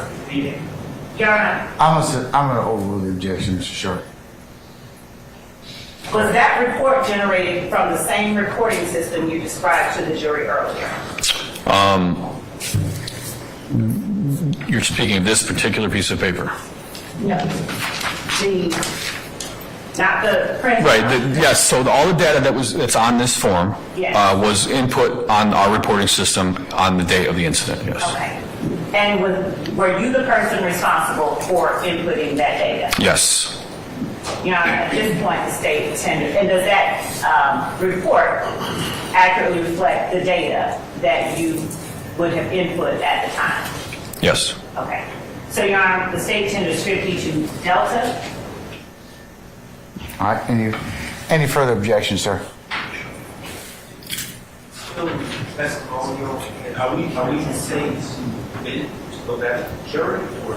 Your Honor, I don't think that this is the time that we discuss whether. I'm not talking about that at this point in time. That's not an issue for me at this point. Would you have any further objection that you want to make as to 51 Delta? I'll decide that issue later. No? Okay, 51 Delta is admitted. Thank you, Your Honor. And for the record, it's pursuant to 24-88035. 52. Sergeant Heeb, would you please tell the jury what items of evidence were collected, or rather read the report that is before you? Sure. So the property that was recovered from Mr. Stillwell was a white Samsung Galaxy S3 phone with battery. that was turned in as evidence, a $1 bill that was turned in as property, a red paisley bandana that was turned in as property, a key ring with 2 house keys that was turned in as property, 1 pair of white Samsung headphones that were turned in as property, 50 individually packaged red plastic baggies containing marijuana that was turned in as evidence, 1 clear plastic baggie containing marijuana was turned in as evidence, and a consent to search form for the location at 322 Glen was turned in as evidence as well. Thank you. That's all that I have for now. Just one second.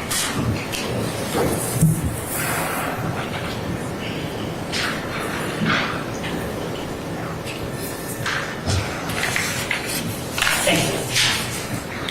Cross, Mr. Sharp.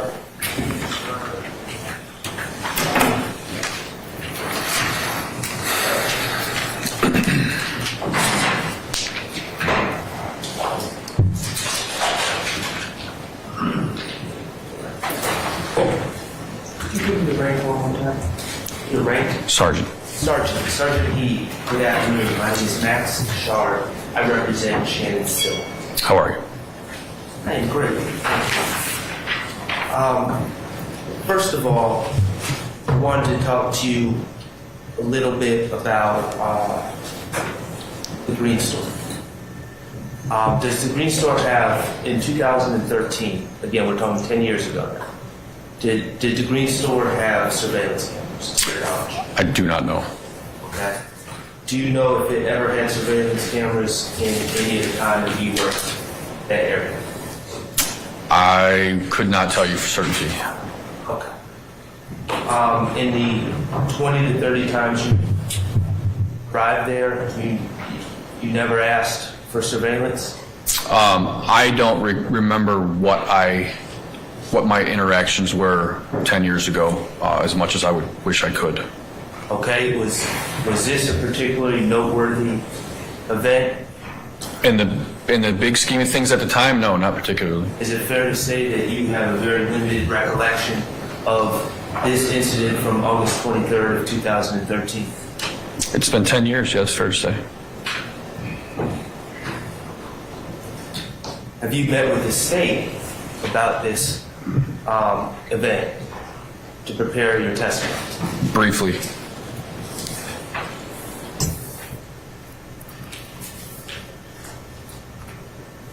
Now, you're the officer, or one of the officers who wrote a report in this case, correct? Correct. And did you review your report in preparation of your testimony? I did. You indicated that you were in the car with Officer Llewellyn and Probation Officer Viverito on that day looking for Mr. Stiller. Correct. Okay. You were also looking for other individuals as well, correct? There was other people that were going to be targeted that day, but he was the one we were looking for at that particular time. Okay. Now, who recognized Mr. Stillwell? Viverito. Okay. You did not recognize Mr. Stillwell? No. Okay. Did you know who Mr. Stillwell was? Not particularly. So, as someone that was working in the Apex unit in the Mechanicsville neighborhood very often, on that day, you did not know who you were looking for. You were relying on Probation Officer Viverito, correct? For a specific individual, yes. Now,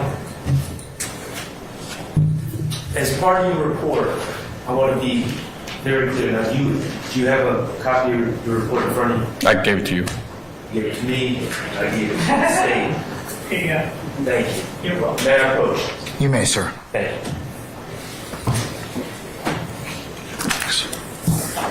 I want to be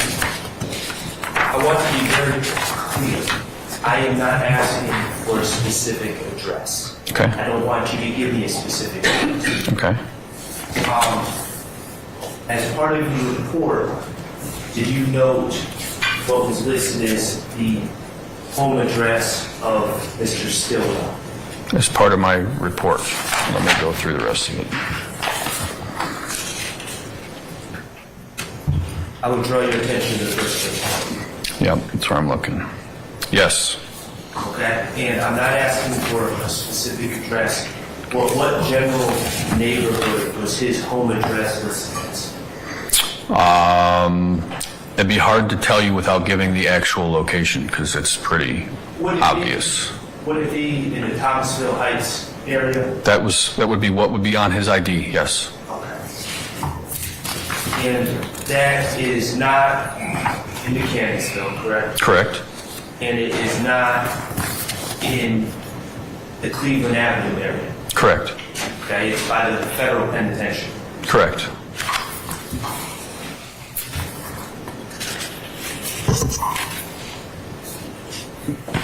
Now, I understand that you were not involved in arresting my client or searching my client, but you ultimately were given all of the items taken from my client's person, is that correct? I was responsible for documenting everything that we had. I cannot remember if I'm the one that physically took it to property and turned it in or if somebody else did that. But I would like to think that I documented everything. So everything is under my name. I would have had to been the one that put it in, so. And you also wrote the ticket and took out the warrants in this case, correct? Well, I would have to see the ticket, but yes, I definitely did the warrants. May I have one moment, Your Honor? Yes, sir.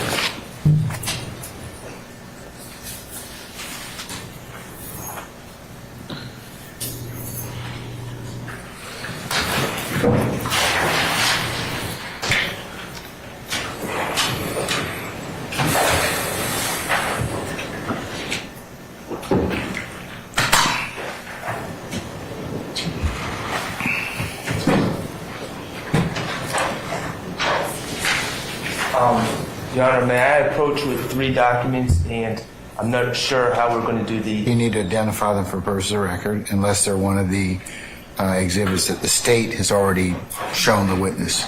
I understand. I'm just not sure of the nomenclature we're going to use with multiple...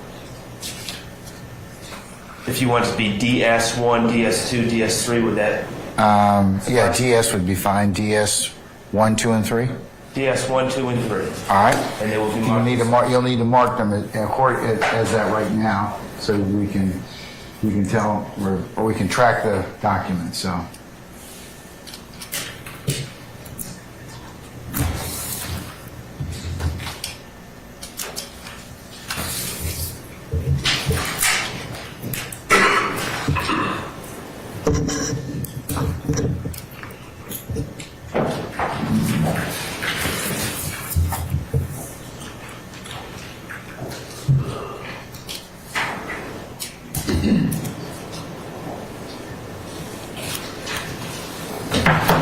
Your Honor, may I approach the witness with DS1, DS2, and DS3? Gentlemen, the State's Counsel ready? Yes. All right, yes, you may, sir. Thank you. And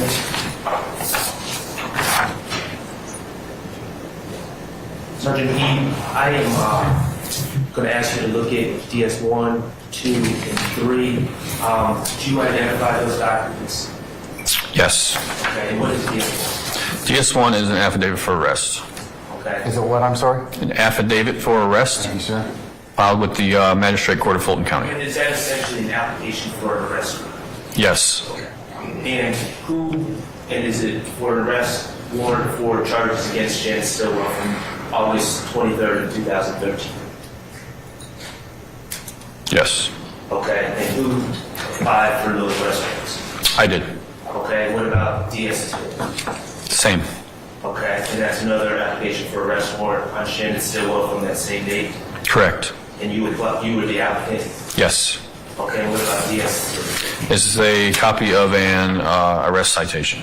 Okay, and this citation is essentially what you give to the individual being arrested, even if they are being arrested on warrant, you give the citation as well? The citation is what we book them into the jail with, or unless it's, like a traffic ticket or a copy of charges, we would give them a copy of it, but yes. Okay. Even though there were, I just handed you 3 documents, there were 2 total charges brought against Mr. Stillwell that day, correct? In addition to the probation warrant, yes. Yes. Fair. Now, you are the individual, would you agree after reviewing those documents that you were the individual that sought the arrest warrants on Mr. Stillwell? Yes. Okay. Were you the individual that made the charging decisions on Mr. Stillwell, decided what was appropriate to charge him with for these crimes? Yes. Okay. And for these crimes, what did you charge Mr. Stillwell with? Possession of marijuana with intent to distribute, and possession of marijuana, which would be more than an ounce, so felony. Okay, and the possession of marijuana for more than an ounce was for the bag of loose marijuana found in his left pocket, right? If you're not sure where it was found, I can rephrase. Where it was found is not what I'm concerned with. I just want to make sure that I have, it's not the total amount of marijuana, and I just charge them separately for, yes. Okay, and the possession with intent to distribute marijuana was for the 50 individual baggies of marijuana found on his person, correct? Correct.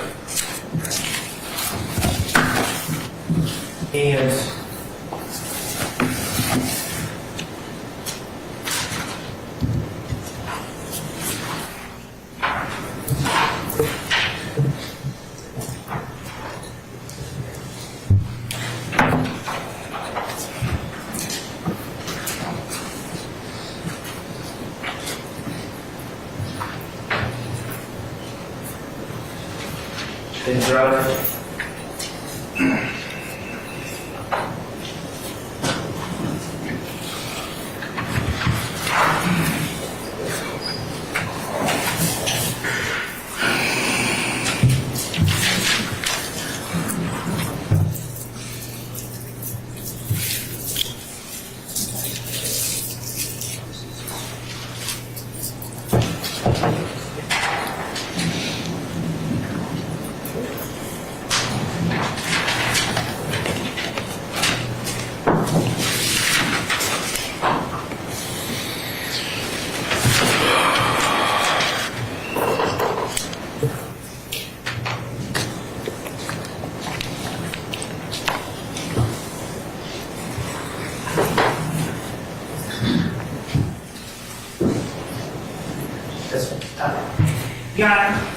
because I'm going to do this, I was intending to do this after this witness and Mr. Sharp needs it. The state tenders a self-authenticating document labeled States Exhibit 53 Delta. It is the certified copy of the defendant Shannon Stillwell's conviction for possession of marijuana with the intent to distribute. All right, any objection, Mr. Stark? No objection, Your Honor. Your Honor, under a State versus Jefferson, I would like a limiting instruction. I emailed down for those. That doesn't apply to Mr. Williams. Yeah. Likewise, Your Honor, for Mr. Heeb. All right.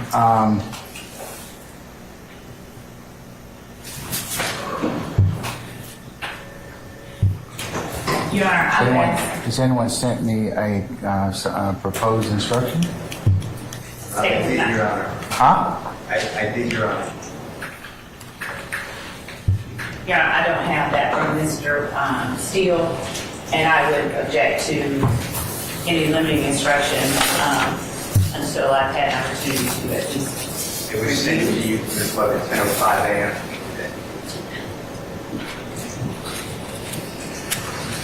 I've not had an opportunity to review that, Your Honor. And I would ask that the court, it is a certified document. I would ask that the court admit the document, and the court will, of course, instruct the jury at the conclusion of the state's Hold on, Ms. Law.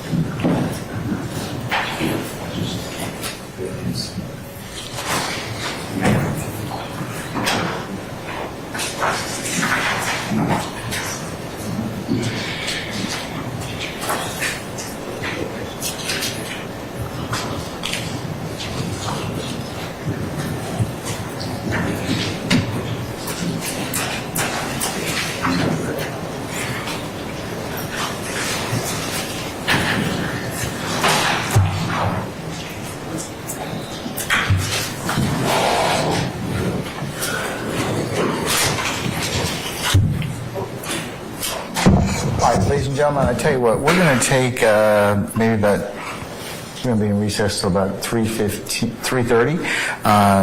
Take a small stretch break, and we'll come back and we'll go ahead and continue examination at this point in time of Sergeant.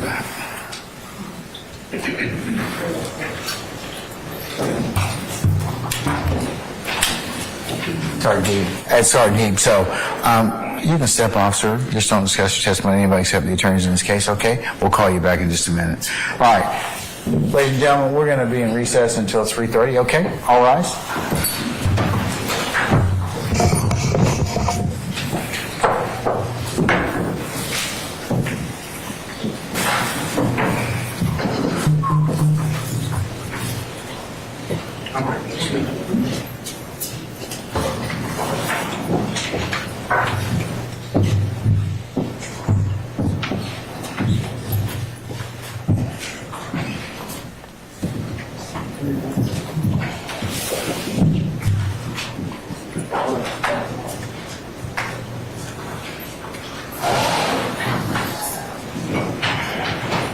Okay, our jury's left us. Please be seated.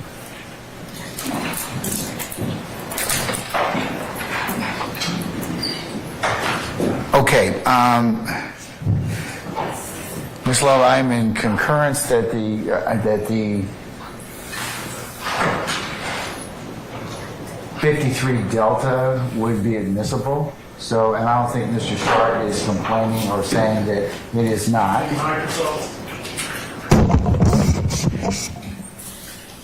Not saying that 53 Delta is not admissible, so I'm inclined to admit it. However, having said that, it's only admissible as to Mr. Stillwell. So a limiting instruction would be proper to say that it's only admissible as to the consideration for him. So I'd need to have an appropriate limiting instruction to give them. I just had not had, the opportunity to review the 10:06 a.m. email with State versus Jefferson, so I'm now reviewing it. That's the only reason that I had to object. I didn't. I understand that, but I could probably give it at the end. I will give it at the end but I believe that a limiting instruction, at least as to this at this point in time, would be proper. So why don't you all work on that in the next 5 minutes? It doesn't need to be anything substantial. Just probably a couple sentences, and I'll give that to them before this particular they consider this particular conviction.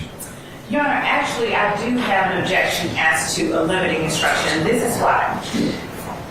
Act 3 of Count 1 is alleged to be an overt act in furtherance of the conspiracy with which Jeffery Williams is charged. Act 3, what? Count 1? Act 3 of Count 1. That defendant Shannon Stillwell, an associate of YSL, did commit the felony offense of possession of marijuana with the intent to distribute in violation of Georgia law pursuant to OCGA 161330J1, which is an act of racketeering activity under 161435A, and an overt act in furtherance of the conspiracy. So there is no limiting instruction as to the conviction for Shannon Stillwell and Mr. Williams and the other defendants sitting at the table today. Mr. Steele, anything further? Yeah, that's just respectfully inaccurate. That is, it's testimonial evidence. Jefferson driving one that's a co-indictee case as well. It's a gang case conspiracy. And the fact that some co-conspirator, alleged co-conspirator in that indictment was found guilty or pled guilty is testimonial evidence and cannot be used against the other people who objected to it. What the state is saying is throw away the constitutional right to confrontation, the statutory rights. If this was a brute, and I'm just making an analogy, Your Honor, if this was a statement by Mr. Stillwell to the officer and he implicated somebody else here, that would have to go under brute. There's no magic to a RICO case that's a conspiracy. The state has to first prove the conspiracy, and this allegation is testimonial evidence and cannot be used against Mr. Williams. If Mr. Stillwell testifies, Mr. Steele, we're going to have to just fundamentally disagree on how you read State versus Jefferson. I've taken a look at Jefferson. That is not what Jefferson says. I am respectfully to you, but I don't think that Justice Melton, who wrote the opinion at that point in time, in any way saying anything you're saying about that issue in regards to that, because this case covers a business record. They're not trying to get it in under a business record. They're saying that this particular count goes to acts in furtherance of the conspiracy, specifically the one that occurred on or about the 23rd of August of 2013. And I'm looking at it right now. Can you please just read the case? Yeah, I've read it. That is not what it's saying. No, I'm looking at him.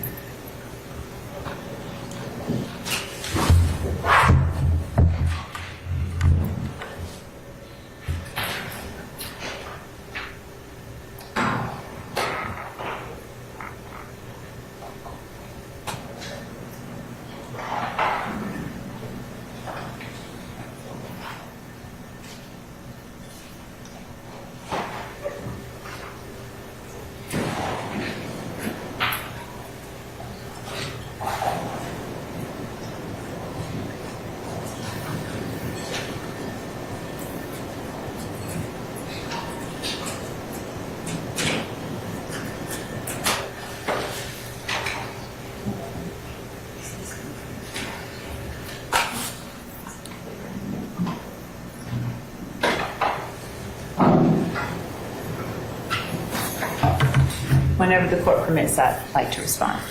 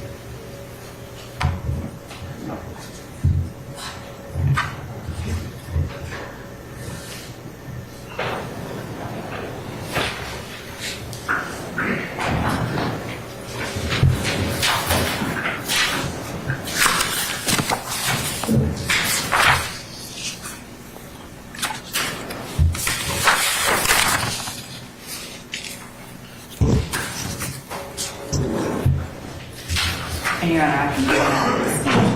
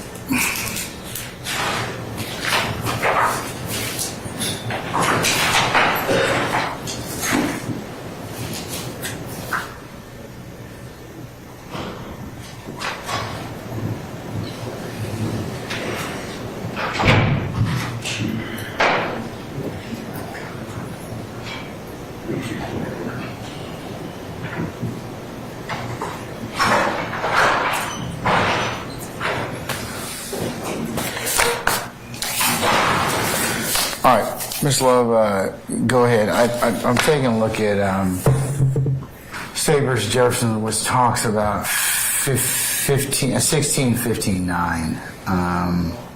Yes, Your Honor. I have that. Okay. And you're traveling under 1614.4, Charlie, is that right? And 1614.4 Bravo, is that right? Yes, Your Honor. Okay. And that and the distinctions are just glaring. It's inapplicable here.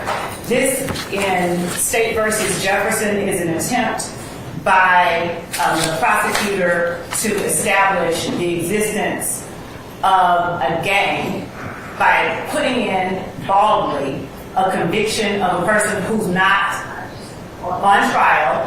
There is not any other evidence being offered. They just put in the conviction.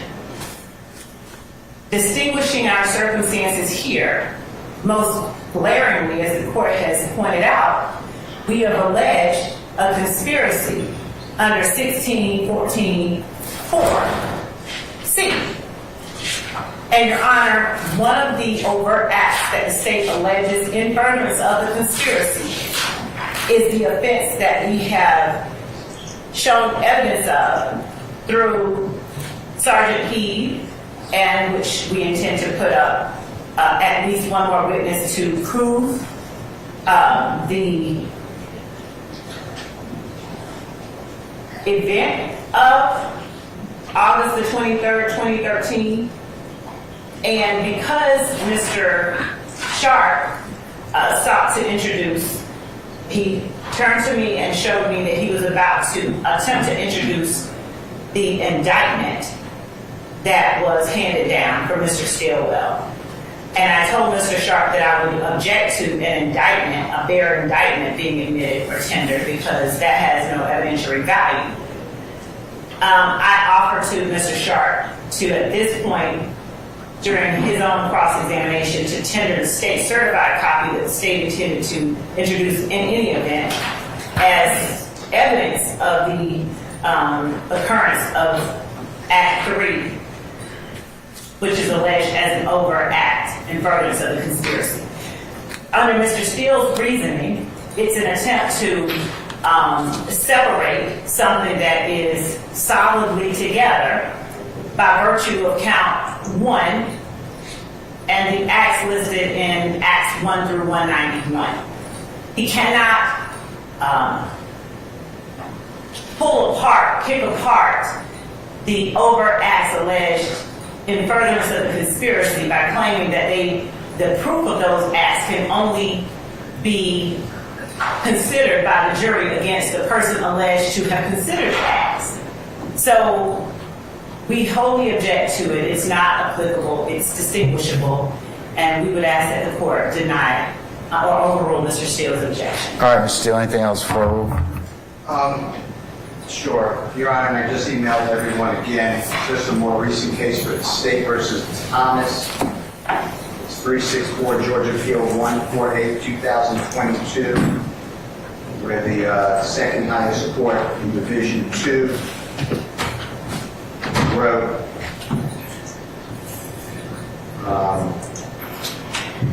following.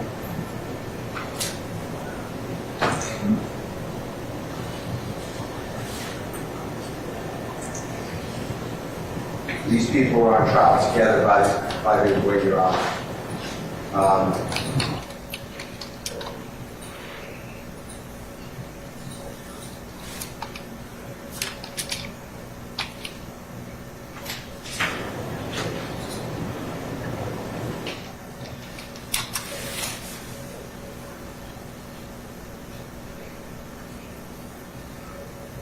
Says,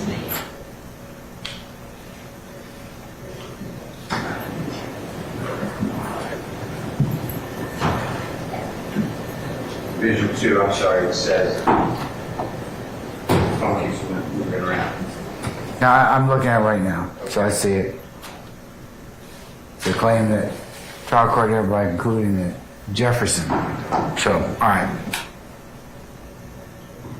In this case, they concluded the trial court erred in ruling that the prior convictions are wholly inadmissible. Exactly. Like other evidence, got to read on a little further, admission of evidence in gang activity is committed to the sound discretion of the trial court, and the court's decision to admit or exclude such evidence will not be disturbed on appeal absent abuse of discretion.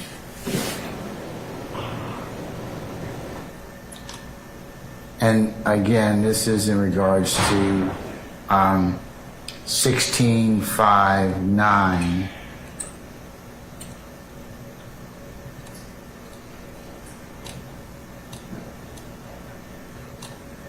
And, you know, the state in this particular count is alleging the conspiracy counts 1614 for Charlie and 1614 for Bravo of count 1. So anything else, sir?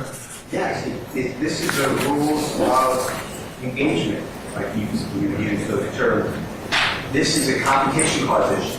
It's testimonial evidence and cannot be used against anyone but Mr. Silva, and that's why the limiting instruction is being requested. And that's what State versus Thomas said. That's what Jefferson versus State said. But you have a conspiracy. That's the problem. A conspiracy means more than one person. So it may not be admissible, just like evidence, as you know, Mr. Steele, having done this a while. Evidence may be admissible for one reason and inadmissible for others. But in a conspiracy allegation, this is what the state's trying to admit. In terms of that, they're using that for that particular purpose. Conspiracy doesn't do away with statutes or constitutional rights. I understand that, sir. I do. The state will not be able to, the court will not find one case that says under 1664 A, B, or C, somehow this is admissible. It's respectfully, Your Honor. But you're doing it under 1615.9, 1615.3. So that's a little different than what I'm being asked to resolve in this particular issue. No, that's the state tried to get it in under a conspiracy statute of 6. Those are gang statutes. And it says that the conviction of one gang member shall be admissible against another. And the Supreme Court of Georgia, Jefferson, said that would make the statute unconstitutional because... Have they declared that statute unconstitutional? It would make the statute, the gang statute, unconstitutional. Have they declared that unconstitutional, Mr. Steele? Yes or no? Well, it said no. It said because it cannot be used against anyone but that person who pled guilty. That's how it's not, otherwise it would be. That's what Justice Melton wrote on the opinion that you first read on Jefferson. So my point is, we're putting in clearly testimony. It happens in court. It happens for prosecution. He pleads guilty. I can't cross-examine it. Maybe he pled guilty because he said, I got out of jail that day. I don't have a lawyer. They promised that they wouldn't charge my crime. You know, I don't have any way to cross-examine him. And what the state is is wrongly leading this, we're trying to lead this court down the path of saying, well, everything comes in against everybody. That's for a jury to determine if they find a conspiracy, and then it's not against everyone. If Mr. Williams, let's say, is in a conspiracy, then the court's going to charge the overt act of Mr. Stillwell, for instance, in this case. If that's done in furtherance of conspiracy, it doesn't have to be the act of Mr. Williams. If Mr. Williams is part of that conspiracy, then the RICO is proven. It's the actual transgression into the complication clause that keeps that out against Mr. Williams. It doesn't change anything about the RICO count. The state still has 191 acts, or 190 acts, I believe, to then say somebody committed one of these acts if they're involved in the conspiracy, and if that overt act furthered that conspiracy, then that person may be found guilty of the RICO. But that's not to say that every single thing done here means that the confrontation clause is not violated. So that's why I'd like the jury to remain instructed. Your Honor, respectfully, I disagree. I've consulted with E.D. Carlson, who also disagrees and is in agreement with our position that Jefferson applies to the Gang Act and not RICO. And the overt act is to prove the nature of the enterprise. And in Jefferson, there were no witnesses. He is stating and articulating the exact distinctions that I have made to the court. All right, Mr. Steele, I'm going to overrule the objection and authorize that when the jury comes back that those particular states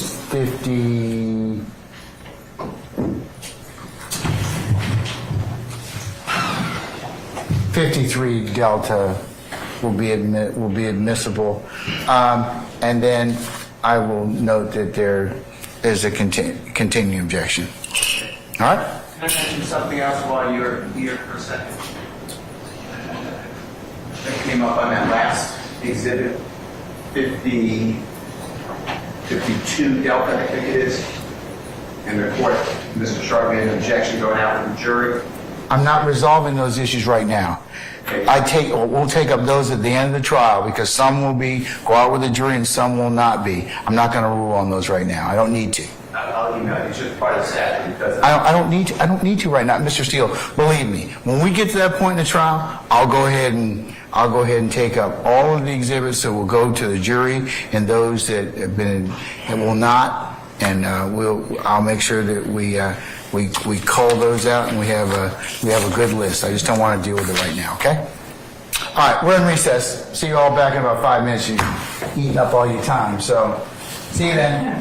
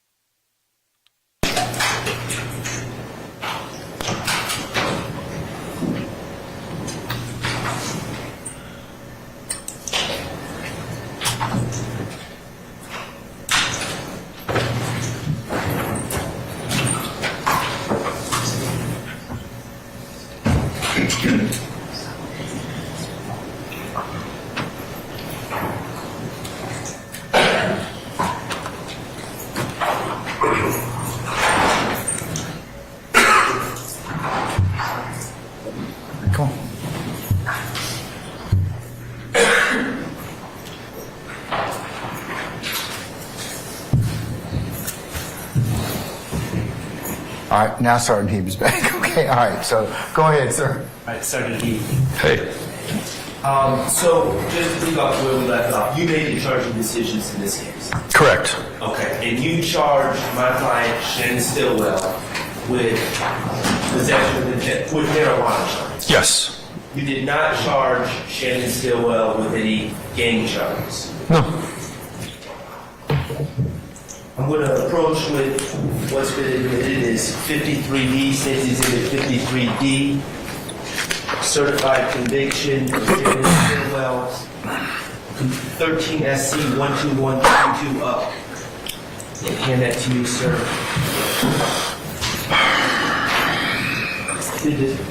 Did the state indict Mr. Stillwell on this charge from August 23rd, 2013?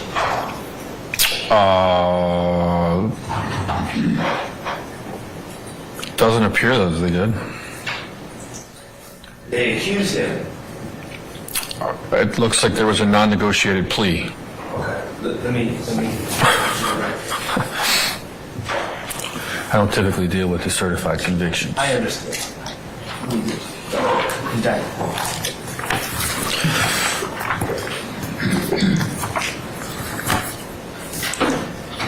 And if you go 2 more pages, you can see the specifics of the date.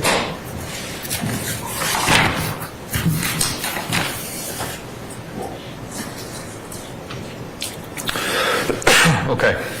Did the state indict Mr. Stillwell for the crimes of August 23rd, 2013? Objection as to form. The document speaks for itself, and I don't mind. I can ask about the document. I sustain the questions to form. You can rephrase it. Was Mr. Stillwell indicted for these charges from August 23rd, 2013? Counsel, I'm going to be real honest with you. I have no idea what I'm looking at right now. I object to the form of the question. I sustain the question. Okay. Does the document that you're holding indicate that Mr. Stillwell was ever charged with any gang charges? No. No. Did Mr. Stillwell plead guilty to the marijuana charges? Yes.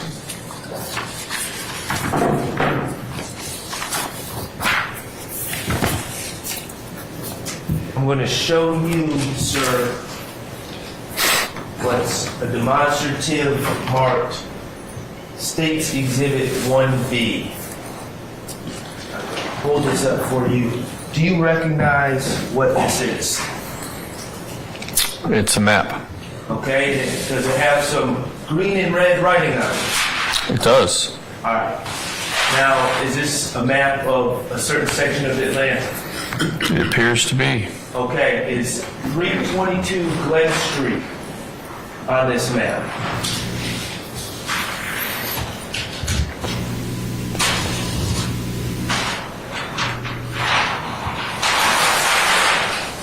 You're going to have to bring it closer. Sure.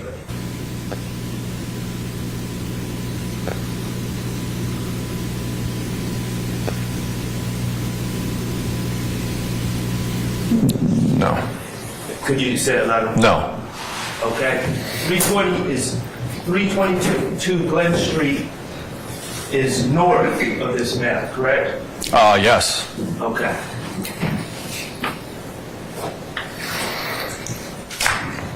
Thank you. Nothing else. Any further examination? No, Your Honor. Not at this time. Okay. At this point in time, may we excuse Sergeant Heeb permanently or temporarily as a witness? Yes, Your Honor. Permanent? Yes. Okay. Sergeant Heeb, appreciate your patience with us. We're going to go ahead and permanently excuse you as a witness. Just don't discuss testimony of anybody except the attorneys in this case, okay? Yes, sir. All right, thank you, sir. Sir, the documents? Just leave those with Miss Weaver, my court reporter, right here.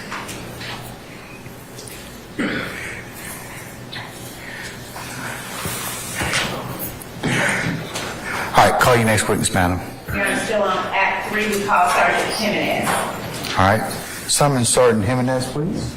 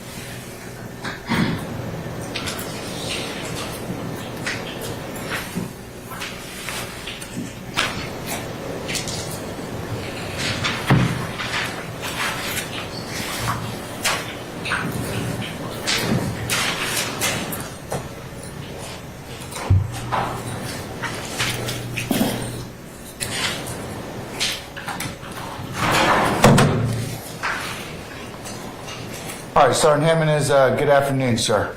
If you would please approach the witness stand. Once you get there, if you turn and face Sergeant Ingram, be sworn as a witness, please, before you sit down. Raise your right hand. You swear affirm testimony given today the truth, the whole truth, and nothing but the truth? I swear. Have a seat. State and spell your first and last name for the courts, please. First name Scott, S-C-O-T-T. Last name Jimenez, J-I-M-E-N-E-Z. Good afternoon, Sergeant Jimenez.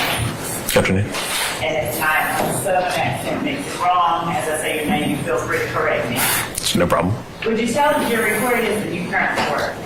I currently work in APD, Zone 5, the traffic unit. How long have you worked there? Since June 29th Of this year. of this year. Prior to that time, where did you work? Prior to that, with APD for the last almost 18 years, in the open records unit.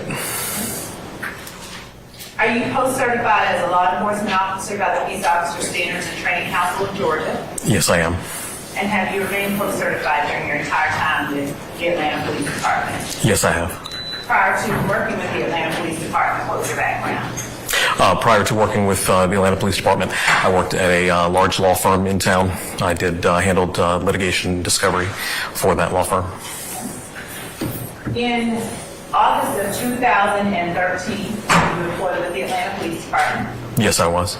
And on August the 23rd of 2013, did you have occasion to be involved in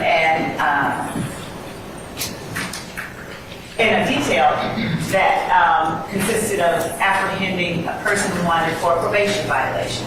Yes, that's correct. And was that person Shannon Stilwell? That is correct. Would you tell the jury what your role in that detail was? Sure.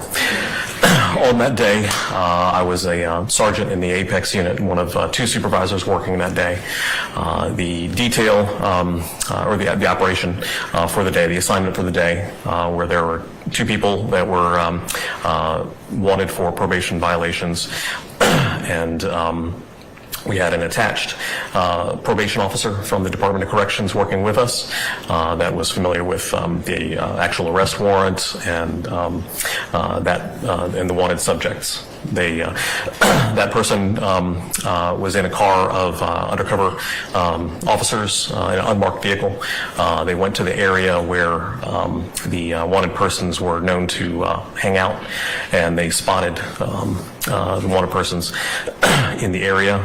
I believe it was Officer Heeb called out on the radio after the person later identified as Shannon Stilwell was identified walking up Windsor Street. He gave out the description of the person, what they're wearing, height, weight, and identified that person as one of the wanted people. I was in a car with in a marked vehicle in uniform with the other sergeant. Sergeant Heckenkamp was driving. I was in the passenger seat. We were coming down Glen Street. And the wanted person that was identified as Shannon Stilwell was over the radio. He was supposed to be coming from behind the store at the corner of Windsor and Glen. Typically is referred to as the green store. Mostly because of the paint color that it usually sports. There was a parking lot in the drive that goes behind that store and comes out from the Windsor side behind the store and onto the Glen, kind of a concrete driveway area on the Glen Street side. Sergeant Heckenkamp and I were driving eastbound, I believe eastbound, yes, eastbound on Glen, and I spotted the subject that was, the description was given over the radio, and I told Sergeant Heckenkamp to stop the car. I exited the vehicle, approached the identified subject, and he had a cell phone in his hand, and then he looked back over his shoulder to where he had come from, and then placed the cell phone into his pocket. I noticed that as a pre-flight indicator that he may run. So I hastened my pace, went ahead and grabbed his left wrist. And executed the arrest. We guided him to the ground. Sergeant Heckenkamp cuffed him up. I asked him if he had anything on him at the time and that I should know about, and he said that he had some marijuana on him. After we got him cuffed up, stood up, I retrieved marijuana from his left pocket and the cell phone from his right pocket. The marijuana that you retrieved from his left pocket, did it come in any particular form? Was it in any particular? Yes. The marijuana was packaged in two bundles. One was a kind of a sandwich bag of loose raw marijuana. I believe it was roughly probably an ounce from the volume. And then the other package was another bag that had, I believe, roughly 50 smaller Ziploc bags. They were transparent red Ziploc bags, each containing roughly probably a gram of marijuana apiece. So those two packages were both in his left pocket. Was there any significance in terms of your experience as a law enforcement officer to the packaging of 50 smaller baggies of marijuana? Yes, in my experience, that volume of individual bags of marijuana would indicate intent to distribute, sale of marijuana. And did you inquire, did you ask Shannon Steele whether he had anything on his person prior to learning that he had the marijuana on his person? Actually, just in general, once we, restrained him, placed him in physical custody, asked him if he had anything on him that I should know about. Just a general question, and his response was that he had some marijuana. Okay. Thank you. Just 1 second, please. Actually, the Mechanicsville area, is that in Zone 3? Yes, it is. Just 1 second.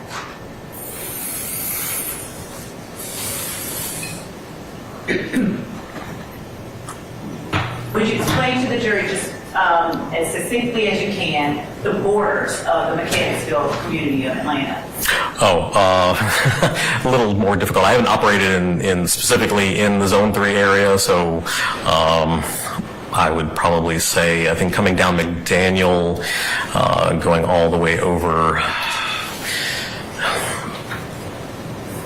It's difficult for me to say, and the borders have changed probably 2 or 3 times since we've changed zone borders, so I really can't answer it specifically. Oh, McDaniel is in the Mechanicsville area? It is, yes. Oh, thank you. Sure. That's all I got. Cross, Mr. Short.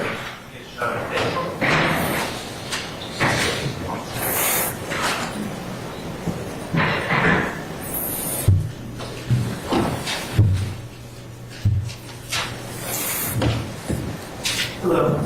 Is Hi. Sergeant Jimenez? Currently Lieutenant Jimenez. Oh, I'm sorry. Lieutenant. Oh, it's okay. No worries. All right. My name is Max Shard. I represent Shannon Steele.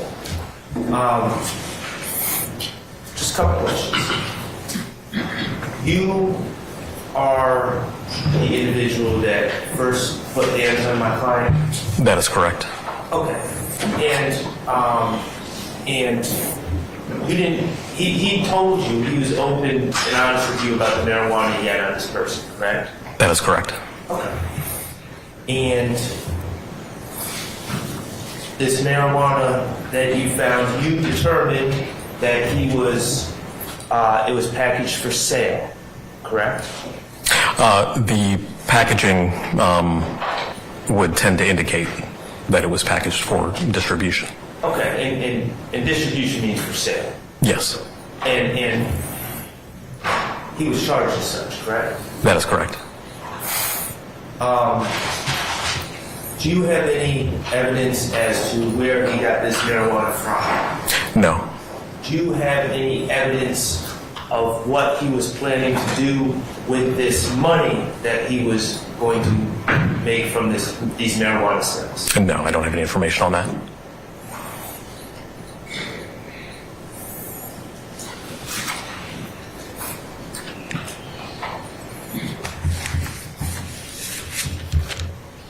I have nothing further. Thank you. Any redirect. Just briefly. Lieutenant, I'm sorry, I apologize, Sergeant. No worries. I'm showing you what has been marked as states with 47 Delta, a package that has been shown to the defense previously, and I'm showing to you now. Would you take a look at 47 Delta and open it up and look inside?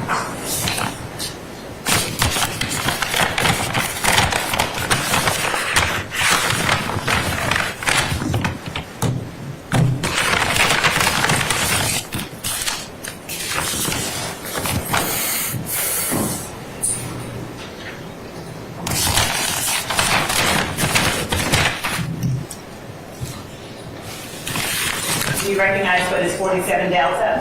I reckon as a cell phone. It's been 10 years since this case, so I would have to rely on the labeling from the property recovery. Okay. And when you say you would have to rely on the labeling of the property recovered, I'm going to show you State's Exhibit 52 Delta and ask you in conjunction with State's 47 Delta, are you able to identify that as a cell phone you recovered from Mr. Stillwell? Yes, from the case number, being the case number from this arrest, and also the 4-digit ID number on here is Officer Heeb. That is his 4-digit ID number on here. He's a case agent for this, and also the undercover officer that had called out the positive identification of Mr. Stillwell on the scene. Your Honor, State Attorney 47 Delta. Any objection to 47 Delta, sir?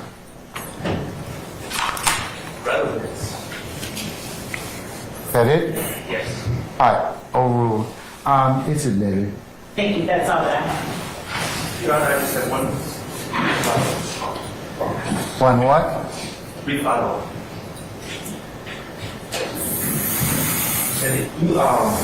You gave some weights for the marijuana. Was the marijuana, to your knowledge, weighed, or were those just approximations that you were making? The approximations are from my, kind of a visual description of those, but I believe when they were processed, they were all the items were weighed. Okay, but you don't know the official weights from weighing of the items? I do from reflection of my recollection on the report, yes. Okay. What were the weights?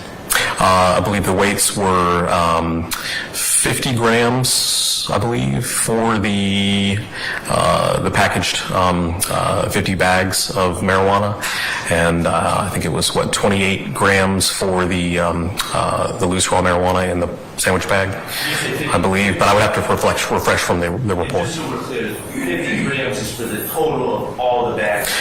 No, I believe it's 88 is the total for both. I'm sorry. 50 grams is the total for all Your Honor, these I would small ask the object and ask Basis. that the witness be allowed to complete his answer. Yeah, let him finish his answer first.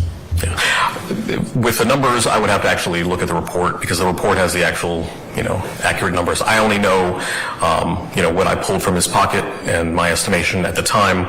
I didn't turn the drugs into the evidence room, so that's where they will be weighed, and they were documented in the report. Fair enough. But when you said 50, you were talking about the entire total of all the small bags, not each bag. I believe so, yeah. Okay. All right, nothing further. Thank you. All right, anything further? If not? Your Honor, just briefly, what was the 88 that you mentioned? I think there was a total. I think the total grams of marijuana, but I'd have to look at the report for that. Okay, thank you. That's all I have. All right.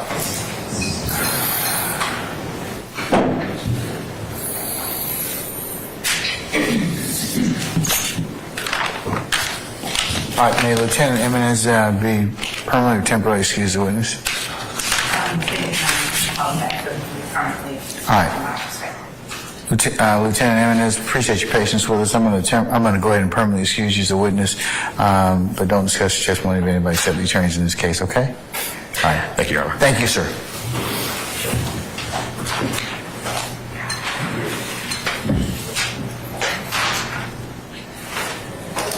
All right, call your next witness, madam. Your Honor, as to Act 4, the state calls Andrew Phillips. All right, summon Andrew Phillips, please.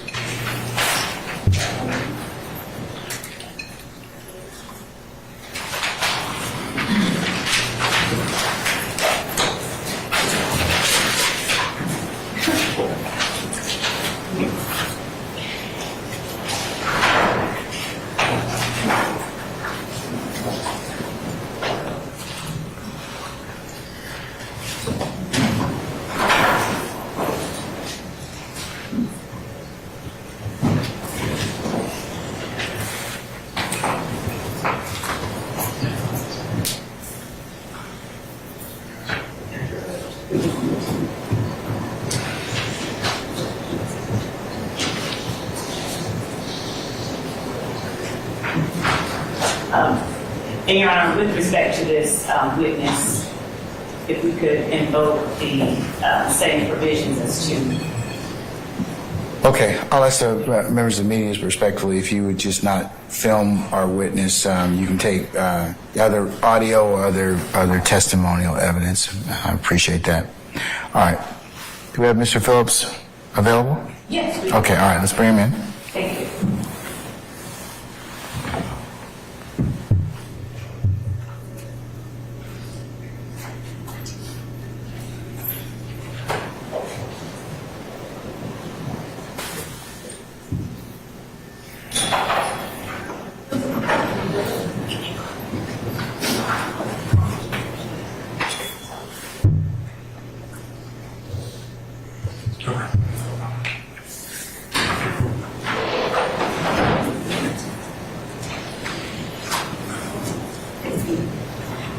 All right, Mr. Phillips, good afternoon, sir.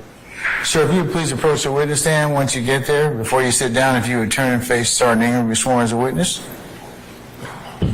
Raise your right hand. You swear affirm testimony you give today the truth, the whole truth, nothing but the truth. I do. Have a seat. State and spell your first and last name for the course, and I will do it, please. State and spell. Andrew Phillips, Andrew, Phillips, Phillips.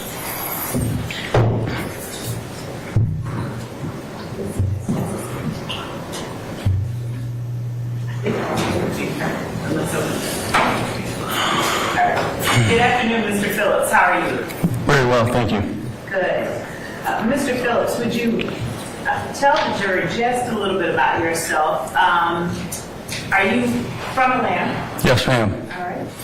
And generally, in 2013, what area of Atlanta did you live in? Buckhead. On June the 10th of 2013, were you living in Buckhead then? Yes, ma'am. And on July the 10th, pardon me for asking previously about June, July the 10th. Yes, ma'am. On that date, are you married? Yes, ma'am. Did anything of significance happen on that date that caused you to reach out to the Atlanta Police Department? Yes, ma'am. Would you tell the jury what it was that happened? I had returned from being on vacation and noticed that a door was open or ajar. And I called 911, the police department showed up, they cleared the house, then I went in and began to notice that some items were missing. Now, the address that you lived at then, is that the address that you still reside at? No, ma'am. What address did you live at on July the 10th of 2013? 11 Demarest Avenue, Atlanta, Georgia, 303. I can't remember the full zip, sorry. That's okay. Was that a house, a townhouse, an apartment, or something else? It was a house. Standalone home? Yes, ma'am. All right. And could you describe when you say your front door was open? Had it been kicked in, or was it just ajar? It was ajar. There was no signs of any forced entry. Had you left your door unlocked? I can't say that for sure or not. All right. What all did you find was missing inside your home? Specifically, 2 firearms. One was a handgun, one was a shotgun. I believe a laptop and a blanket, to be exact. A blanket? Blanket. What kind of blanket? Like a blanket that had been over the back of a armchair. Could you tell the jury what kind of handgun it was that was missing? It was a Sig Sauer. P226? That's correct. All right. And what kind of laptop was missing? An Apple. Who did that belong to? My wife. Now, was there any way that you were able to, was there anything else that was present or absent at the time that you arrived home? In other words, was your alarm system, did you have an alarm system? We did have an alarm, but I can't say whether or not it had been on or not.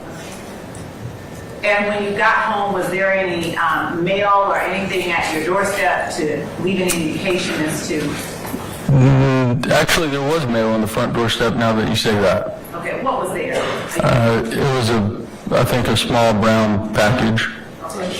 And on what date was that UPS package delivered? I do not recall.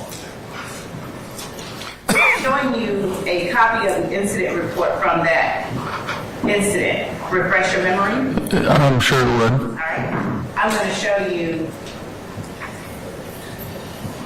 page 2 for counsel's purposes of incident 131910027. And just for reference's sake, we will label it State Exhibit 54R. R as in Romeo. Did I get that right, Judge? Okay. Would you take a look at the last line of that paragraph? Okay. Without reading it out loud, just let me know if it refreshes your memory as to when the package was delivered. It does. Okay. And you arrived home on the 10th, was it, of July?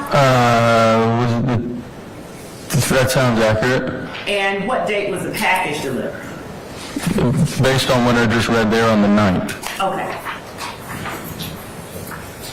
I'm going to show you, and Your Honor, this time we have an exhibit that has been made safe, but we are also bringing in a weapon into the courtroom, so we need to make the court aware. That's fine.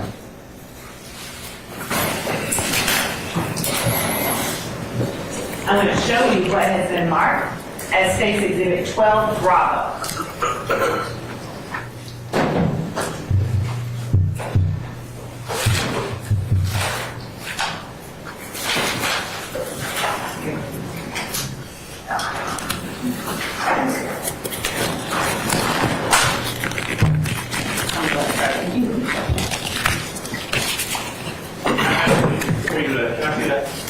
Yes.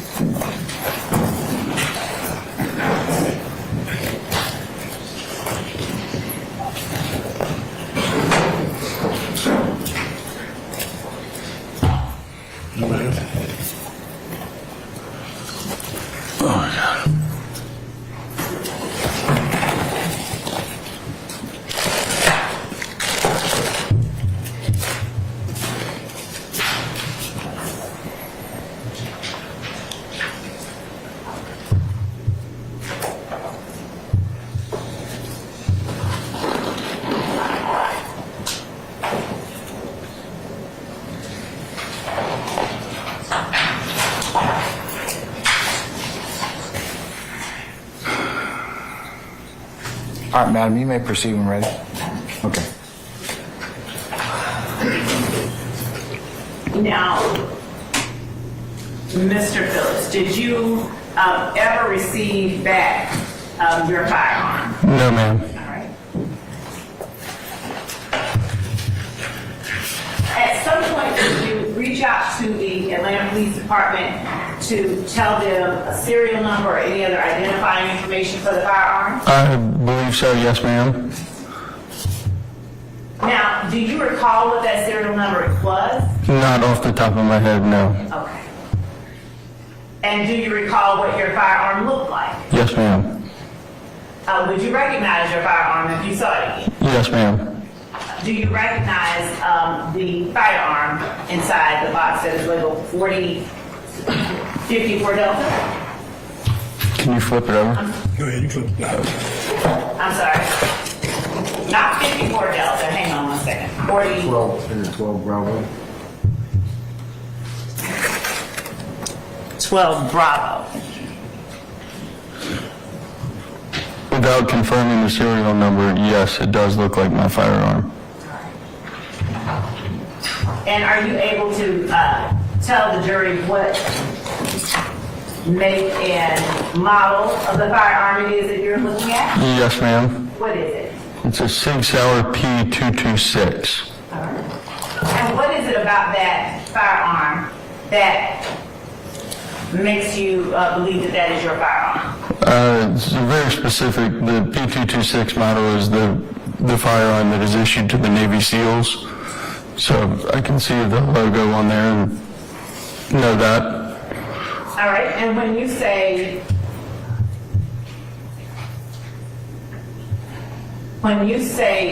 that it is a very specific firearm issued to the Navy SEALs, were you a Navy SEAL? No, ma'am. Why is it that your firearm would have, or you would have a firearm specific to Navy SEALs? I just thought it would be cool to own that specific firearm. All right. With showing you a warrant with a serial number listed on it, refresh your memory as to the serial number? I'm sorry, can I get that question one more time? Would showing you a warrant with the serial number listed refresh your memory as to the serial number for your firearm? To answer your question, I don't know if it would. Without seeing the purchase document from when I bought it, I couldn't confirm the serial number. Okay, but you can confirm, or can you confirm that you reached? Can you confirm that the serial number that was on your purchase document is something you conveyed to the police? Yes, ma'am. I did have to call and get that document from the store that I purchased it from. Okay, and the document that you got from the store, did you read from that document when you gave that number to the police? Yes, ma'am. Now, do you recall who it was that you that responded to your residence when you reported the break-in? I do not. Do you recall the whether there were more than one officer, or whether it was a female or a male, or anything of that nature? I want to say that there was 2 police officers. Okay. It was late and it was dark, and I just got done traveling. Did you ever receive any of the items back, or did you ever receive notification that any of your items had been found? I did receive notification that this firearm next to me had been found. And did you attempt to retrieve that firearm? I reached out to find an understanding of the whereabouts of the firearm. What do you mean? Just once they had contacted me, I was curious. Okay. And were you allowed to get your firearm back? No, ma'am. Now, at the time, had you given anyone permission to be in your home during that time? No, ma'am. And had you specifically spoken to anyone or a person by the name of Jeffery Williams and given him permission to hold or to have your firearm? No, ma'am. Were any of the other items that were stolen from your home ever recovered, as far as you know? No, ma'am.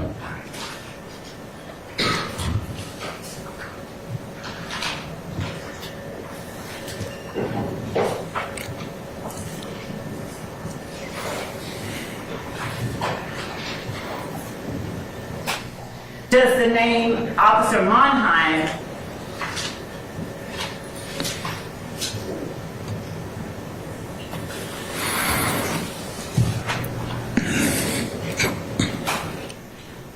actually, just one moment, Mr. Phillips.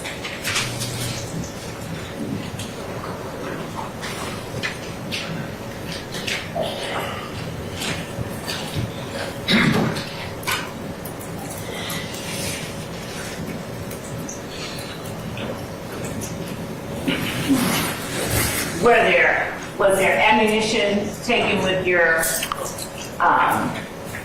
handgun? I would say that yes, there was. And what about the other firearm that you talked about? What was that firearm once more? It was a shotgun. All right. Was that shotgun ever recovered? Not to my knowledge. And do you remember any other identifying information about the shotgun? I can tell you that it had a brown stock and a brown forward grip. And was there any ammunition with the shotgun? No, ma'am. Thank you, sir. I believe that that's all that I have. Thank you. Mr. Sharp? Or, I'm sorry, Mr. Adams. Yes, sir. Let's go.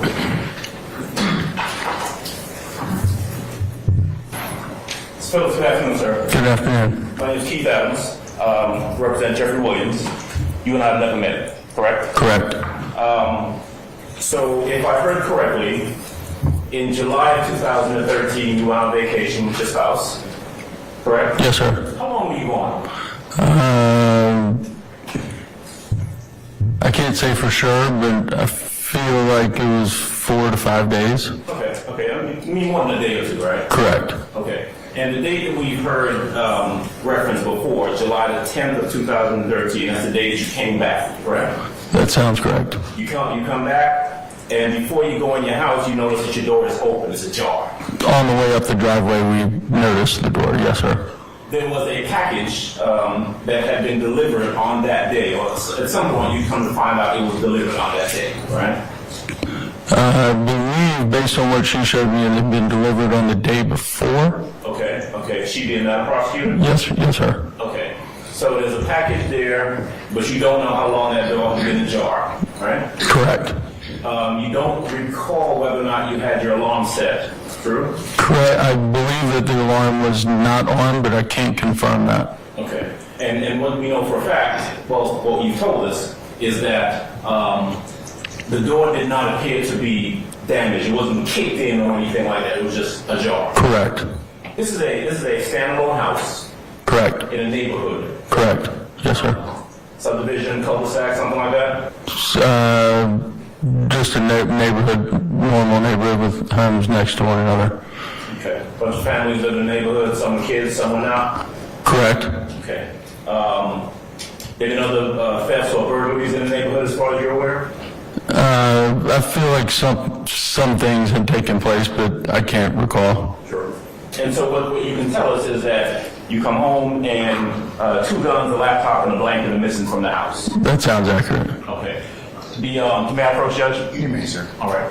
The item that you've been shown here that's been previously made safe by, made safe, is a gun. It's a black gun, right? Yes, sir. Looks kind of like the gun that you had, right? Correct. But you don't know the serial number. Correct. Right. And so you can't identify, I mean, there's more than one black gun out there in the world, right? I can say, yes, sir, but when they called me with that gun specifically, they had matched the serial number to the serial number that I had submitted. Okay, but for purposes of you telling this jury that you know for a fact that this item that we're looking at right here, I'm gonna move it so that that does have a serial number on it. You don't know that serial number. You can't recognize it by that serial number. Not off the top of my head, no, sir. All right.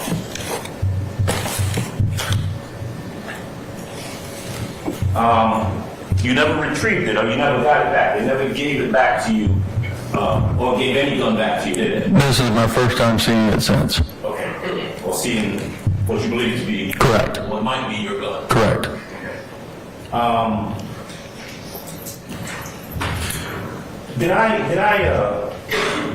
Do I recall or know correctly that the officers who came out dusted the location for fingerprints? I believe they did. It was a long time ago. Would that have been APD, the Atlanta Police Department that came out, or was it another jurisdiction? I want to say that it was APD. Okay. And so as far as you know, they conducted some degree of investigation involving and including dusting for fingerprints, right? Correct. Do you remember whether they told you, or do you remember them telling you that they were actually able to retrieve or to lift? Objection as to hearsay. I'll sustain it. Okay. I'll stand the question. All right. Well, certainly, as far as you know, the Atlanta Police Department, detectives, officers, whoever came out, would have some information about whatever it is they found. Objection as to speculation. I'll sustain the question as a speculation. Okay. They came out and investigated, right? Yes, sir. All right. APD, Atlanta Police Officers. I believe so. All right.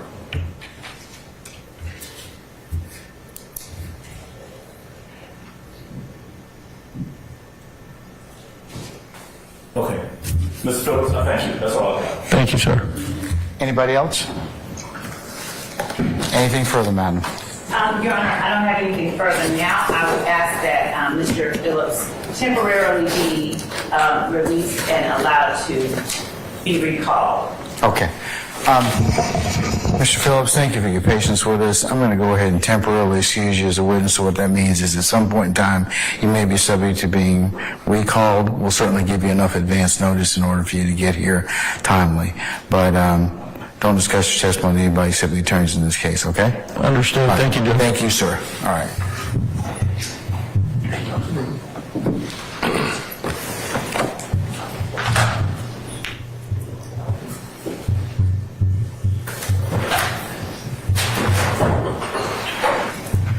Ms. Love and a representative, can I get you all to come on up, please? And the rest of you, put your headphones on, please. All right, let's talk radio.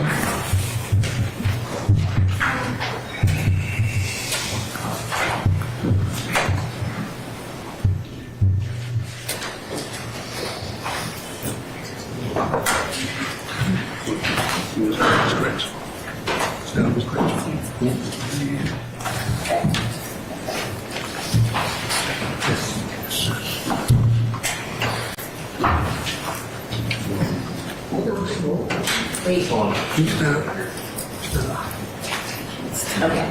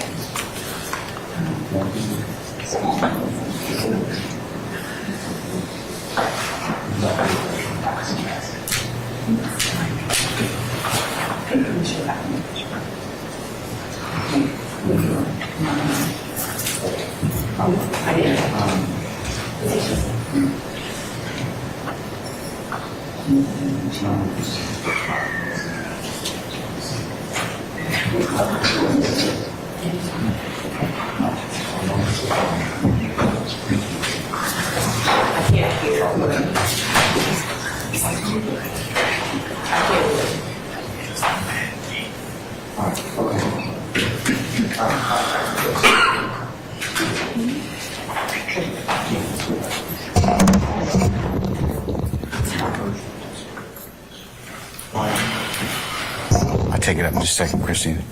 All right, ladies and gentlemen, how about we take 5 minutes? I have it on good authority that we're going to go ahead and maybe take one more witness and then we'll conclude for the day. But, you know, what do I know, though, right? Okay, so take 5 minutes or thereabouts. We'll call you back in, okay? All right. All rise.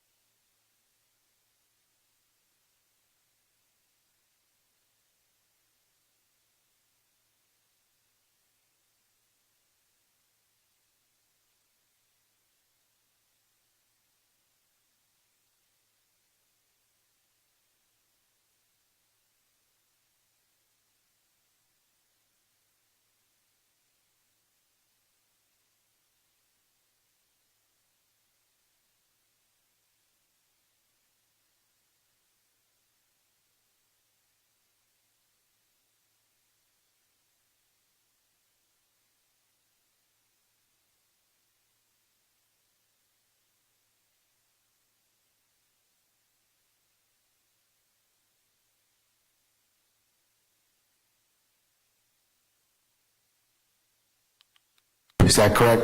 Yes, sir. All right, okay. Mr. Steele, what is your motion, sir?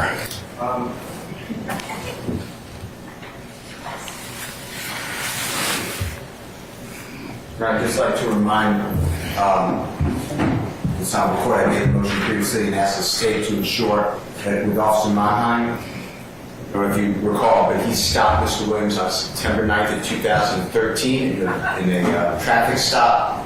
Mr. Williams did not have the driver's license. He stated that he ran Mr. Williams' name.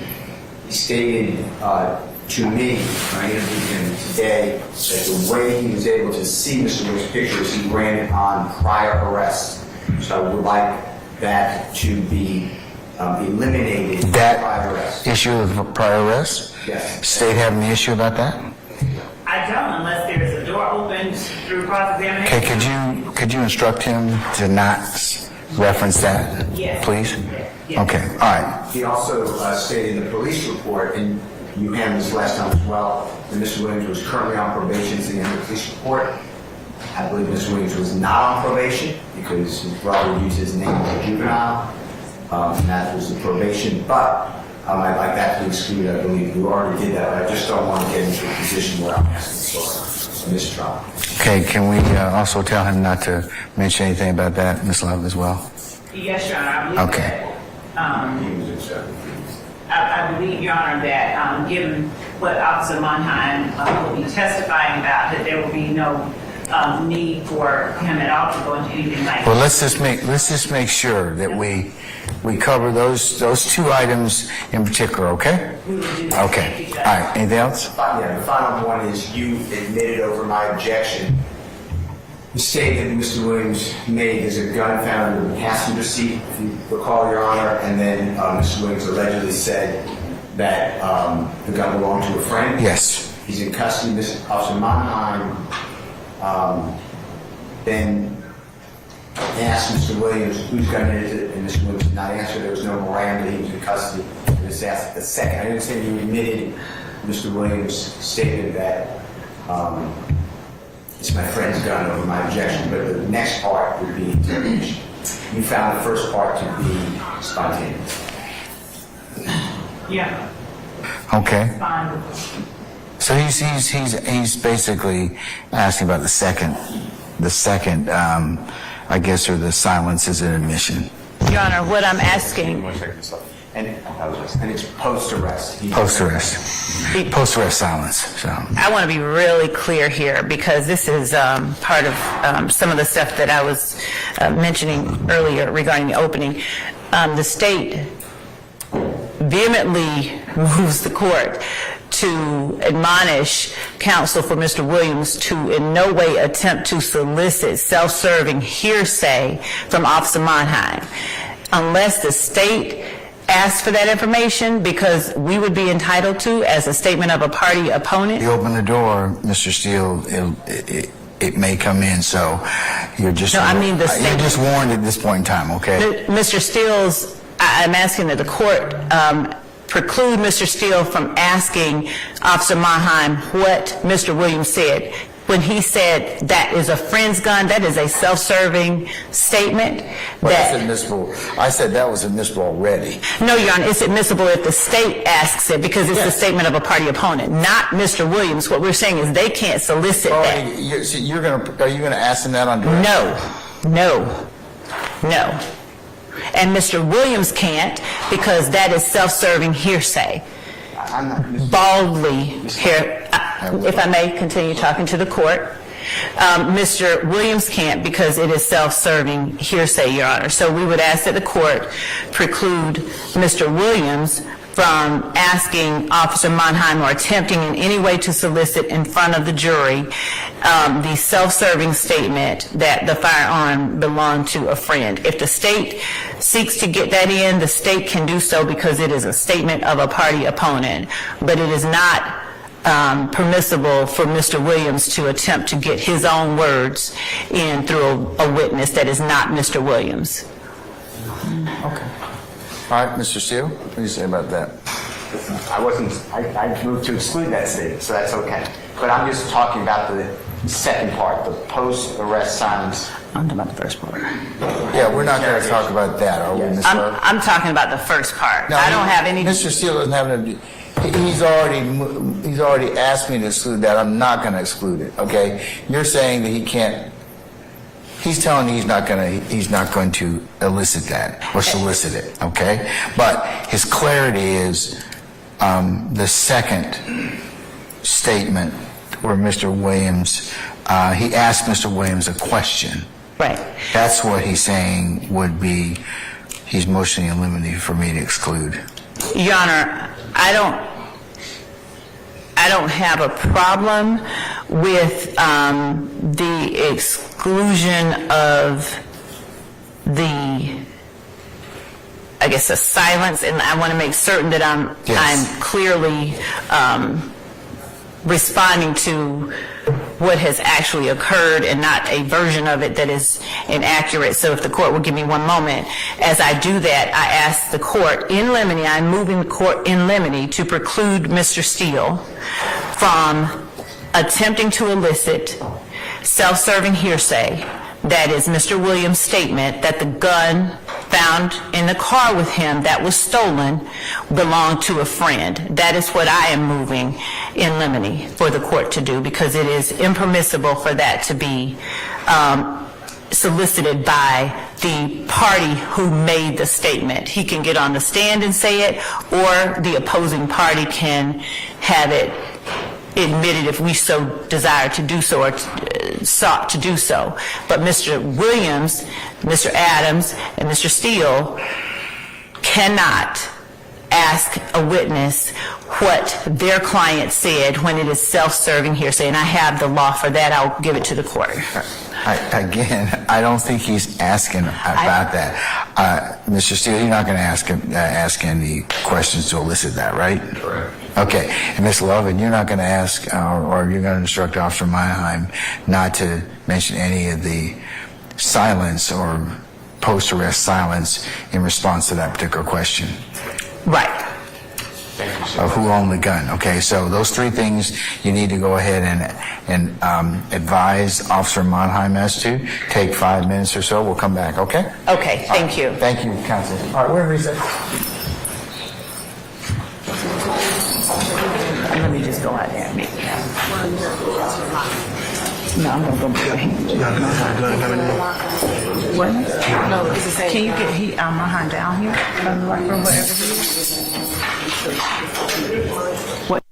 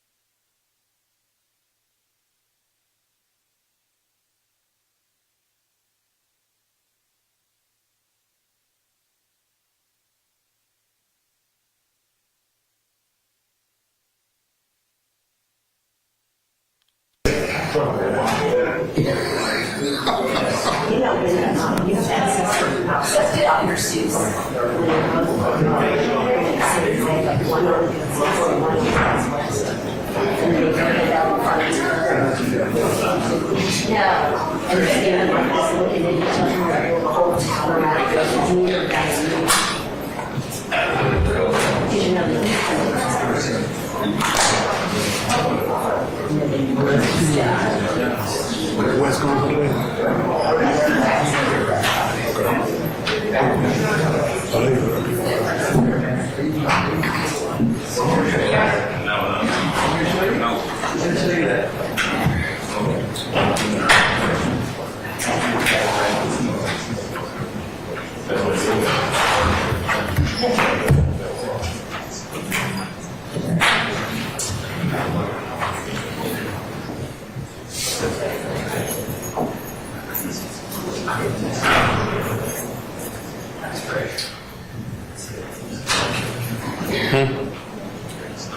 Just before the jury comes out.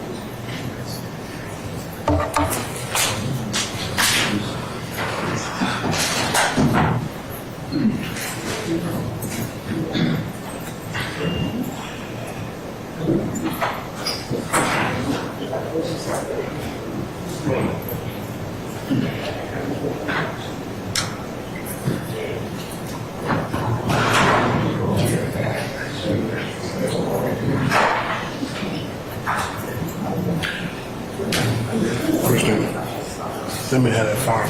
Which one? The last one I just gave you.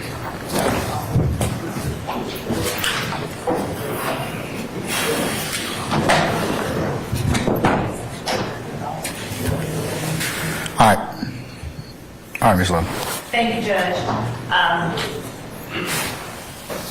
Your Honor, with respect to the motion in limine made by Mr. Steele regarding Manheim, what we would ask, Your Honor, is that I did go and talk to Officer Manheim as court directed, and I will always do as court directs, but I'm asking, Your Honor, with respect to the way that Officer Manheim was able to identify Mr. Williams.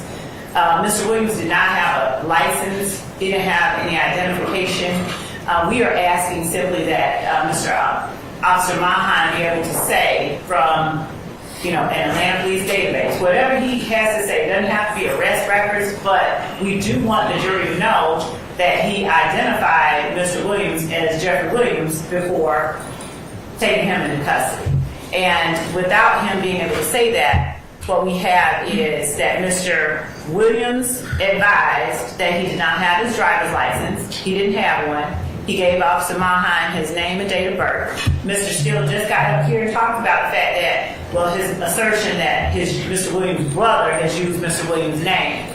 But, arguably they can make that argument later on. This wasn't Jeffery Williams, this was his brother using his name. But Officer Manheim identified Mr. Williams by running Mr. Williams on ACIC And from pictures on Police Central from, I'm quoting his report, not what I'm asking the court to allow him to say, but from pictures on Police Central from prior arrests in Fulton County. So what we are asking is that Officer Manheim be allowed to testify that from law enforcement databases, he was able to identify the person that he had stopped and found with the stolen gun, the defendant Jeffery Williams. Because otherwise, you know, there's a gaping hole.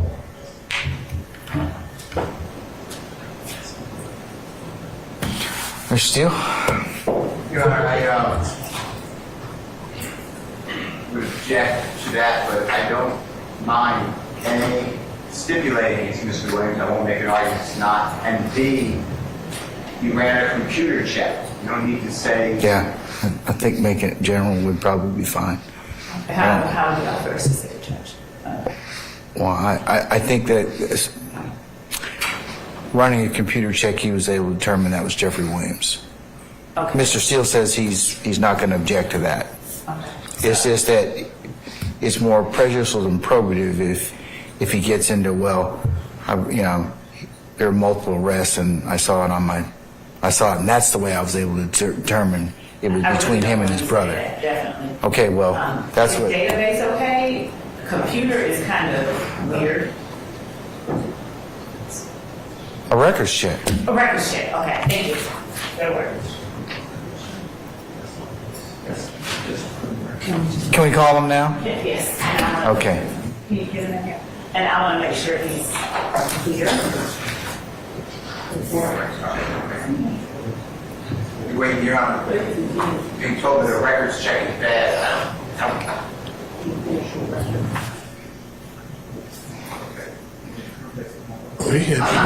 Make it an issue. I'm not going to. I stipulate The witnesses in there. Hold on. Ms. Love, can you ask Officer Manheim to step back?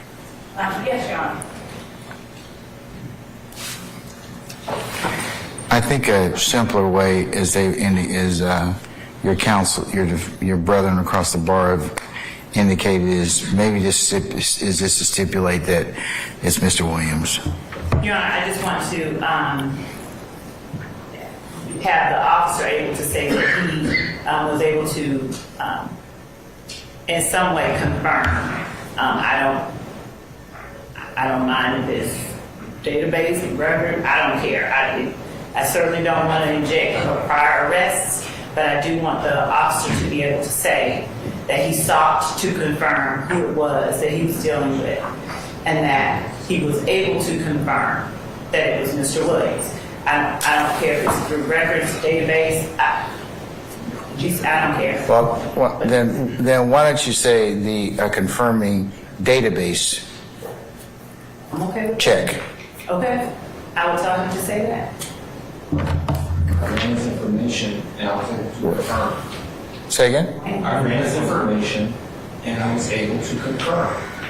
And this is Jeffery Williams. Yeah. That works.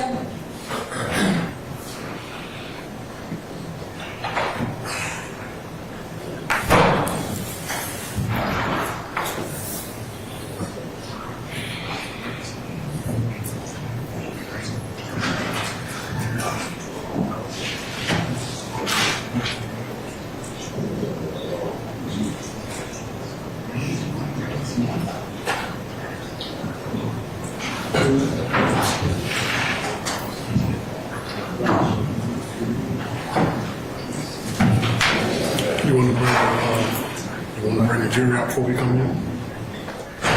Yeah, hold on one second. We'll bring our jury out first, okay? All right. All right, summon our jurors, please. Sergeant Ingram. And Your Honor, we have the rule regarding the overtime. All right. Members of the media, again, thank you for your patience and indulgence with us. This witness, if you could please not photograph him as well or put him on live stream, but you're welcome to report or otherwise capture any oral or any other statements. Thank you, Your Honor.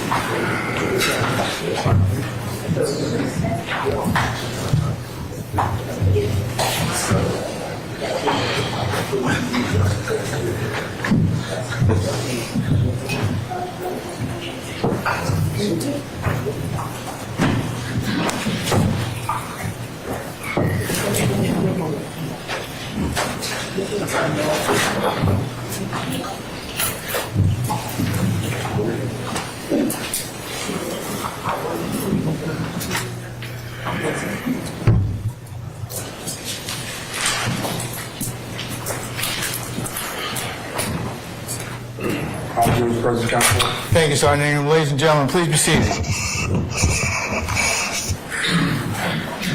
I state, call your next witness, please. Your Honor, the state calls for Act 4 Officer, Senior Patrol Officer Michael Manheim. All right, summon Officer Manheim, please. Officer Manheim, good afternoon, sir. If you would please approach the witness stand. Once you get there, if you would be so kind to turn and face Sergeant Ingram and be sworn as a witness, please, before you sit down. You raise your right hand. You swear to affirm testimony you give the truth, the whole truth, nothing but the truth. I do. Have a seat. Spell your first and last name for the court. I know. It's going to be Michael Manheim. First name is spelled M-I-C-H-A-E-L. Last name is spelled M-O-N-H-E-I-M. Good afternoon, Officer Manheim. Would you tell the jury a little bit about yourself and tell them where you currently are employed? I've been employed with the City of Atlanta Police Department for 18 years now. My assignments is patrol officer, responding to 911 calls, accidents, proactive policing, and engaging in the public. What was that last part? Engaging with the public. Right.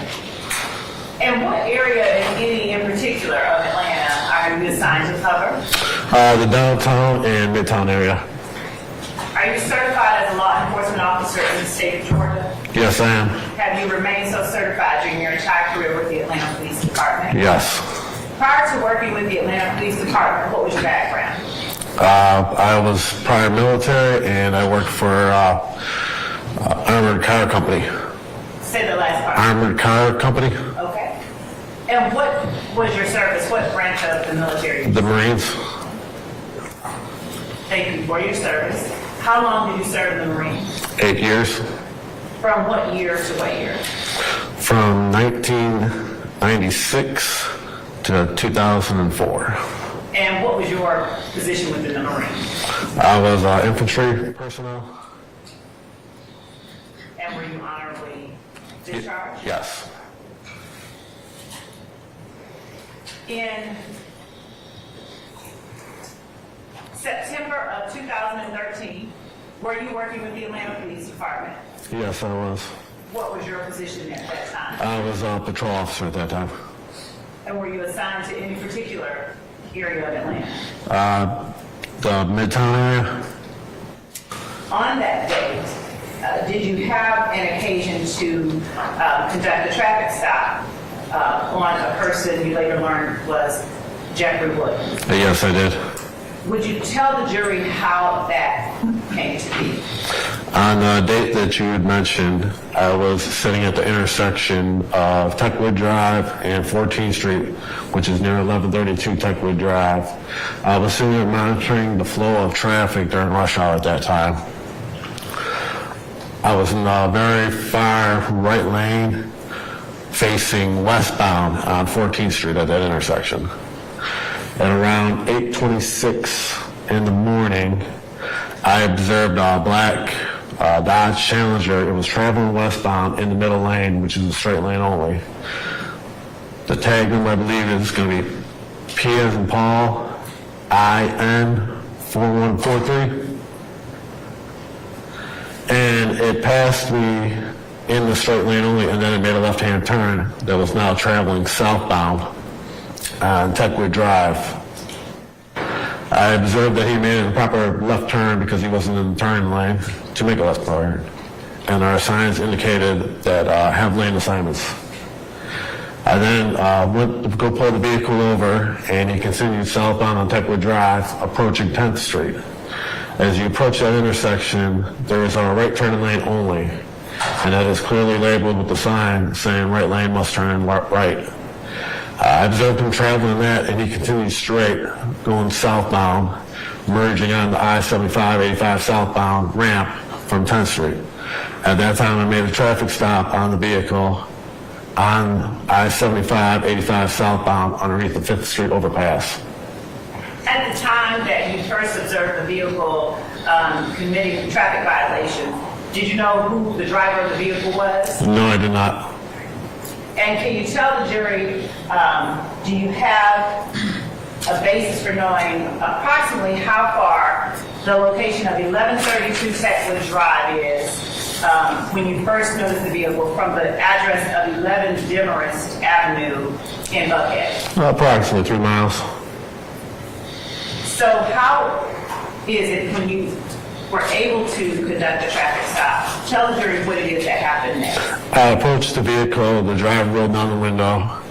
I explained to him why I pulled him over and asked him for his driver's license. He said he didn't have a driver's license on him, but he gave me his name and his birthday. And what name and what birthday did he give you? Jeffery Williams. Now, would you give the jury a general description of the person that was in the vehicle if you recall? He was a black male, thin built, tall, and he had some long braids. Okay. Now, you said that he told you he did not have a license? That's correct. Were you able to run his information and confirm that he was who he said he was? That's correct. When he gave me his name and his birthday, I ran his information on ACIC. Just go ahead and you have some information sources, databases. Correct. Okay. So after that, after you were able to confirm who he was,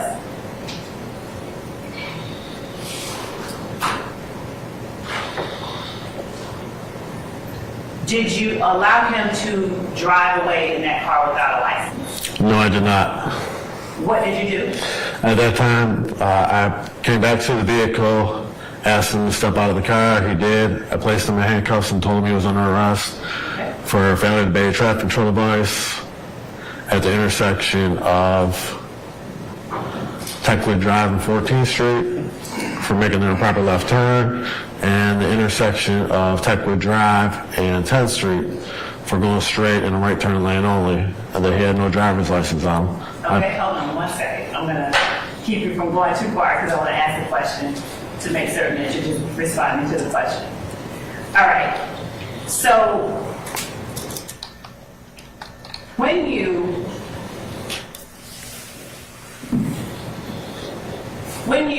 placed him under arrest, just 1 second.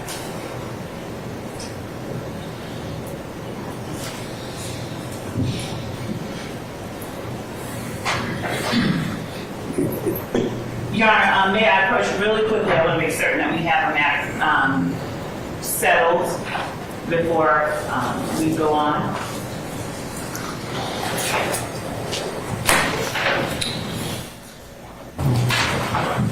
It'll be quick.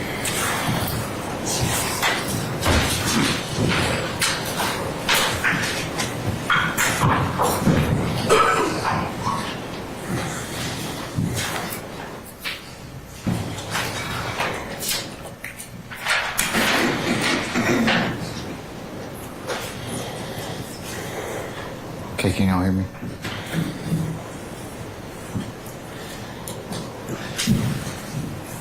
All right, Kim.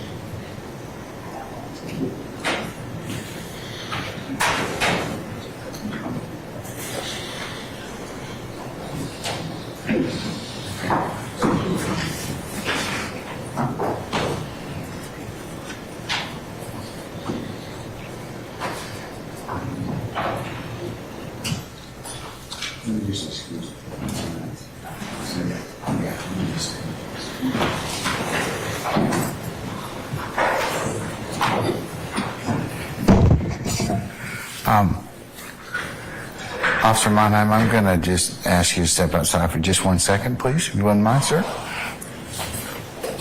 Don't get too comfortable.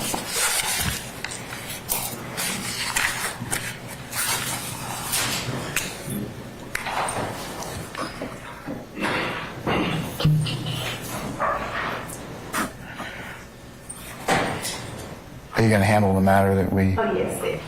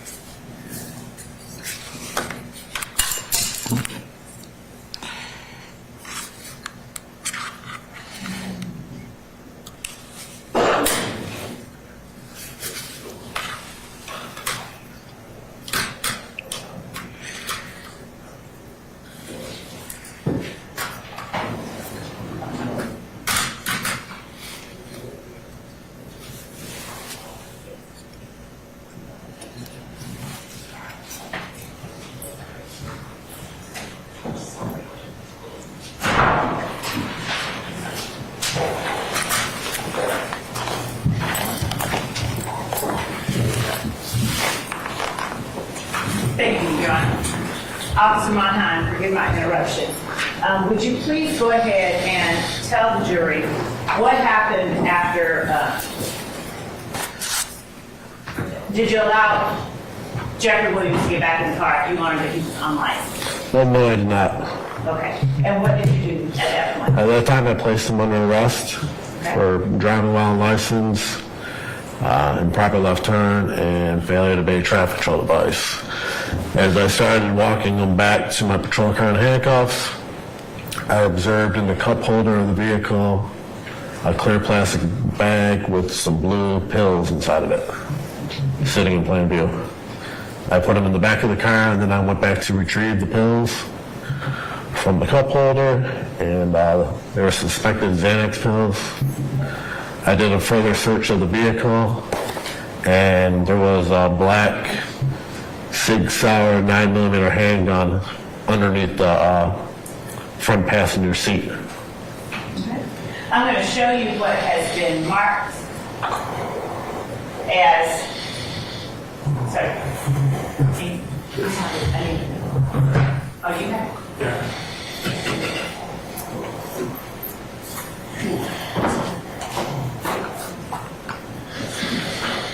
As 12 Bravo, and ask you if you recognize the exhibit marked 12 Bravo. You can go ahead and take a look at it.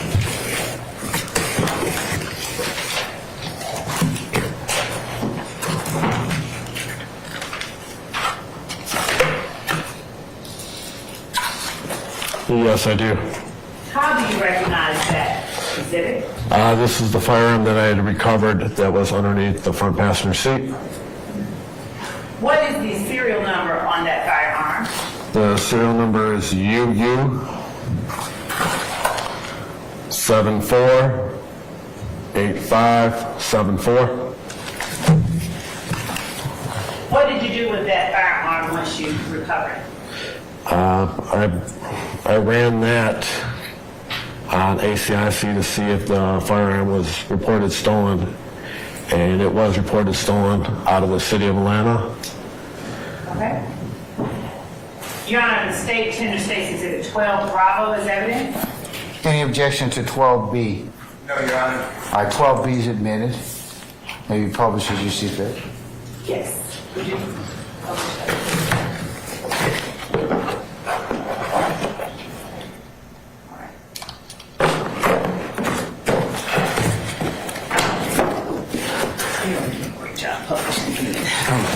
All right. All right.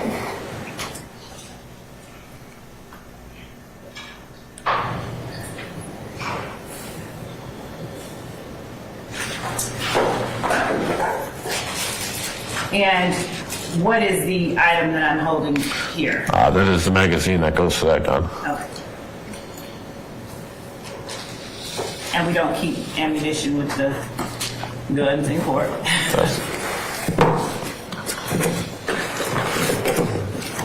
Thank you, Your Honor. Now, when you said that the gun was reported stolen out of Atlanta, by whom was that gun reported stolen? It was reported stolen by, I want to say it was an Andrew Phillips. Okay. And were you able to, or do you recall off the top of your head the incident report in which that gun was reported stolen by Mr. Phillips? I don't remember the APD case number off the top of my head, but I do recall that it was taken from a burglary that had... Hearsay and contradiction. Your Honor, may I respond? Yes. Your Honor, the officer is talking to the jury about what was reported and why it was stolen, why he did what he did as it related to the firearm, and Okay. we All right, Mr. Steele, I'm going to overrule the objection. go ahead, please. that the firearm was reported stolen from a burglary from 11 DeMorris Avenue, which is in Buckhead, and that firearm was reported stolen on July 10th of 2013. All right. And was the owner of the firearm able to, how did the Atlanta Police Department get the serial number from the owner of the firearm? Basis. Same. What? Overrule the objection. How was the Atlanta Police Department able to obtain the serial number for the stolen firearm? The original responding officer that took the initial report, I believe, was the one that got the serial number from the victim, so he can list it as stolen. And I'm going to show you a document we will mark State's Exhibit 55.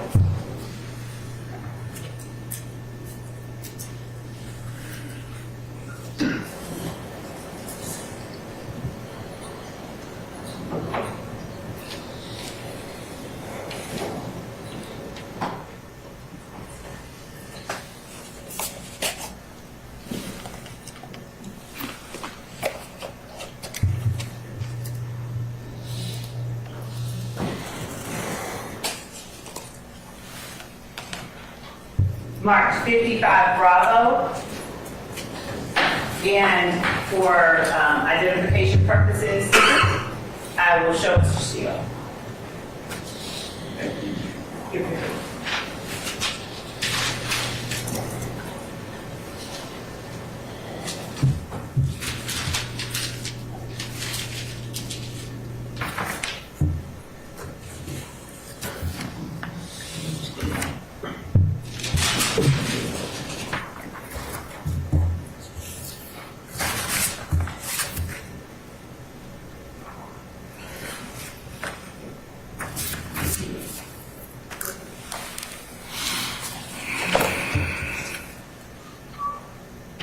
I'm going to show you what has been marked as State's Exhibit 55 Bravo. And ask you, are you familiar with State's Exhibit 55 Bravo? I am now, yes. Okay. Now, when you say I am now, what are you looking at it that makes you familiar with that exhibit? It has the original case number for the initial report, but it was a supplemental report to the initial report. Okay. And it indicates on this police report that the serial number was added to the police report so that the vehicle could be put on the system as stolen. The vehicle or the gun? I'm sorry, the gun. Okay. And what serial number is listed on that report so that the firearm could be listed or reported as stolen? The serial number is listed as UU748574.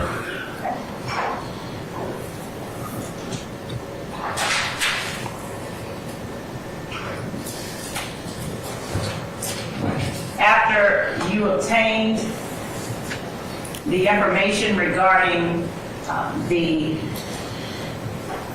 stolen firearm and the absence of a license as well as the Xanax pills, did you take out any warrants for Mr. Williams' arrest? Yes, I did. All right, and what did you charge him with?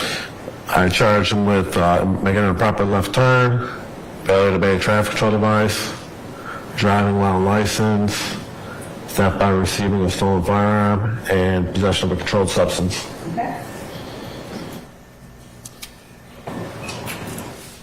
Now, is the person that you, do you recognize Mr. Williams? Would you recognize him if you saw him today? Yes. All right. Do you see him in the courtroom today? Yes, I do. Would you describe what he is wearing and where he is seated for the jury? He is at the second defense table in front of me. He is wearing a black turtleneck, and he's got his hair pulled back in braids. Your Honor, would the record reflect that the officers identified the defendant Jeffery Williams? Michelle. Officer Manheim, did you have any contact with the district attorney's office in terms of reporting that you had made these arrests? Yes, I did.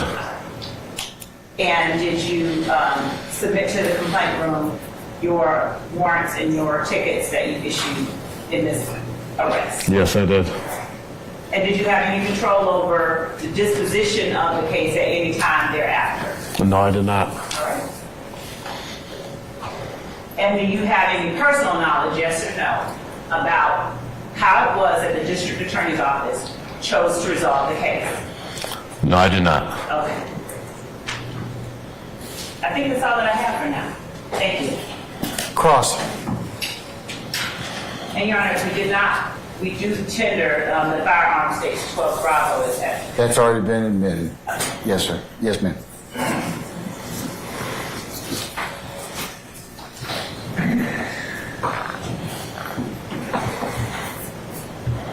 Good afternoon, officer. Good afternoon. You met Mr. Williams on or about September 9th of 2013. Is that fair to say? Yes. And to be frank with the jurors, you don't remember this traffic stop, but you're using reports to refresh your memory. Is that fair to say? Compound statement. That's standard to form. You can just rephrase it, chop it down a little bit. You don't remember this traffic stop on your own memory. Is that true? I would say yes, that is true. But your memory got aided with your report that you wrote. Is that okay to say that? Yes. Okay. And you're doing your best you can today to articulate accurate facts to the jury? Yes.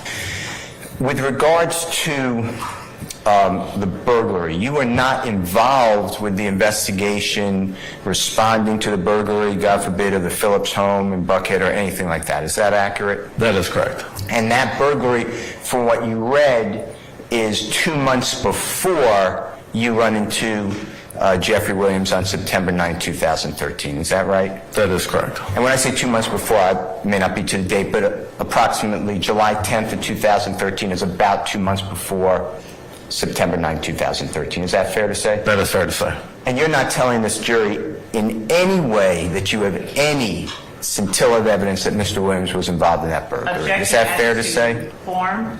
I'll stay as to form. You can rephrase. Is it true that you do not have any information Mr. Williams was involved in any burglary of the Phillips home? Objection. Is that true? As to form. I'll let him answer that. I'll hold that objection. You can answer that. Say the question one more time. Sure. You don't have any information at all that Mr. Williams is involved in the burglary of Mr. Phillips or Miss Phillips' home. Is that true? That is true. Okay. So now we're 2 months later. It's approximately 8, I think you said 8, hold on one second. 8:30 in the morning, is that fair to say? That is fair to say. And Mr. Williams is driving around Techwood, 14th Street. If you could just tell the jurors, what part of Atlanta is that, if you don't mind? That is close to Midtown. Okay, that's not the Cleveland Avenue. You know where Cleveland Avenue area is? I do know where Cleveland Avenue area is, yes. And Midtown is not near, near is relative, but it's not the Cleveland Avenue area. Is that fair to say? That is fair to say. Okay.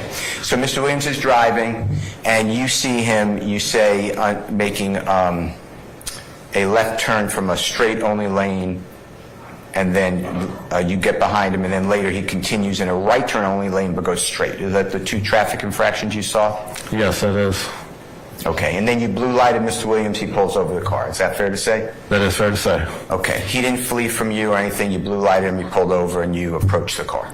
That's true. Okay. And Mr. Williams was totally professional and cooperative with you. Is that fair to say? He was cooperative.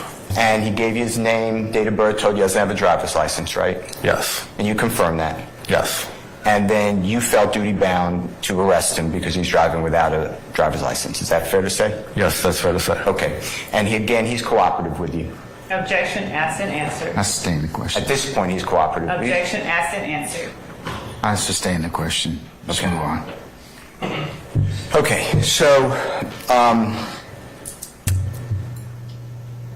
I want to talk first about what's been marked as State's Exhibit 12B. Do you still have that exhibit in front of you, the gun? No, I do not have the firearm in front of me. Okay. Madam Court Reporter, do you have it? May I approach, Your Honor? Yes.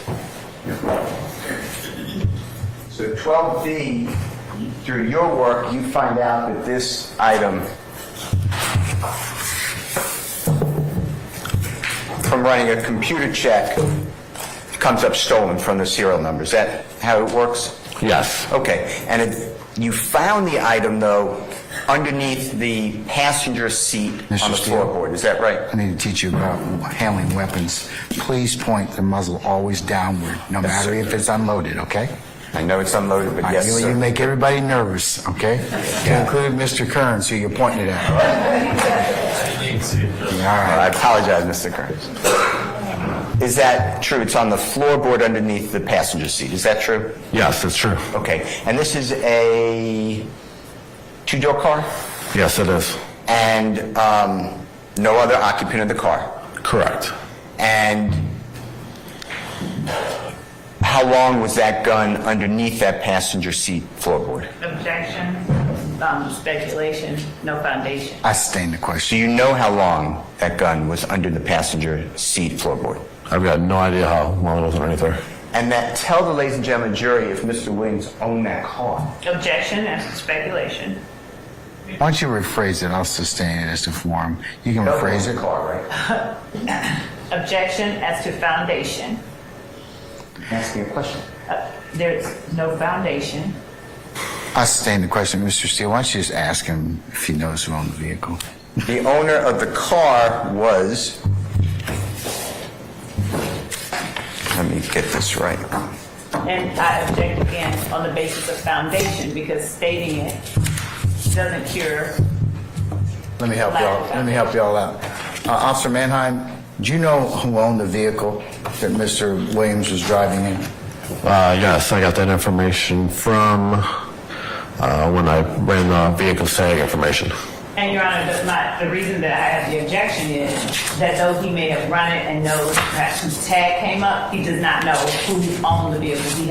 There's been no testimony about personal knowledge of who actually owned the vehicle. He asked that question, so that question's relevant to his inquiry. And the owner was on your, you remember writing the owner on your report? I don't remember the name of the person off the top of my head, no. I'll help you. But it is on the police report. Okay, and that's your police report, right? Yes. Okay.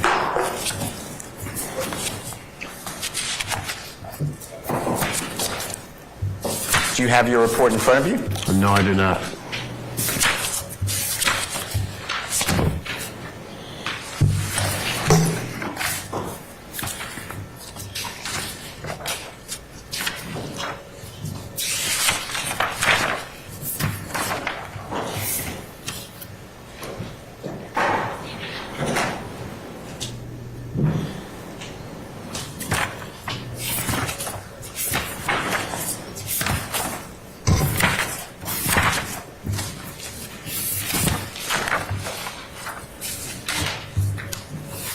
Let me show you what I'll...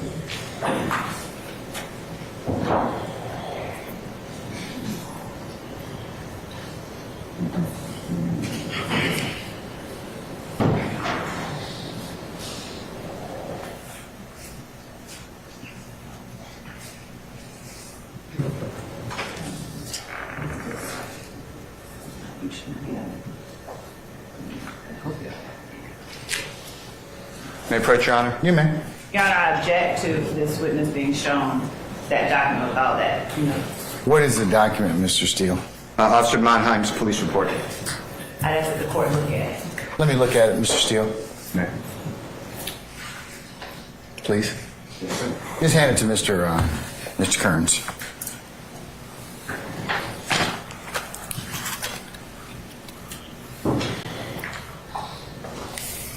All right, you may want to hand him a clean copy of that, Mr. Steele. It's got all your notes and everything on it. Let me hand you a copy and tell me if this is your police report, if you don't mind, or part of it.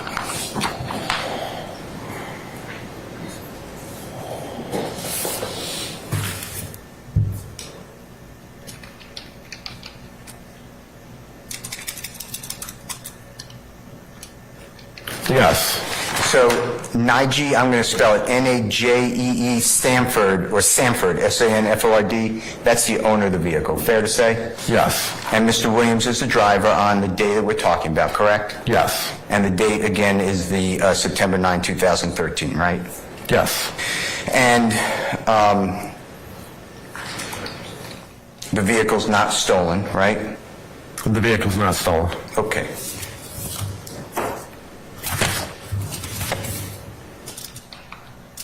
With regards to the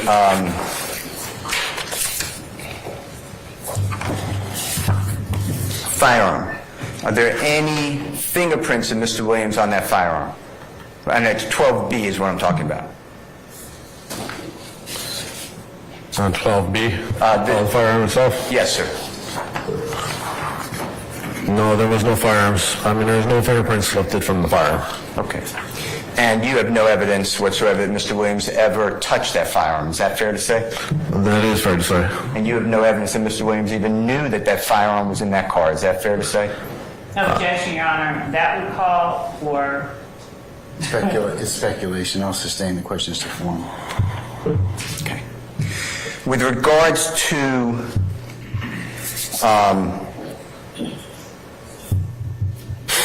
I'm moving on to the 7 pills. They're Xanax. Is that fair to say, or they look like Xanax?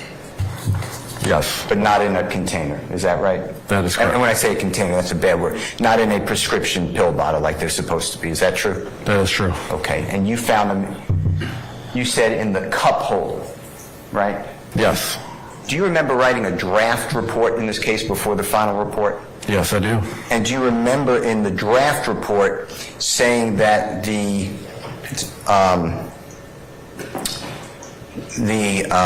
7 blue pills were in the center console area? Do you remember that? That is true. Nothing about plain view or in the cup holder in the draft report? There are cup holders in the center console. Okay, but you didn't say that in the draft report? No, I did not say that. Okay. Now, to be fair to ladies and gentlemen jury, I asked... Objection as to the form of the question, then beginning about being fair to the lady. I sustain the form of the question. Just rephrase, Mr. Steele. Okay. I asked and you tried. Well, let's go back a little bit. At that time, in September 9, 2013, you had the ability to record, and you did record this incident with Mr. Williams. Is that fair to say? That is fair to say. And this is on, when I say recording, we're talking about video as well as audio recording, right? That is correct. And I asked to bring to court the video and the audio. Is that true? I want to say the prosecutor asked for me to bring that to court. Okay. And you tried to find it, right? Yes. And other people tried to find it. If you know, if you don't know, that's fine. I don't know how hard they tried, but other people did look for it, yes. And it came back that there is no audio or video that I could show to the jury, right? That is true. It's lost. It is lost. By the City of Atlanta Police Department or the DA's office or somebody there, right? Your Honor, I object to that latter part. I'll sustain it as to the... It's lost by the authority. Latter portion. Is that true? Yes. All right. You know Mr. Williams to be a well-known musical artist, is that fair? At the time of the traffic stop, no, I did not. No, I'm saying you know that now. Oh, yes, I do. Objection as to relevance. I sustain the question. Okay.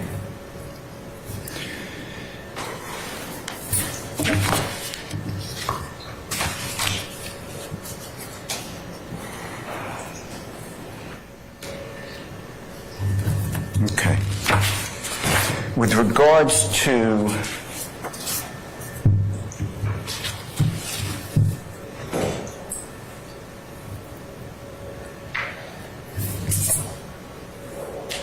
your encounter on this arrest of Mr. Williams, this is pretty much the sum and substance of everything, right? You went through everything, is that fair to say? When I did pull the vehicle over, the vehicle windows were tinted, so I could not see what was transpiring as I approached the vehicle, getting out of the vehicle and approaching the vehicle. So I could not see what was going on inside the vehicle due to the window tint. Okay. You're not saying anything was going on inside the vehicle. You don't know, you're saying. I'm sitting there saying I don't know what was going on inside the vehicle due to the window tint. And we don't have the video audio, right? The video. Objection as to compound. I sustain as to form. You can rephrase it, Mr. We don't have the video, right? That is correct. We don't have the audio. That is correct. Okay.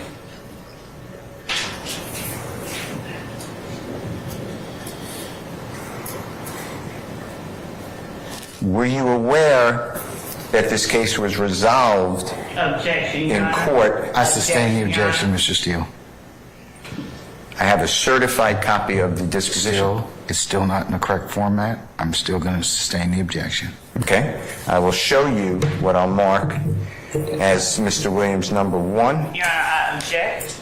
It's a certified Your Honor, I copy. object. Mr. Steele? Yes, sir. Please stop that, okay? It's not, I'm going to sustain the objection, okay? Okay. He is not the proper witness for this. And D1, I'm going to mark D1, it's a DW1 as the item for refreshing recollection, so you can start with whatever else when you come up, if you have any other documents. Okay, this will be number 2, Your Honor. I'll do it as soon as the court lets me. Okay, all right. I have no other question. Thank you very much. Thank you, Officer Manheim. Okay. Yes, Your Honor. Thank you. And Officer Manheim, you were asked on cross-examination who owned the vehicle Mr. Williams was driving with the tinted windows. Do you remember that? Yes. All right. Now, are you stating to the jury that you have personal knowledge about who actually owned that car? No, I do not. Okay, then what is it that you're actually testifying about? I am testifying to, that is the persons whose name was on the legal documents that purchased the vehicle. Okay. And who the vehicle is registered to. Okay. So is it always the case in your experience as a patrol officer? I sustain the question, Mr. Leading. You can rephrase, madam.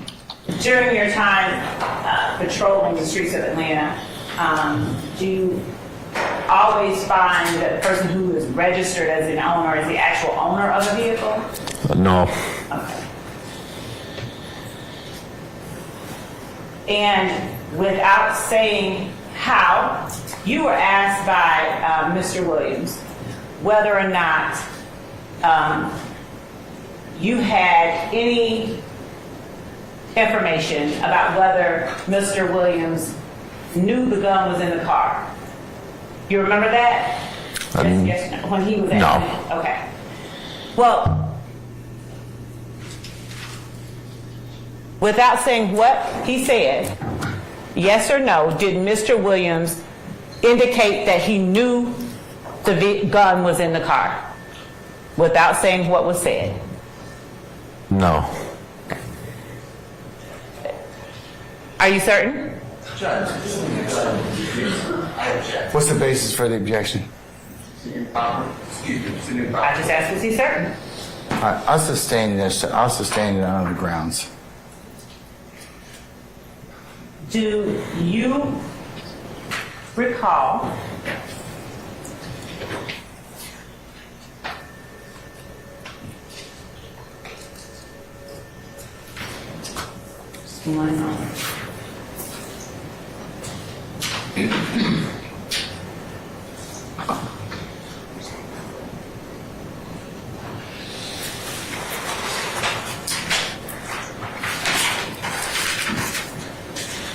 in answering the question no, would you tell the jury what it is that you are saying? What you understand my question to be?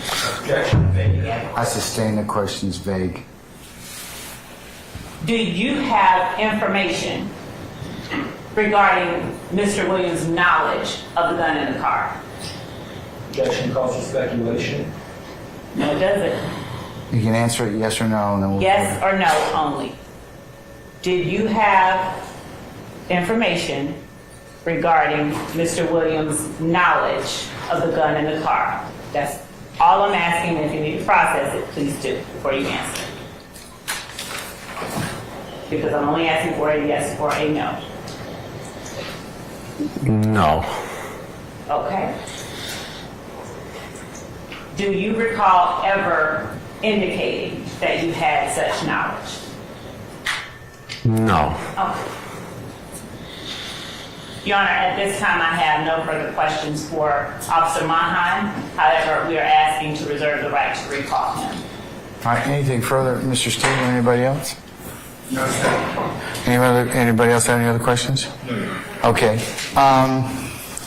Officer Manheim, thank you for your patience with us. We're going to go ahead and temporarily excuse you as a witness. I can't tell you when we'll call you back, but state will let you know. Don't discuss your testimony with anybody except the attorneys in this case, okay? And I'll give you plenty of time to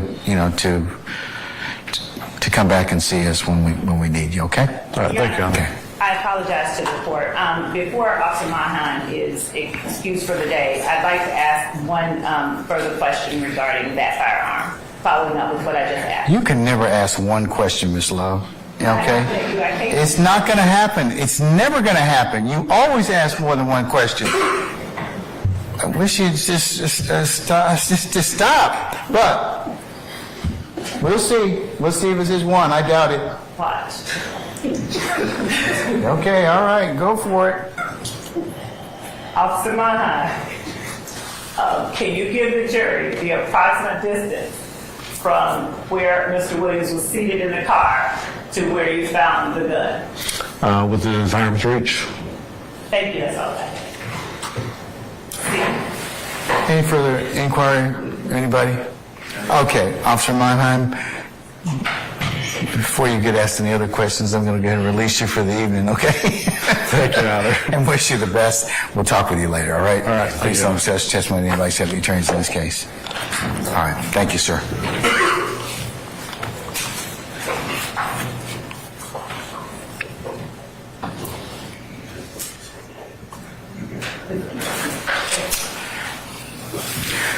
All right, ladies and gentlemen, it is 5:50 p.m. And consistent with our promises to you and stopping times, I would recommend that we stop for the day, okay? Let's go through a couple of things to begin with. The first thing is, let's cover go ahead and get rid of the ad nauseum admonitions out of the way. Okay, you're going to be not with us tomorrow, and then you'll have the weekend as a period of respite, and we'll come back on the 4th of December. Right? Okay? All right, so we're going to come back for 9 o'clock on that day for anticipated 9:30-ish start time, okay? So that's the date and time we're going to have you report back. So over the next several days, just want to remind you of your admonitions, okay? Now that you've heard a little bit of some testimony in this case, I know that it might be tempting still, as I mentioned earlier, for you all to start talking amongst each other or having other people, in particular third parties, reach out to you and potentially start to talk with you about that. Remember, especially that is not an acceptable situation for you to be involved in. And remember, if anybody tries to talk with you about it, friends, family, or otherwise, I need to know about it. I particularly need to know if any third parties try and reach out to you, either via email, Instagram, or any other social media sites or somebody or third parties. I know you're not on social media, and I know you're not violating the court's admonition about posting, tweeting, or otherwise talking about this case. But if anybody tries to reach out to you in any way, I need you to contact Sergeant Ingram and let the court know immediately, okay? All right, so just over the next several days, I'm going to ask you this daily, but nobody's supposed to be having any contact with you anyways. But, I just want to remind you that if somebody should, you need to report that to me so we can address it accordingly, all right? Okay. Is it okay for y'all to talk about the case as you're leaving here tonight? All right, how about going on the shuttle? Still not okay in the bathroom, right? Okay, all right, good. Okay, and are we going to talk about it with our beloveds and loved ones? No. Okay, all right. So remember, all the admonitions I gave you in particular still apply, especially the ones involving electronic media. Now that the case is getting a little bit more it may be covered in the press. I know there's a temptation for people to look or otherwise recap what's ever going on. That is not a valid source of evidence. That would be a violation. So please do not look at any print or other online or any other media, recapping this case, because that would be a violation of of the admonitions I gave you. So I know you all are going to be conscientious and continue to be conscientious about these particular issues, and we really appreciate that for you being so vigilant in that respect. So enough about that. Leave your notepads in the basket. We'll police up the basket. We'll get your notepads back on Monday morning. Okay, like I said, Ms. Omana secures those, and we do not read them, we do not touch them, and we'll go ahead and get that for you when you return on Monday morning. Go ahead and take a juror sticker, put it in a place that you can find it, so you can get back in here on Monday morning and identify yourself readily as being a juror in this particular matter. All right.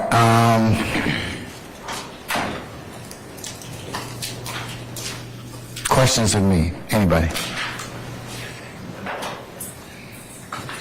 Okay, there's one of your member that still owes me some information about a medical test. And related to that, ladies and gentlemen, as I mentioned earlier, just going to get my calendar out here right quick.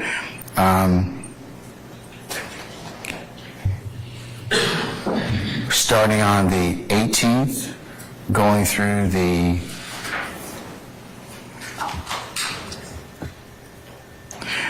going through the 1st of January. That'll be our downtime period for you all to, prepare for the holidays and take a period of respite. Then we will start back up on the 2nd. So if you have any appointments that you need to go ahead and facilitate, that's a good period for you to kind of start to look at that.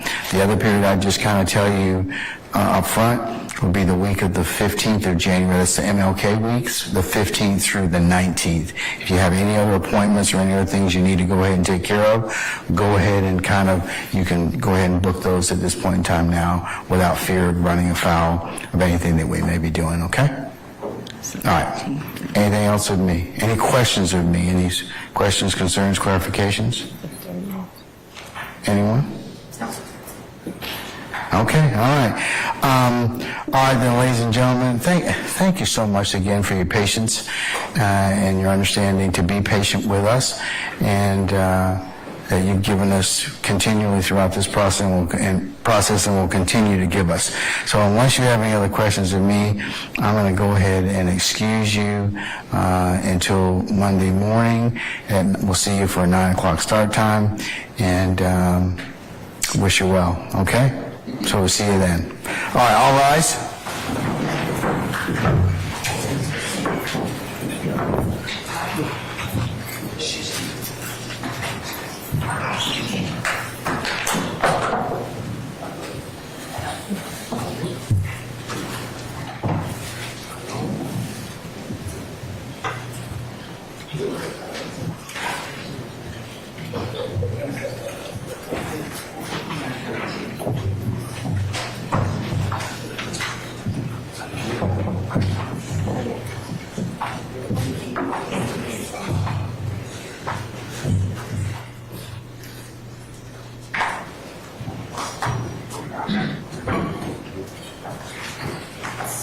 All right, ladies and gentlemen, please receive our various letters.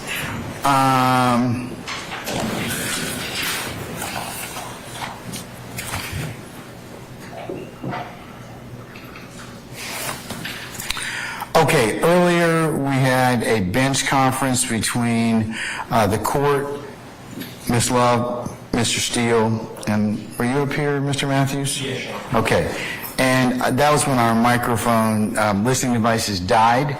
So just to put on the record that bench conference, it was written on a piece of paper by Ms. Love, who indicated at that point in time that she was going to advise Officer Manheim not to mention that Jeffery Williams was on probation. That was what we put up here on the bench conference. Counsel, do you have any Any additions or deletions to what the court covered?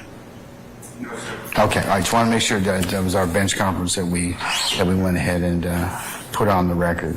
Okay.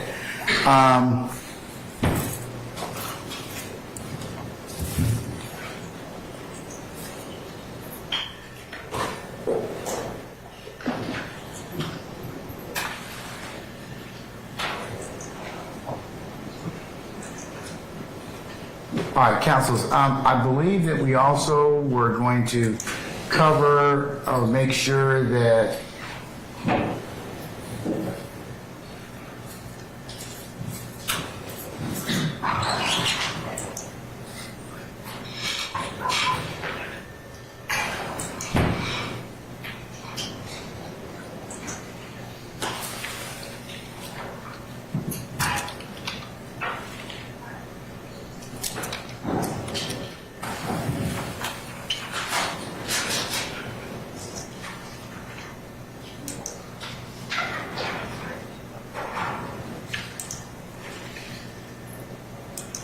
going to talk about the list of witnesses. So if you all had an opportunity to actually take a look at the dates that the court gave you, which would be the 18th through the 29th. We have been looking at it, Judge, and we have some scheduled. We've reached out to these people. We are getting those from our colleagues that are across the way now. We were asking for them as we were finishing up, so we're trying to get them back. Okay. Have all the defendants, or their counsel, I should say, submitted those witnesses you wish to interview to the state? Have you all had conversation about it? Judge, I can say on behalf of Mr. Williams, I sent an email to the prosecutors about 7 o'clock, 8 o'clock this morning. We've given them a list a few days ago. And we also sent another list this afternoon, request telling them that we are available for the weeks of the 18th through the 29th. Ask them to give us some approximate dates or times whenever we make ourselves available. We are awaiting a response. We have indicated we're available, and we just want to tell us what. Your Honor, we got a list of 55 people from Mr. Adams, Mr. Steele, I guess on behalf of Mr. Williams and the rest of the defendants a few days ago, and that we have been working from. We have not had an opportunity to even look at what was sent this morning. We can't even respond to what was sent this morning since we've been in court. So we do not have any updates on anything sent to us since we've been trying this case today. But we do have updates on the 55 that they gave us the other day. Is there anybody else other than Mr. Williams and Mr. Shard who have submitted witnesses that you otherwise haven't heard from the state? Mr. Matthews, anybody? No, Your Honor. There's just one witness that I'm going to talk to the state about, but no. Well, then, sooner rather than later. Who is it? College. Okay. Who we talked about a couple of days ago. Okay. Yeah. All right, Mr. Williams, anybody? Thank you. All right, Mr. Weinstein, anybody? No, Your Honor. If I don't have, I can't. All right, let's see. Your Honor, Tell me what that is, please. Do I have it? Whatever the schedules are for Mr. Adams and Mr. Steele, I'll make sure that I make because we have a lot of overlap, and I'll make myself available. Ms. Westmoreland? Yes, sir. Your Honor. I'm sorry, I couldn't hear you, Pam. I apologize. When did they? The same, Your Honor, between Mr. Steele's list and Mr. Sharp's list, and the availability sent to the state by Mr. Steele, we have the same availability, so I believe we're covered. Okay. This is one of the person I'm going to talk to the state about. All right. Yes, ma'am. As it relates to availability, we will be, I think that given the court has given us a time frame wherein to make them available, we will apprise defendants counsels of the times and dates, the witnesses are available and will be made available, as opposed to having witnesses conform to their availability. And please, in your discussions with each other, please be very clear about which witnesses do not wish to be interviewed. Okay. So that I can offer at least that they can be attempted to be interviewed before they come testify as witnesses, if they are in fact found or identified. We will definitely do that, Judge. All right, so I still don't have a physical list. I want to see a physical list. I can forward it to the court, and it's an email form. We don't. I tell you what, updated, just send it out as a rough draft, okay? You all need to finalize it by Monday. So I'm going to ask you the same thing on Monday. Tomorrow you will have some time. So my expectation is that you put a fine point on the availability of when these particular witnesses are going to be available. So, and through the weekend, so I can see an actual list on Monday, December the 4th. Okay. Okay, and we have a list. Do you? We'll send. No, don't send this out. We gotta fix it. We'll send out that list this evening. All right. So does everyone understand? Does anybody have any clarification about the list of witnesses that are supposed to be interviewed between the 18th and the 29th of December? Judge, I just want to be clear, so there's no surprises and no one's playing any games, that the list that we've given the state is from the first list that they've given us for the first 3 weeks, so 70. We've given them a list from those 70 witnesses, not to include the additional 330, since they've indicated they have about 400 witnesses. So that's where that list is coming from. I presume at some point we'll get another list for the ensuing weeks. If there anyone on that list where we've had difficulty getting in contact with and haven't been able to contact by that time, we'll give them that list as well. And my suggestion, thank you, Mr. Adams, and my suggestion is that you plan on the week of the King holiday. That'll be your next period of time you can spend to interview anybody that you have not otherwise taken care of or been able to reach. So that's going to be my second period of work for you all to be able to interview witnesses, okay? Sounds good. Your Honor, and given the nature of the list that we received the first time, just to remain so that everyone is acting in good faith, given that we have witnesses on this list like Detective James Thorpe, who is at the Atlanta Police Department every day, and you told me that yesterday. No. And what did I tell you? Your Honor, what did I tell you yesterday? I'm not going back through this, Ms. Love. I'm not asking that the court not require it. I'm asking that the court inquire of counsel whether they have actually made efforts to reach these people. That's all. Because I think it's a little, I'm going to do exactly as the court directed, but Your Honor, I don't think that... And why are we having the same conversation again, Ms. Love? Because... This is the third time we've had this conversation. Only, Your Honor, because there are people who... And why did I tell you that I was doing this? You said because you wanted to make certain that the people that were received after September 22nd, that they had an opportunity to interview. And there are people who are on this list that were on the list way before then and that have been available for the defense if they chose or attempted to interview them. The other challenge that we've had is we've been picking a jury for almost 11 months. So I want to make sure that everybody has the opportunity to do that. Okay. So that's the way that I leaving out the playing field in that respect. Okay? Yes, Your Honor. I understand that everybody may have been at a location, but nobody here has basically been working to select this jury, and that's why the court has told you that I want to make sure that at least you have the opportunity to do so.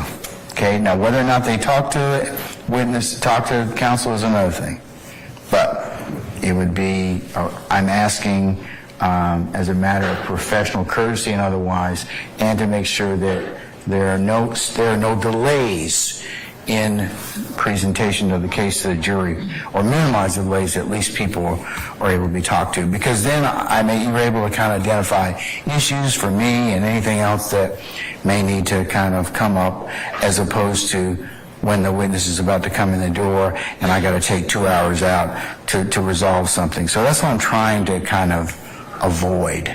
Okay? Okay. All right. Understood. Okay.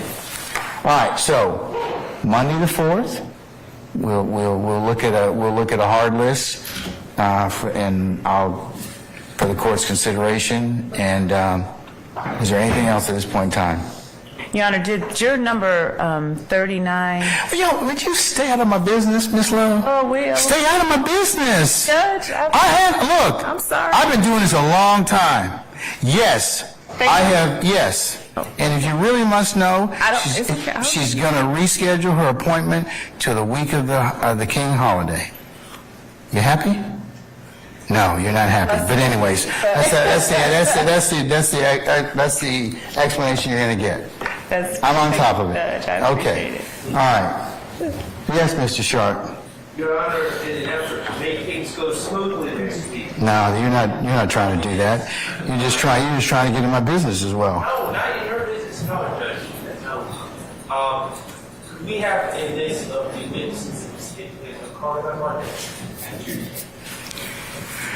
Okay, who are you calling next week, man? Monday, Tuesday. Let's just say Monday, Tuesday, Wednesday. We'll get that. We'll provide that by tomorrow with the court's permission by close of business.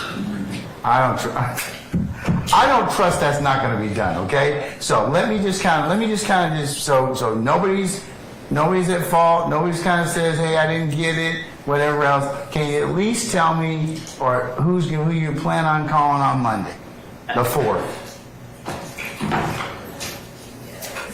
Go ahead. Your Honor, we haven't had an opportunity to speak with our investigation team, so we can know who exactly is ready. So we That's can the just... last time I'm gonna accept that answer, okay? Because you got 5,100 people that work in your office, all right? So you can get, or at least be able to tell me in advance who you think you're going to be able to call the next day, okay? So if you could tell your team, the judge is going to ask me this question, so please go ahead and have who you're going to call. I mean, I understand the essences of calling witnesses and everything else, but for the most part, you're probably going to have a stock number of people you're probably going to call. We did, and that's the reason that we gave them the list of people that we intend to call over the... Yeah, but 70 witnesses is kind of a little bit kind of old. You know, that's a lot. I mean, you know. Can we at least get an opportunity to get back to the office and speak with our team? Oh, okay. He said it's still this time, but he's not. So yes, we've been doing scheduling based on how things have been going, and that's the only reason. All right, please don't let me get any emails tomorrow or over the weekend saying that witness list has not come out, because they need to be able to prepare for who you're going to call on Monday, okay? And I think that's only fair. So can we have that list to them by noon tomorrow? Yes, we will get that to them by noon tomorrow. And they will be from the list of people that... And copy me. Yes, that's fine. I mean, but they just need to know so they can prepare like you all preparing, all right? Judge, I'm sorry, I'm unclear. Is that list we're getting by noon tomorrow only the Monday witnesses? Yes, only the Monday witnesses. If you have the other witnesses, let's just say, if you could provide the tentative witnesses you're going to call through Wednesday. Okay? Okay. Through Wednesday. And then Mr. Sharp can ask me about it on Monday again. Okay.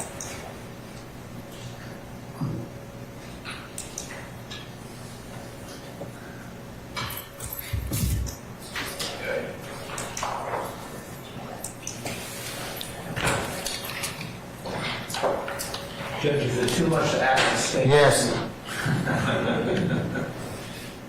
To associate the list with the acts? Yes, it is. Because Yeah. I've already asked them to... Yeah. They've been doing a pretty nice job of kind of before they call the witness to tell you which one. So I think there's no surprise at this point in time. So Mr. Matthews, no, they don't have to do that, but I think they've been doing that as they've been calling their first several witnesses. Thank you, Judge. Okay.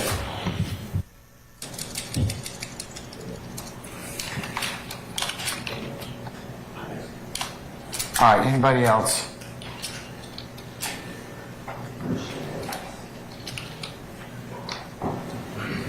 Anyone? No, sir. Okay. Not here. All right. So,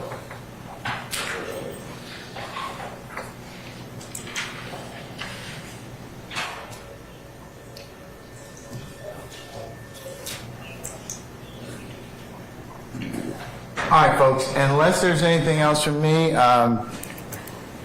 thank you for what you do, and I'll see everybody Monday, the 4th of December at 9 a.m. for an anticipated 9:30 start time, okay? Yes, Your All Honor. right. All right, we're in recess. Good night, Judge. Good night.